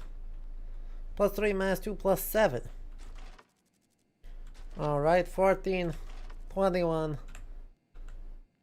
28. Minus 2 makes 26. We hit that button and it takes us on our way.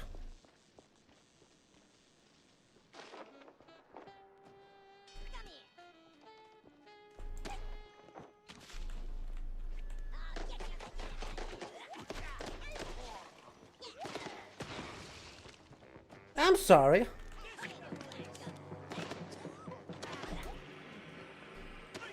That's not great.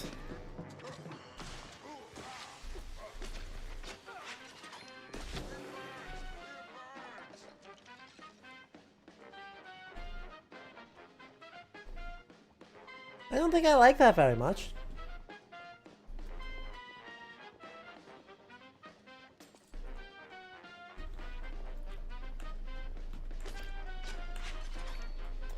Since one of the groups that the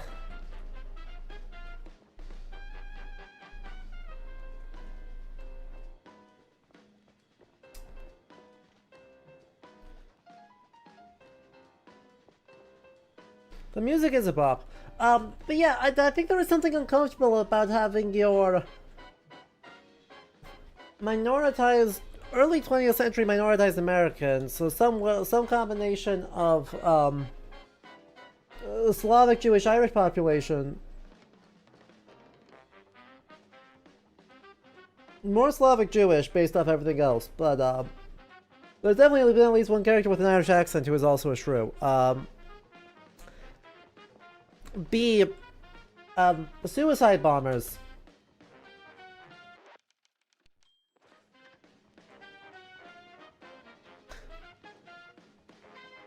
Not good. Well, times change. Used to be a police station, now it's a police corporate office.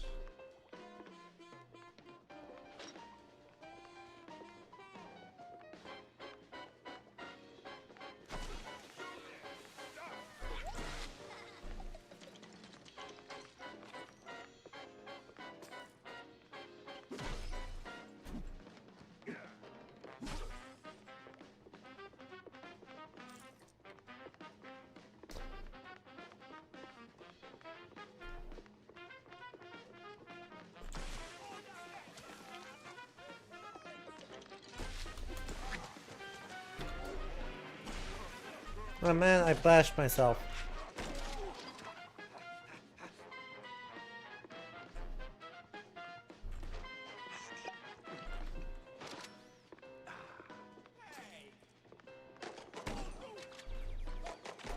That's odd. He's got the look of a cop, but not the precinct stink.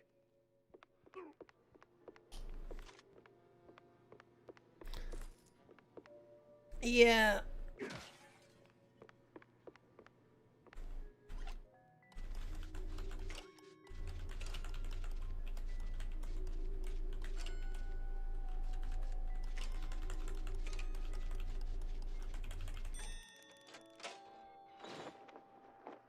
Uh-huh. Map of Mouseburg's sewer system. Few manholes and tunnels are circled in red. Crooked Route? cops were hauling shrews into the sewers. Why? No one could know. Well, the shrews and the cops.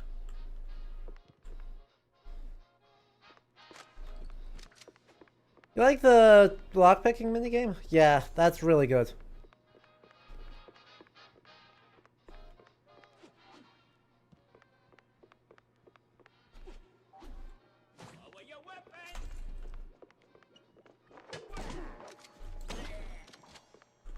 Comic. Well, it's Mousebug, you can't take a stroll without catching a swing, but me, I'm no swing guy. I stick to jazz. That's a bad bet. Even by the standards of the bits in this game, that's a bad bet.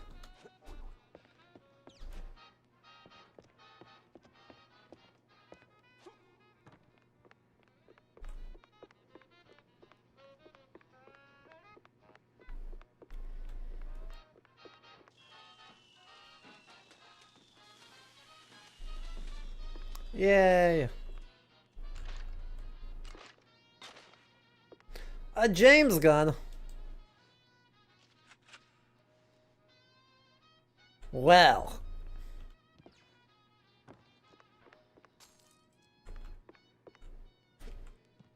You just made my day.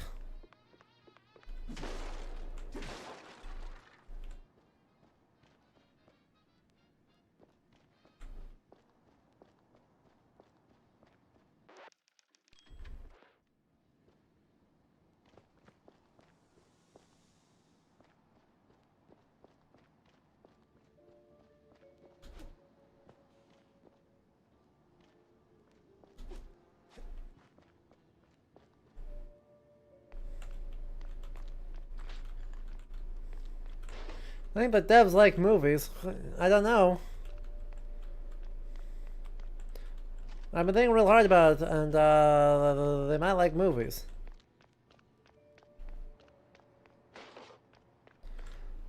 Well, this all boats ominously.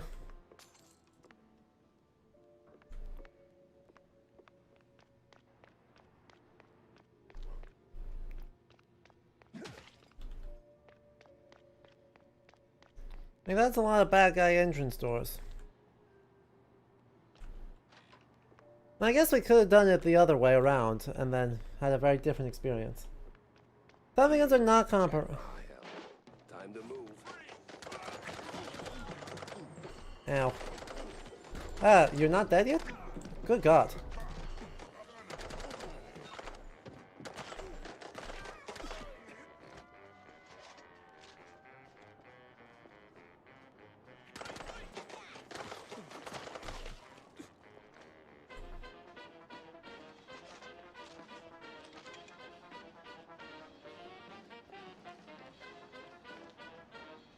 It is a Tommy gun.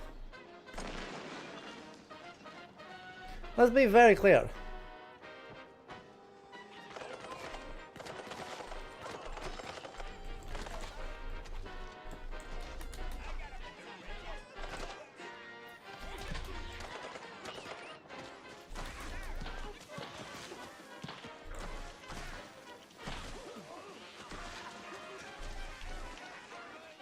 Give me a piece of cheese. Give me one of them med kits.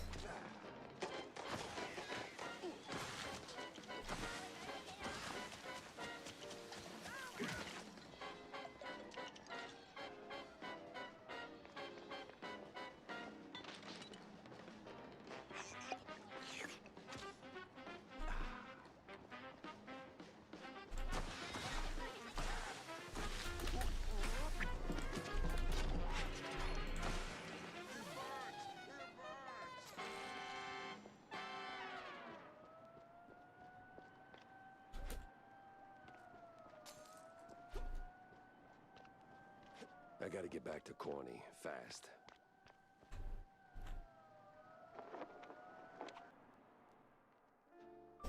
Anyway, there was a nice little, here's Johnny. Much at first. Wasn't even sure it was a case, but the job still demanded it. Felt like I stepped right on a buried mine. The mess with the shrews, well, Ruckus don't seem to cut it. Poor bastards. I was in too deep. Way deeper than I signed up for. Stilton. He shoved me into this mess. Now it's his turn to pull me back out.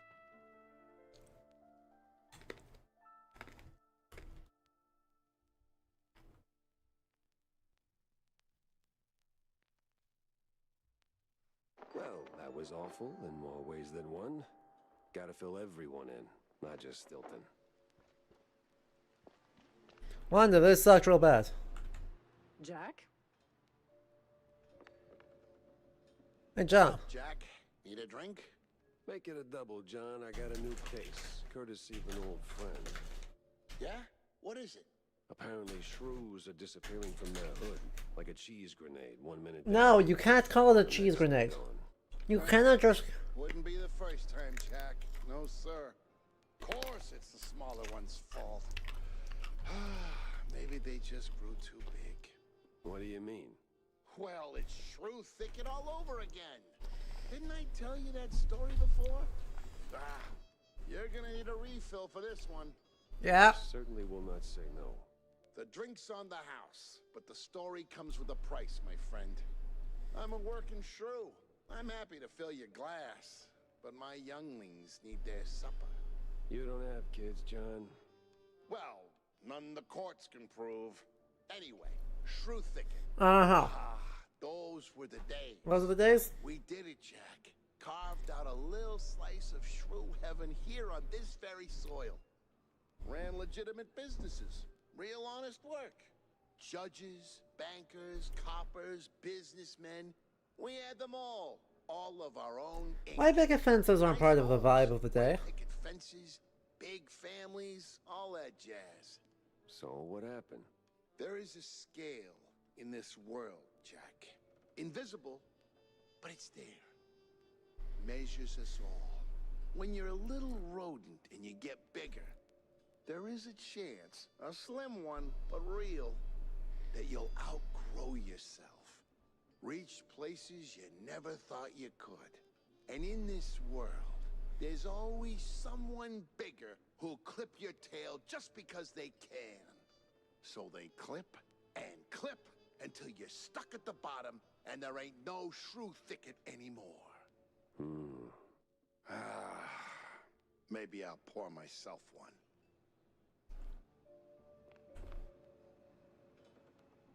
That cannot possibly be a cheese stick.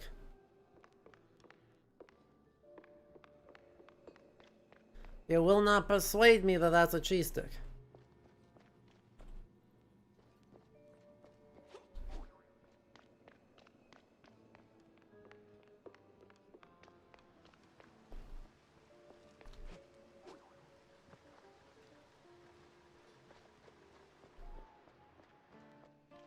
Anyway, we got a couple new things. Like, a James gun. Spray and pray. You know, spray and pray.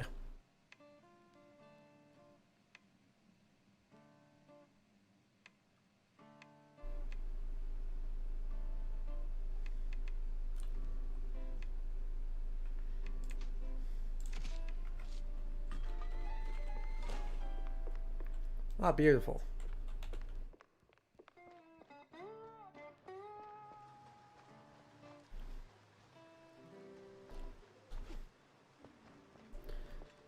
I'm pretty sure the reason why they call it a James gun, by the way, is purely so that they are can be like, ha ha ha ha, we're doing references. It's a different universe, you know. It only happens to look exactly the same.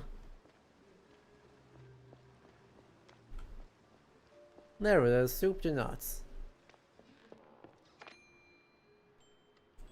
Wow, I got all the ones in both of them. Look at that go. Look at us go.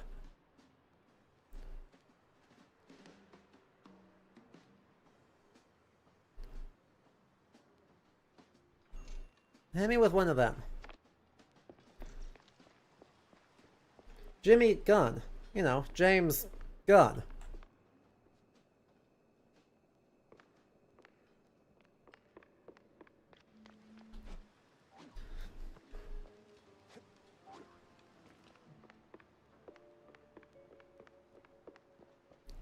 Make sure there ain't nothing else down here.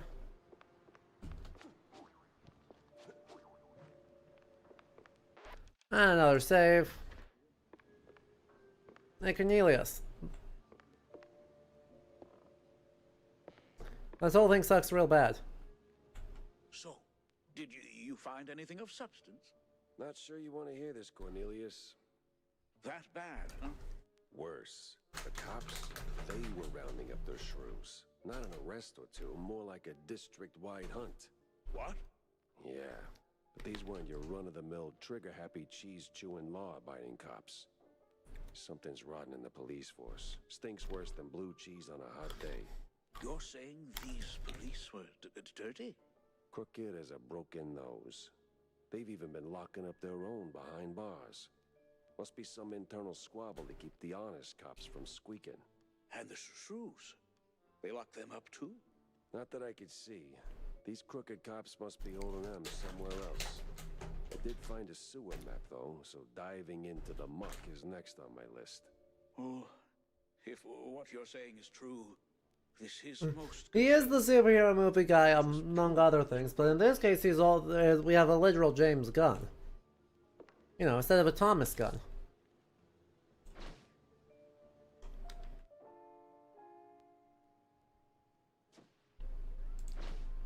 Something's wrong in the precinct. Let's see now. This should.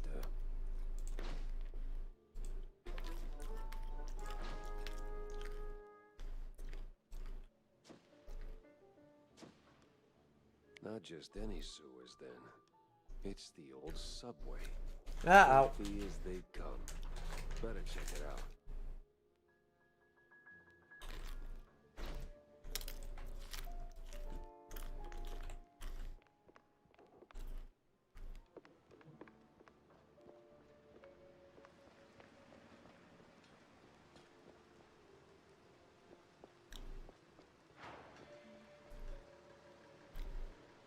Well, time to go sewer diving.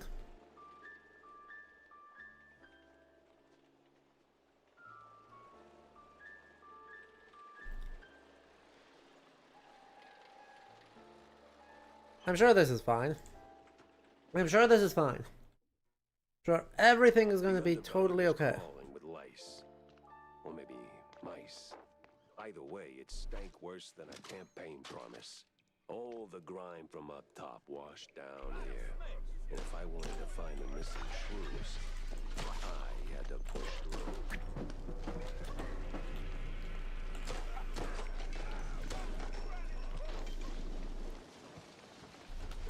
Oh, where are they?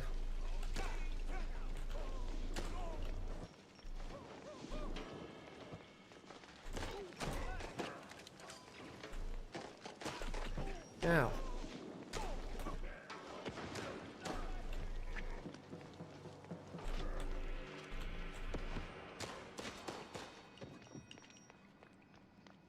Yeah, that one was good.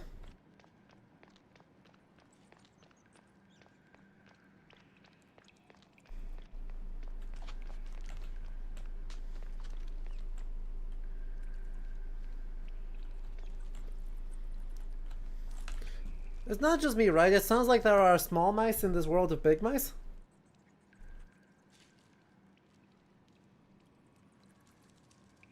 Like, you hear them, right? If I stand in this exact spot, I got mice on top of my mice.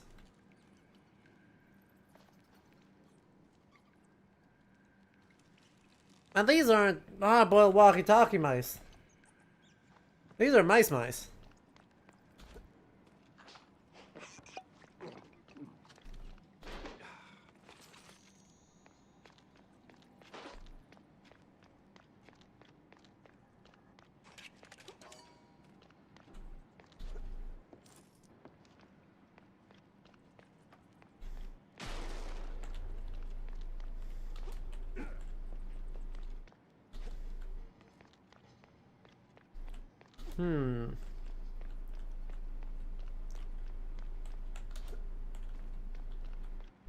Now there apes exist in our world.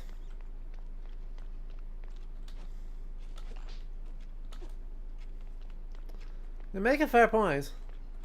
Alright, now how do I get in there?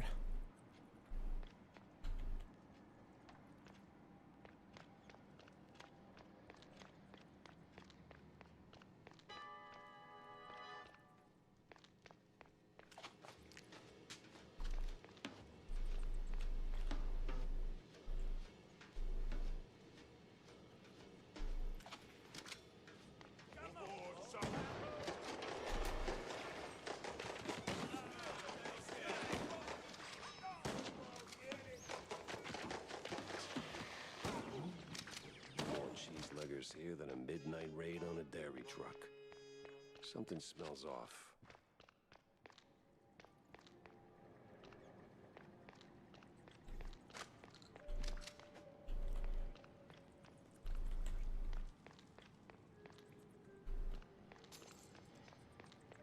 So is there not a totally ordinary wall right there?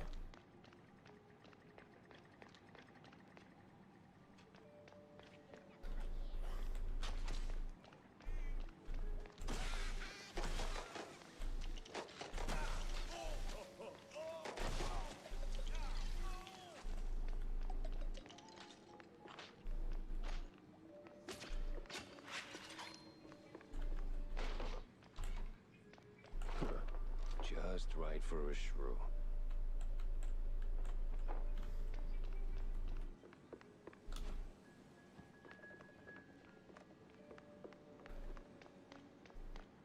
Nah, see, there's gotta be a ticket booth key somewhere.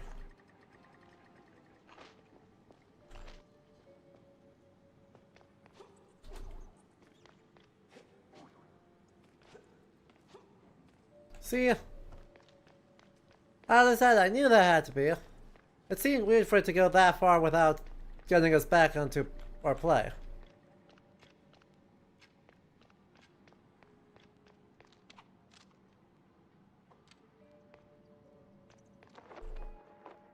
Secrets. Ticket seller, I'm going on a perilous journey, so I need your strongest tickets. You can't handle my tickets. They're too strong for you. Do you know that the devs of this game like movies? One of the Mouseburg Herald newspapers entitled Boy Eats Bad Book. It chronicles that an 11-year-old Floyd's upset stomach was caused by the little rat's appetite for esoteric literature. Literally.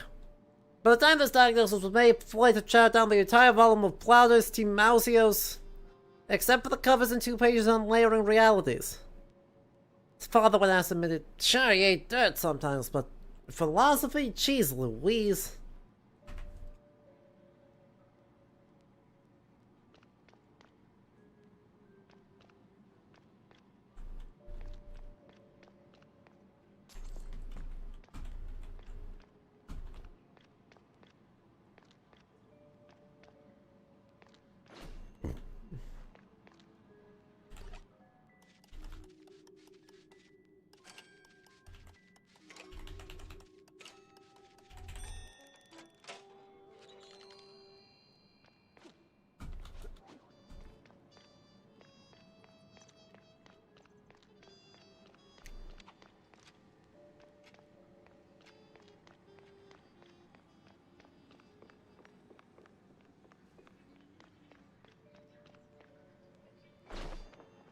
A tiny hat? Just a hat, but street size hat nonetheless. There can't be more solid proof of street trafficking. Question is where? Time to find someone higher up and squeeze them till they squeak.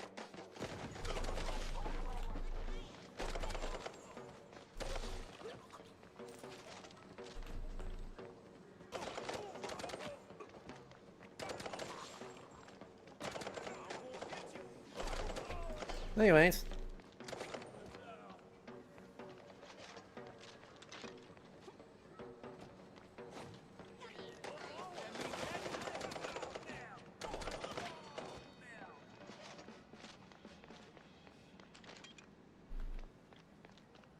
Easy peasy. And we're already full up on James Gunn ammo.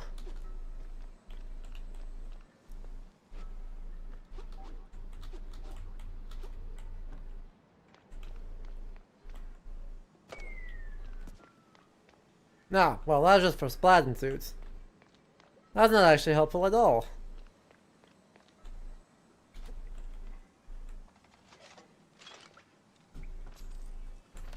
A newspaper!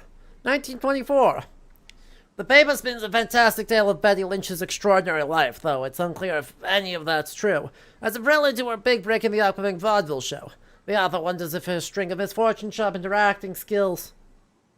Or maybe if Dallin brought the hardships on her in the first place.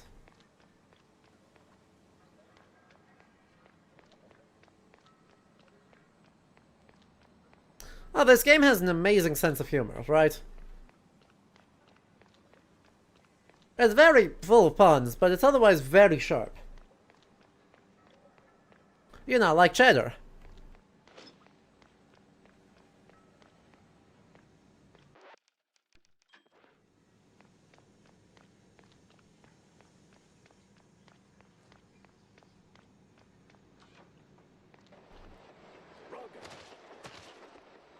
Hey Chad, has anyone had 5-year aged cheddar?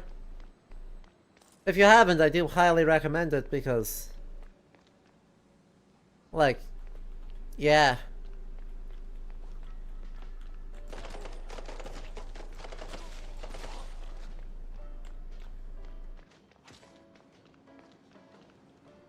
Amazing with pepper jelly, exactly.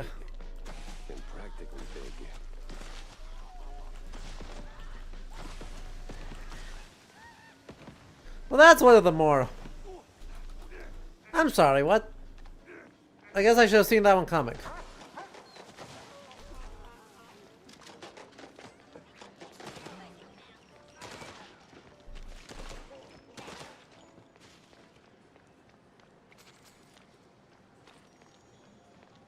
Now I gotta watch the skies?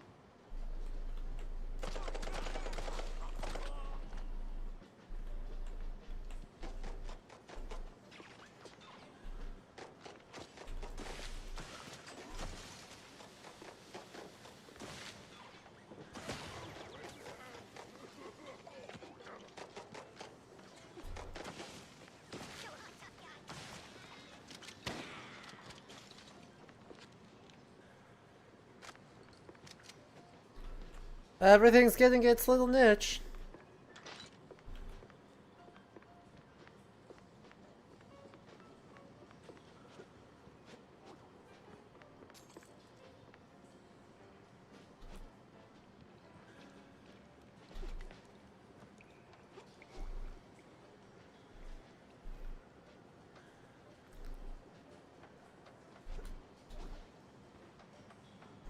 There's a lot of stuff you can get in here.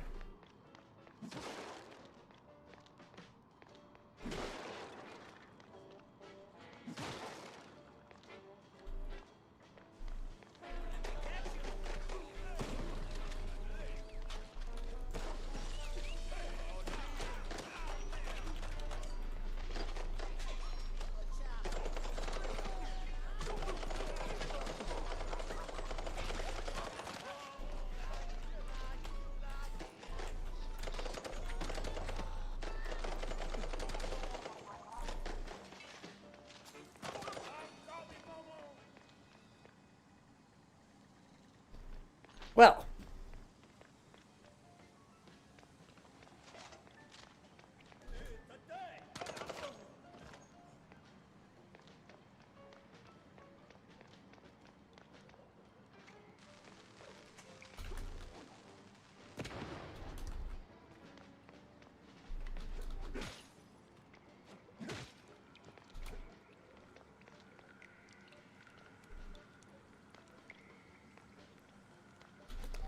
There gotta be something in here.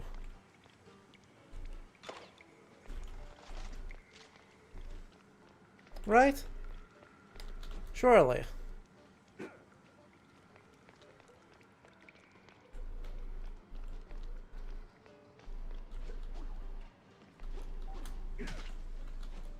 See?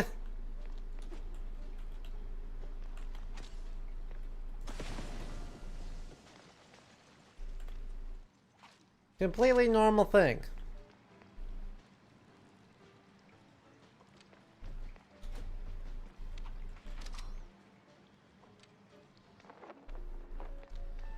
Charming spot. Just the right amount of abandoned and possibly haunted. Gonna head out, Kieran. Thank you so much. Appreciate you hanging out. We'll catch you next time.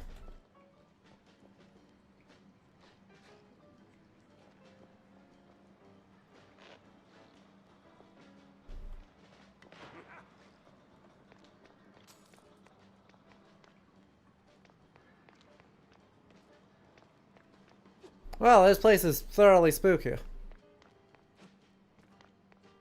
Maybe that means there's a figurine up here. Around here? Maybe that means there's a figurine somewhere.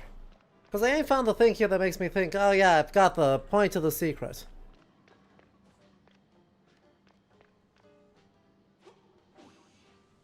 You know?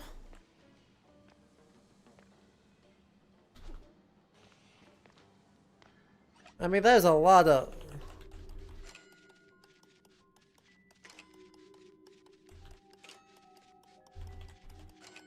a lot of things.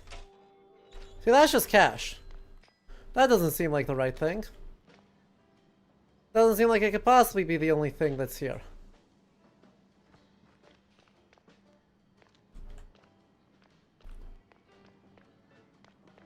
Apart from, you know, the environmental storytelling.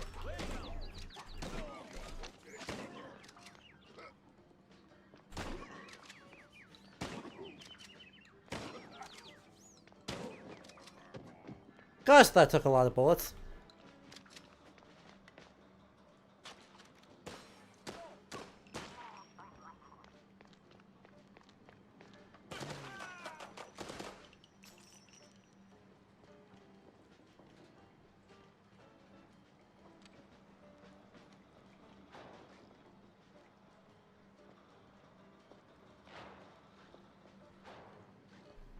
Feels like there's gotta be something else, right?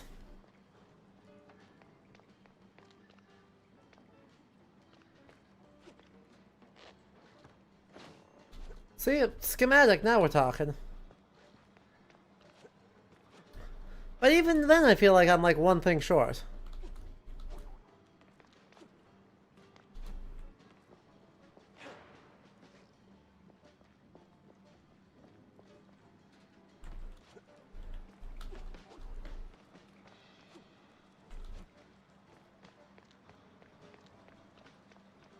Well,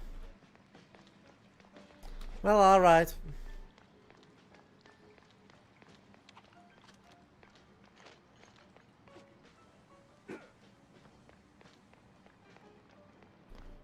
Find someone who might know something.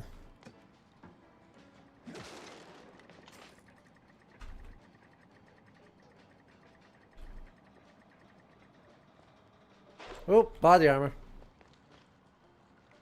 And that's where it came in from.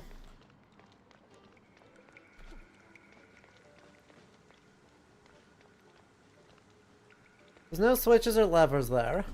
Okay.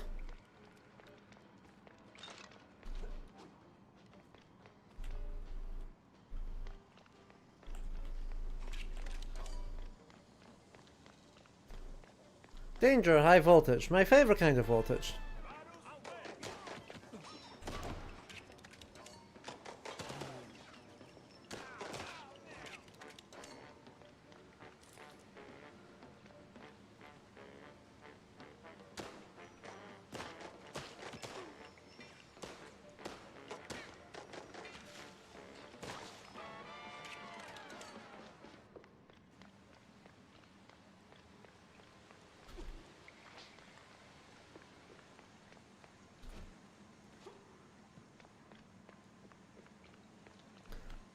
Alright, so if there's all this.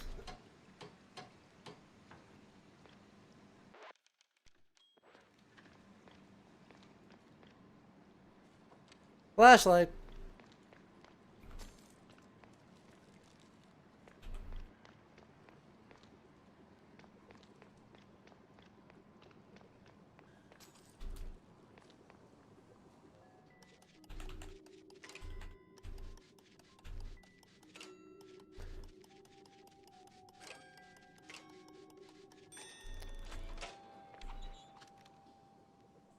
I did not get lost. Yeah. It's pretty linear, so as long as you're kind of walking one side of a room, walk out the other side of the room. I've usually ended up okay. I did just get a tiny bit turned around though, like.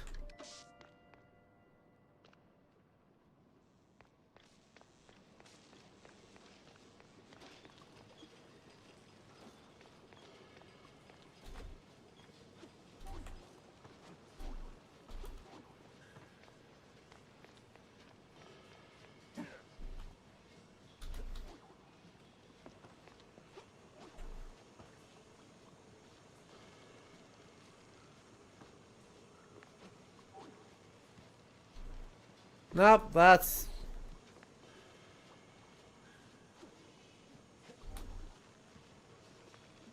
Well, this ain't gonna be it.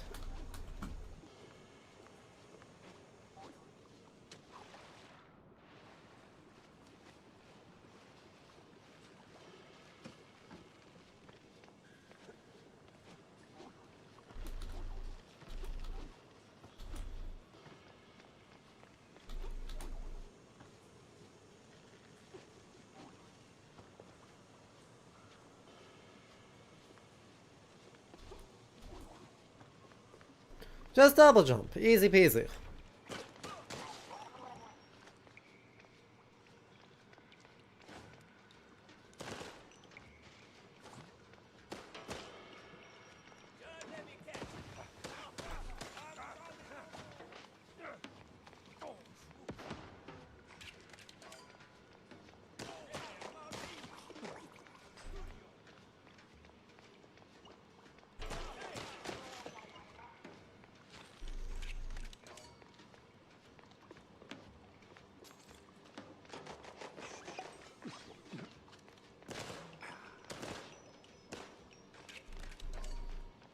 I don't have a lot of stuff left on my Mauser, do I? Sorry, my Miser.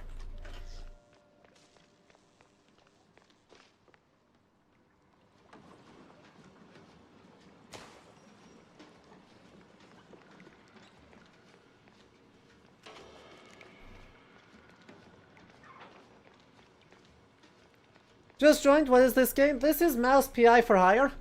It is a, well... Wolfenstein-like.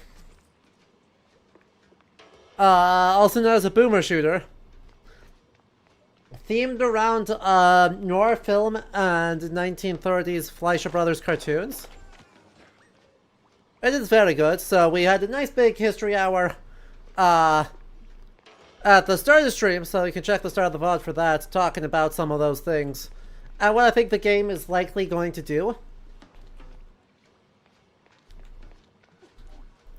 Meanwhile, in the actual plot so far, we have, let's see, bitter noir detective, right, an absolutely hard-boiled World War I detective has gone on the search for a missing magician, lit an opera house on fire, destroyed a mad scientist's laboratory, and is currently on behalf of a former friend, a mayoral candidate for the city,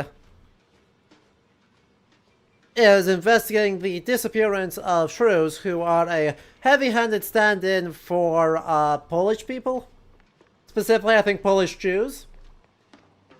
With a little bit of Irish thrown in the mix for good measure.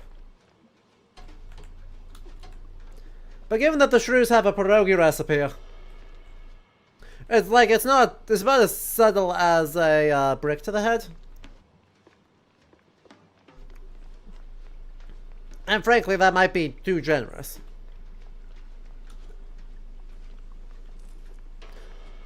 Our pistol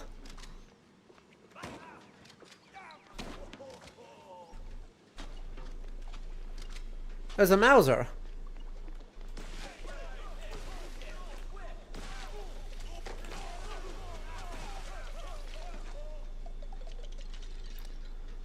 The pierogi leaves no kind of doubt, right? It made me one pierogi though, and that's gotta count for something. Also, you know, the big mouse party is just dressed up like they're Nazis. Because they're Nazis.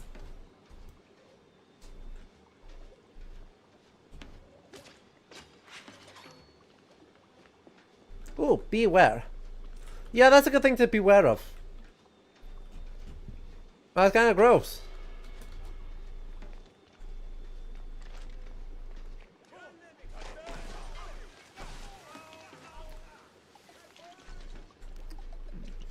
As you can figure out, the game is both, but yeah, KJ, the gun, our pistol, is, the game calls it a Mauser, but its model is actually, it's modeled on a Mauser, M-A-U-S-E-R. Like,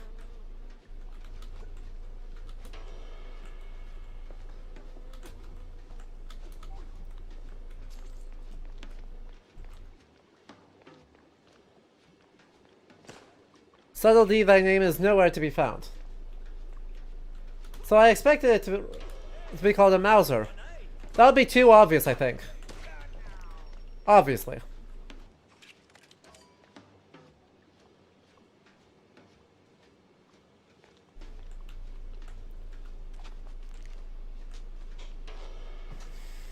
I should probably not have the dynamite in an enclosed space.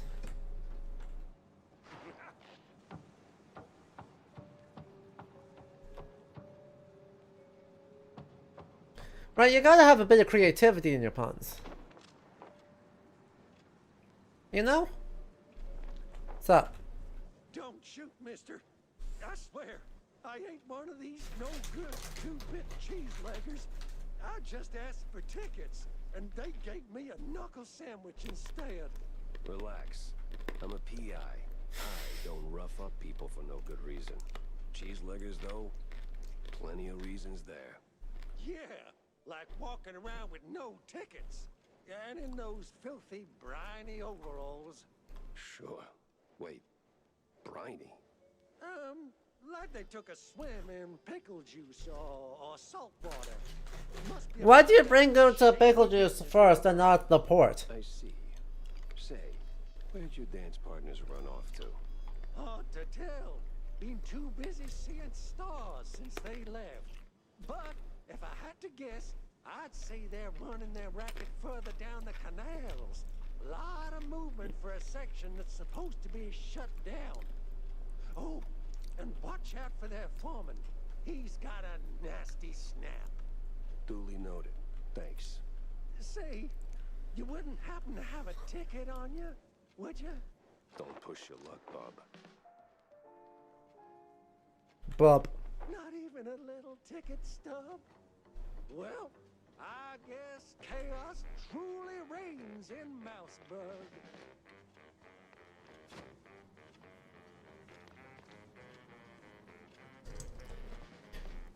Okay, someone earlier in chat called out that this sounds a lot like Cowboy Bebop.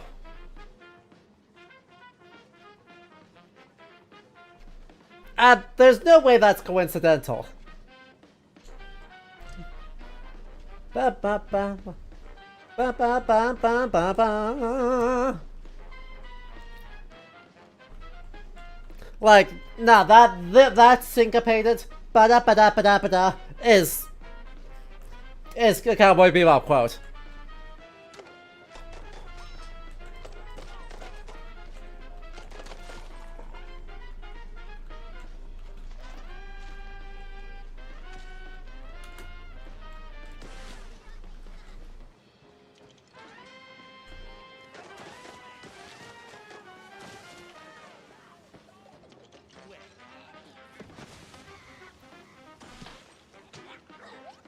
What? Let's go, Bob.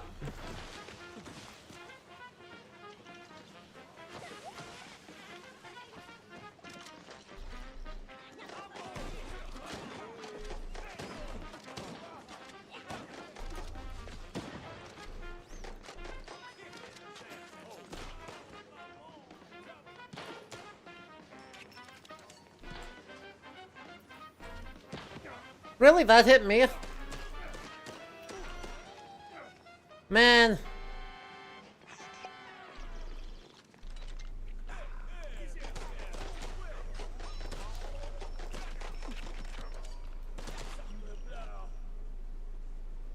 Did you just say sacre bleu?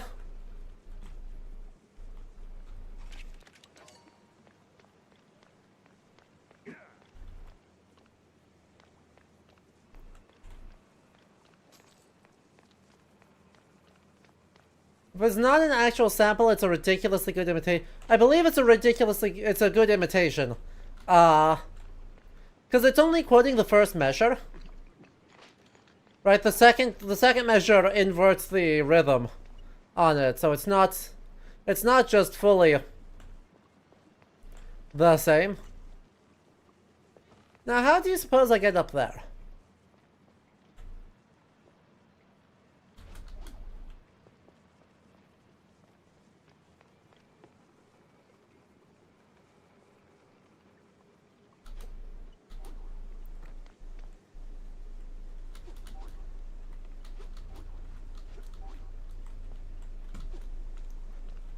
So, it's possible they sampled it, but I think it's more likely that they just lined it up good.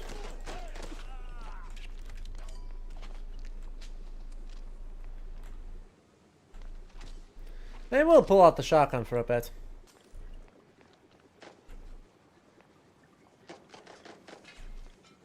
Nice aim.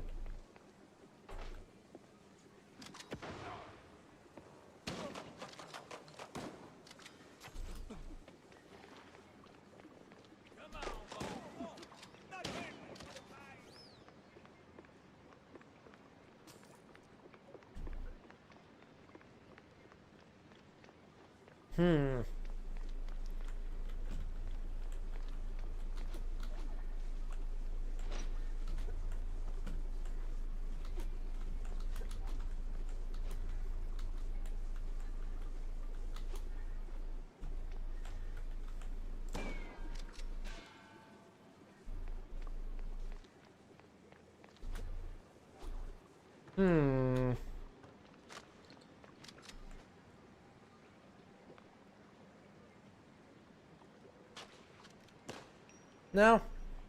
Shame. Ah, right here.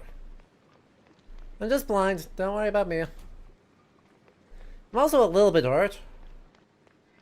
But hopefully they give me something.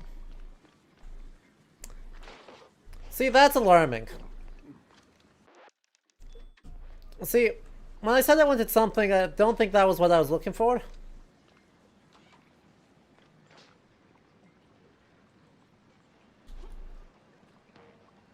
So, you're the pesky mouse. So the rumors are true. A giant gator in the sewers with a Gatling gun. You better believe it, bub. You crossed the road, T-bub. I'm glad coming right up. Girl, say, listen, girl.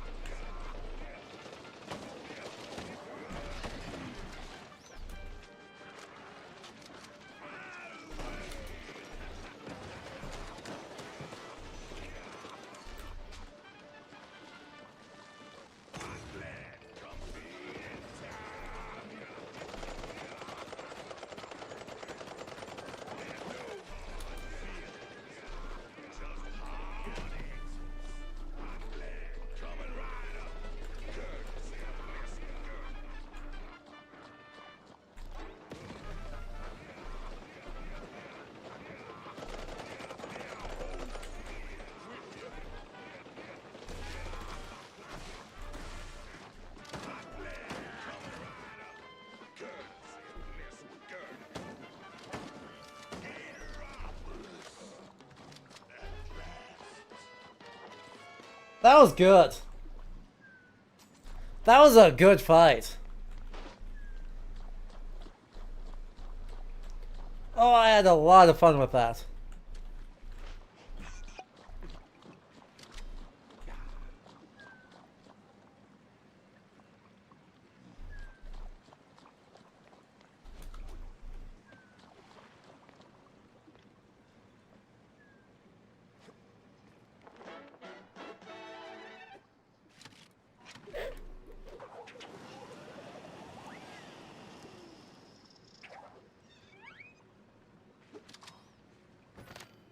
Manfred, they killed his brother, he jump crashed and flew away.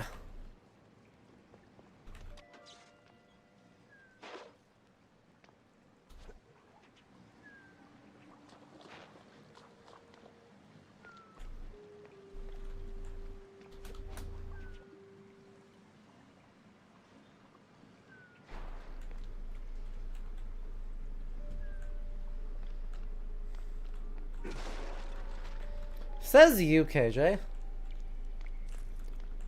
Those bombs work just fine as melee weapons. I don't know what you're talking about. Last I checked, I'm the one standing, not him.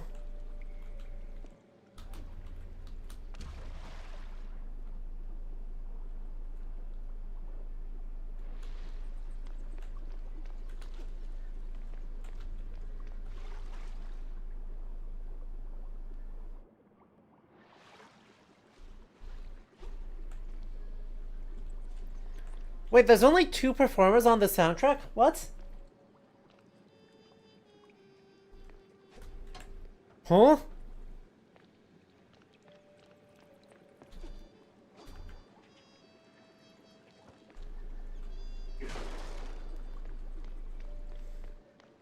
What do you mean?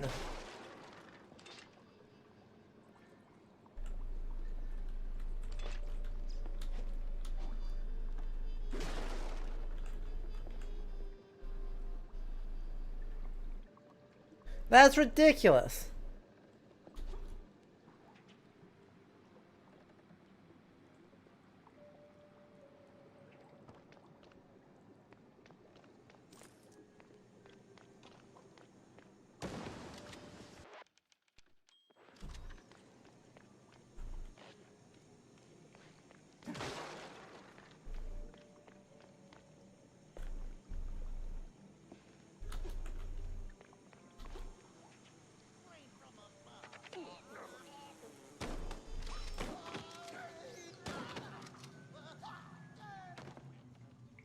I am the superior aerial combatant.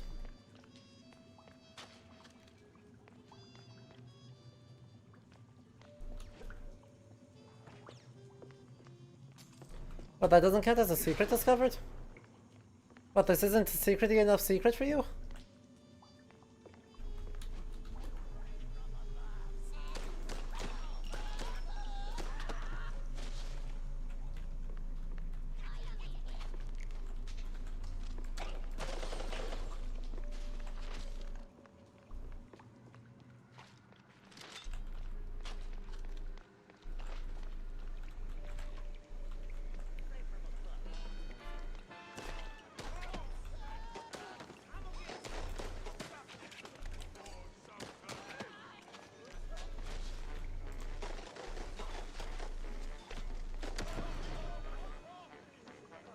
Big victory.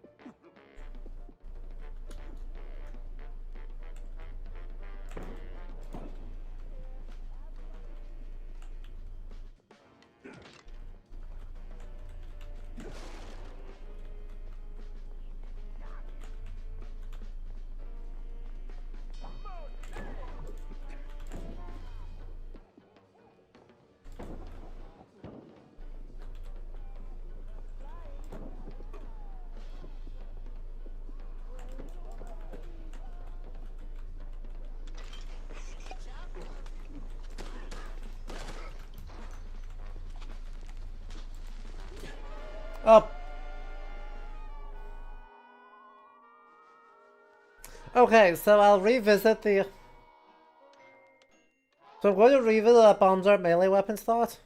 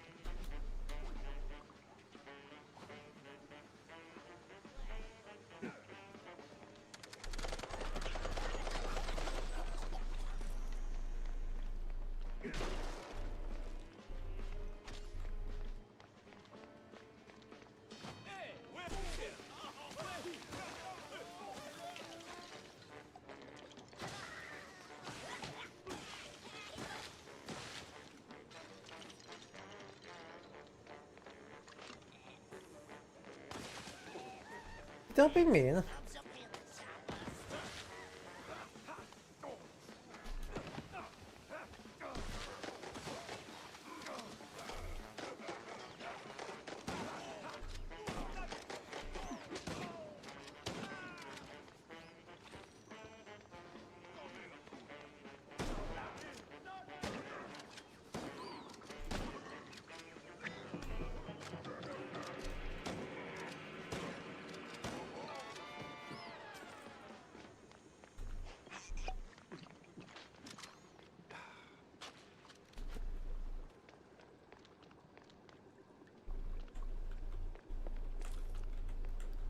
This is a good bit. This is all.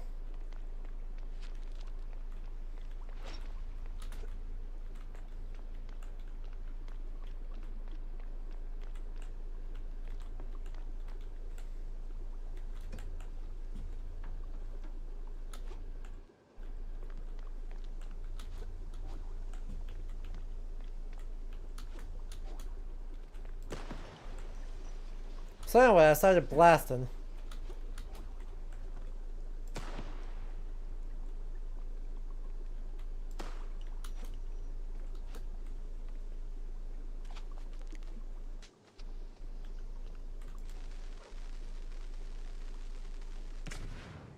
That didn't work.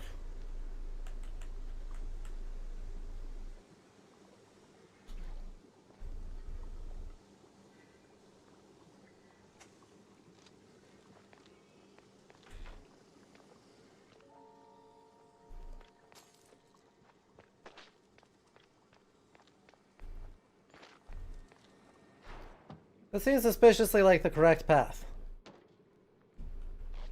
Well, it seems suspiciously like I don't got a choice in the matter. What the hell? Box bet we have field. Wait.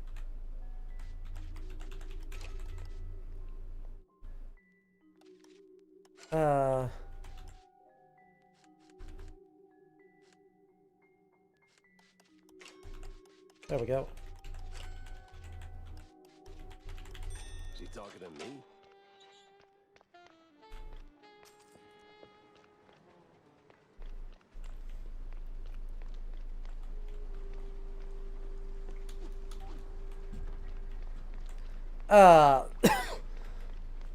Why did that give me access early?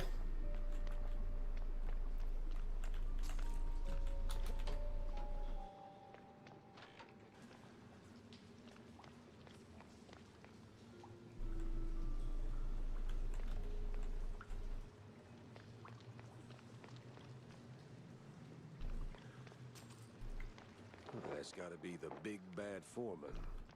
Kinda scrawny for a boss. More like a mini boss. Oh. Hey, Chad, you know what else I think they like? I'm starting to think these devs might like video games.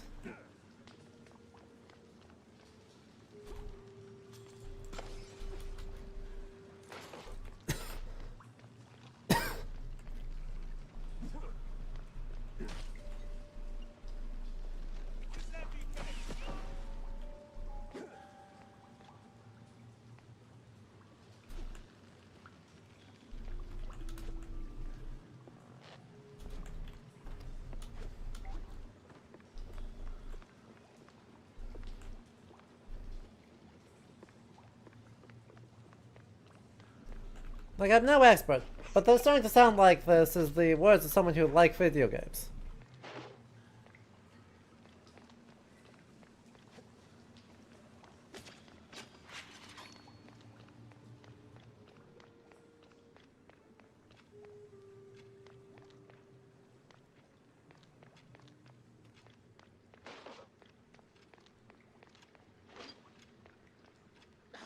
Listen, Kuyon, I don't know what made you change your mind. Wait. You're not one of them coppers. Of the crooked kind? I'm one of those guys who brings lost shrews back home. And whatever this operation is, it's a stinky, sticky roadblock in my way. So this ends one of two ways. You're in cuffs, or you're on the ground. Either way, you're spilling your guts. Wait! We're just transport. Hard help. Oh, outsource. That's what the boss told me to say. Uh-huh. Yes. Man, Uh-huh. job-ass questions. We just deliver. It's them cops pulling the strings. Sure. Rats, I tell ya. Rats? Well, not rats like rats. No, the coppers. Crooked boo-doos. They made us do it. Swear on my mama's cottage curds. With all that brine on you, I'm guessing you're ferrying the shrews up the shore. Up. Somewhere in Wallop Bay. Ain't got an exact spot. The cops take the cargo over by the sewer outflow. They're shrews, not cargo. Oui, my bad, sir. Wallop Bay is huge. It's like looking for a shrew in a haystack. I need to head back to the office. Rethink everything I've learned. Preferably over a glass of spicy hot fondue. So, can I go now?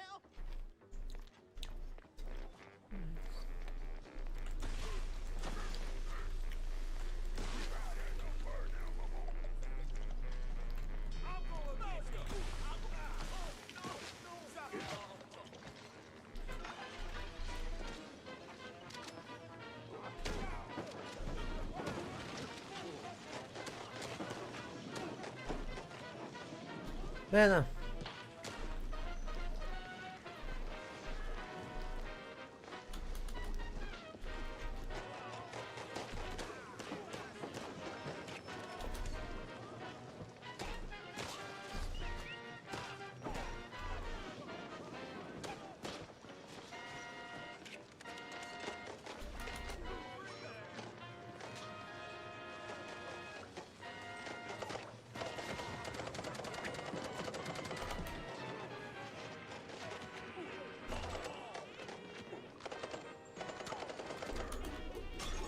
Ow.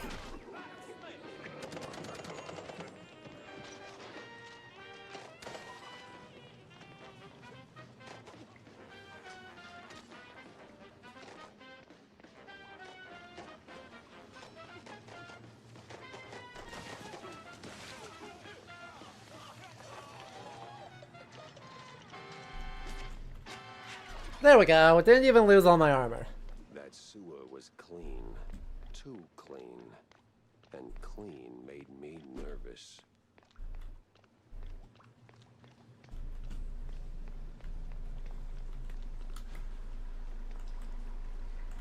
Agreed, but I'm not sure how the hell I escape either.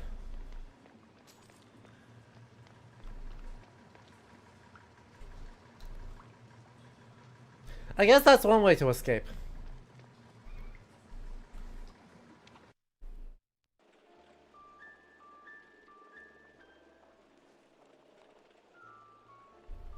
You know?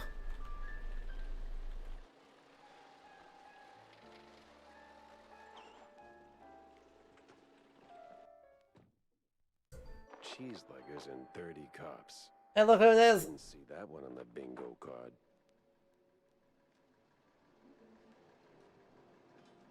Yup. Is everything interesting? Are you more important than chat? Are you more important than chat?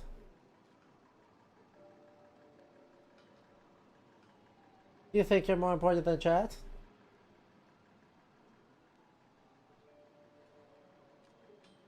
Chat, I can't see what you're saying. Winter is completely in front of it. So I hope you're saying very interesting, informative stuff, because I'm like not gonna be able to say anything. You know? The usual, bud? Bruh, what? So the big version of it isn't good, but the like recording there is fine. Thank you. Oh, there you go. Hang on. We're committing scoops. Oh, there you go. Hi, buddy. Yup. There you go. You're good. Beans. Bean content for free on the internet. He says every time I pick him up, he does this. He's just like, Beans. Mwah. I'll be with you. I'll play with you shortly.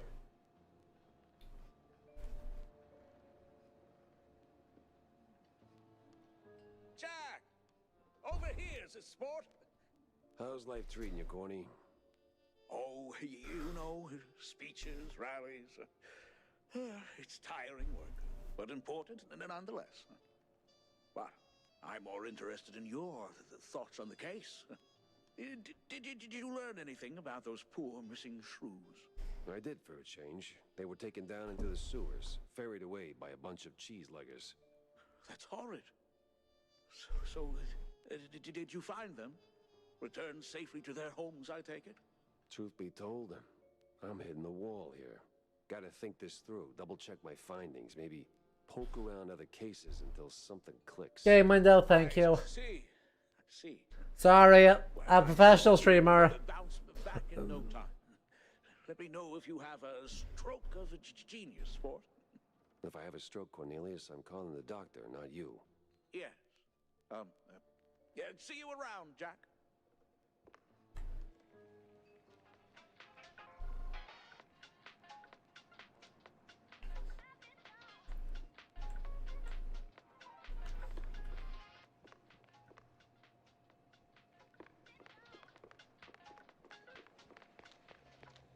Well, let's deposit some stuff, figure out where we're at in our lineup. We go over here, we see if we forgot anything. We missed one thing. Read the leaflet, Mouseburgers. One of the Mouseburg Herald newspapers, the article's headline article seems hastily redacted, barely making sense. It recounts the tale of an unarmed mouse who allegedly declared that fit fromage, Spike D's newest health product, would make him immortal. He downed a dose of strychnine to test this theory. Word out that the coroner's pace poem can still be heard echoing through the alleys of Mouseburg to this day. 1915, so it's been a hot second.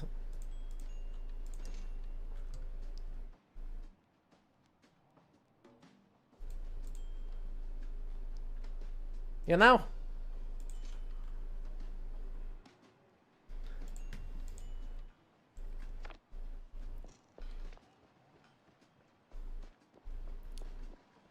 Alright, so there's that, there's that.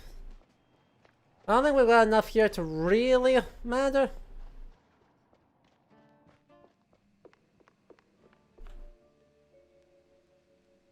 Sup, Jack? All the crowds you're seeing create a bunch of folks for the instruments, or you look at the wrong thing? I don't actually know. Right, I'm going off what other folks in chat said, but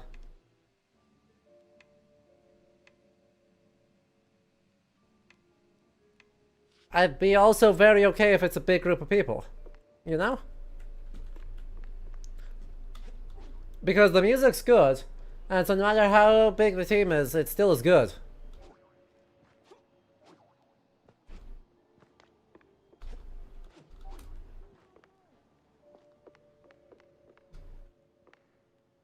Alright, well, let's pin a bunch of things.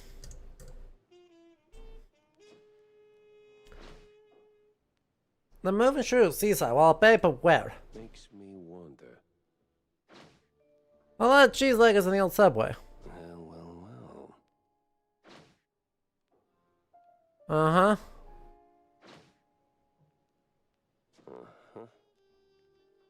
And that is all the clues we got.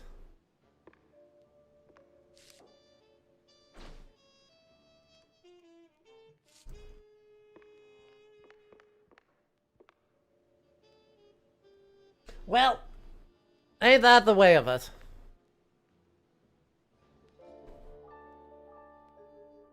Just in case you thought we weren't gonna get a femme fatale in this video game. It was a day like any other. Until her. The woman. That woman. She waltzed into my office like she owned the place. Didn't have to say a word. I saw her voice the moment she walked through the door. Wrapped in makeup and a cloud of perfume reserved for the sleaziest Tinsel Brothers party. No, that voice. Not a contralto. The contralto. Yeah, get to the point. Rough. Like Gorgonzola picante slapped on a mozzarella platter. Monsieur Jacques?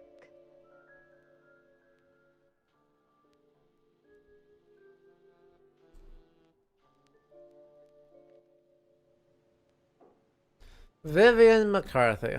Once Upon a Time by Tinsel Bros. Not a Warner Brothers.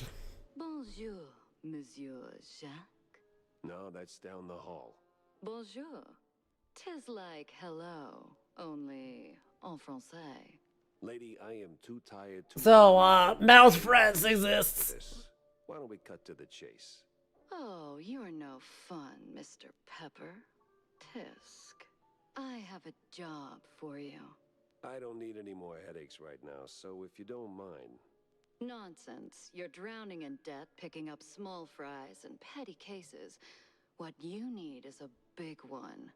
And this, Mr. Pepper, is the big one. Well, go on then. What's the deal? Doesn't that follow from Mouse World War One? She's dead. They killed her, Jack. Murdered her. They? Sounds like you already know who they are, so where do I fit in? Please, Mr. Pepper, it's a figure of speech. My friend, Betty Lynch. She was an actress. Beautiful, talented, vibrant. A radiant star destined to bask in the limelight. Until some vile hand snuffed out that They could have gone Valkyria Chronicles on it. The the curtains closed on her. There were universes where they could have Valkyria Chronicles it. Theatrical. And called it Gallia. I guess. I did a few movies myself back in the day, but that doesn't matter to me anymore. Betty does. She was a close friend, and they, the whole poisonous industry, killed her. Quite an accusation, lady. Talk on the street is this was an accident. I told you it was big. The biggest. So please, take the case, Mr. Pepper. Start snooping around the film studios on Tinsel Avenue. You'll find answers there, I'm sure of it. And trust me, I pay good for the right intel. All right, I'll take the case. But I don't come cheap, Mrs. Or is it Ms.? Ms. McCarthy. Vivian McCarthy. Thank you, Mr. Pepper. I'll be waiting. She'll be waiting a while, though. Because that is where we will wrap up for today. Thank y'all so much for hanging out. It has been absolutely lovely. Hopefully y'all learned something. Hopefully y'all had a good time. If nothing else, we are seeing some wild genre blending. I mean, this is not a straightforward grounded noir case, you know? We got all the noir elements, but we also got weird fiction in there. I do kind of love that. So, I will get you, let you know over in the Discord, when I know what the schedule will be for sure. It's probably going to be, I will see you all Saturday, for more of this. Because I'm having a lot of fun with it. It's a fantastic shooter. Like, it has really good gun feel. For being all anime, like, really good gun feel. So, I am enjoying it immensely. But yes, that does it for us here. So, let's just take a look here real quick. Looks like it is pretty chill. So we will let y'all get going for the night. Thank y'all so much. And yeah, I will catch you again soon. Bye-bye. Of course, thanks to our patrons. Thanks to our patrons on the side of the screen there who make all of this possible. If you want to join them, you can head to patreon.com/LeoHistory or follow the link in Twitch chat. Thank you to some nameless punk for the resubscription while we were hanging out. I super duper appreciate it. And there was also another anonymous sub, so thank you for that too. To everyone, farewell. Hope you have a good night.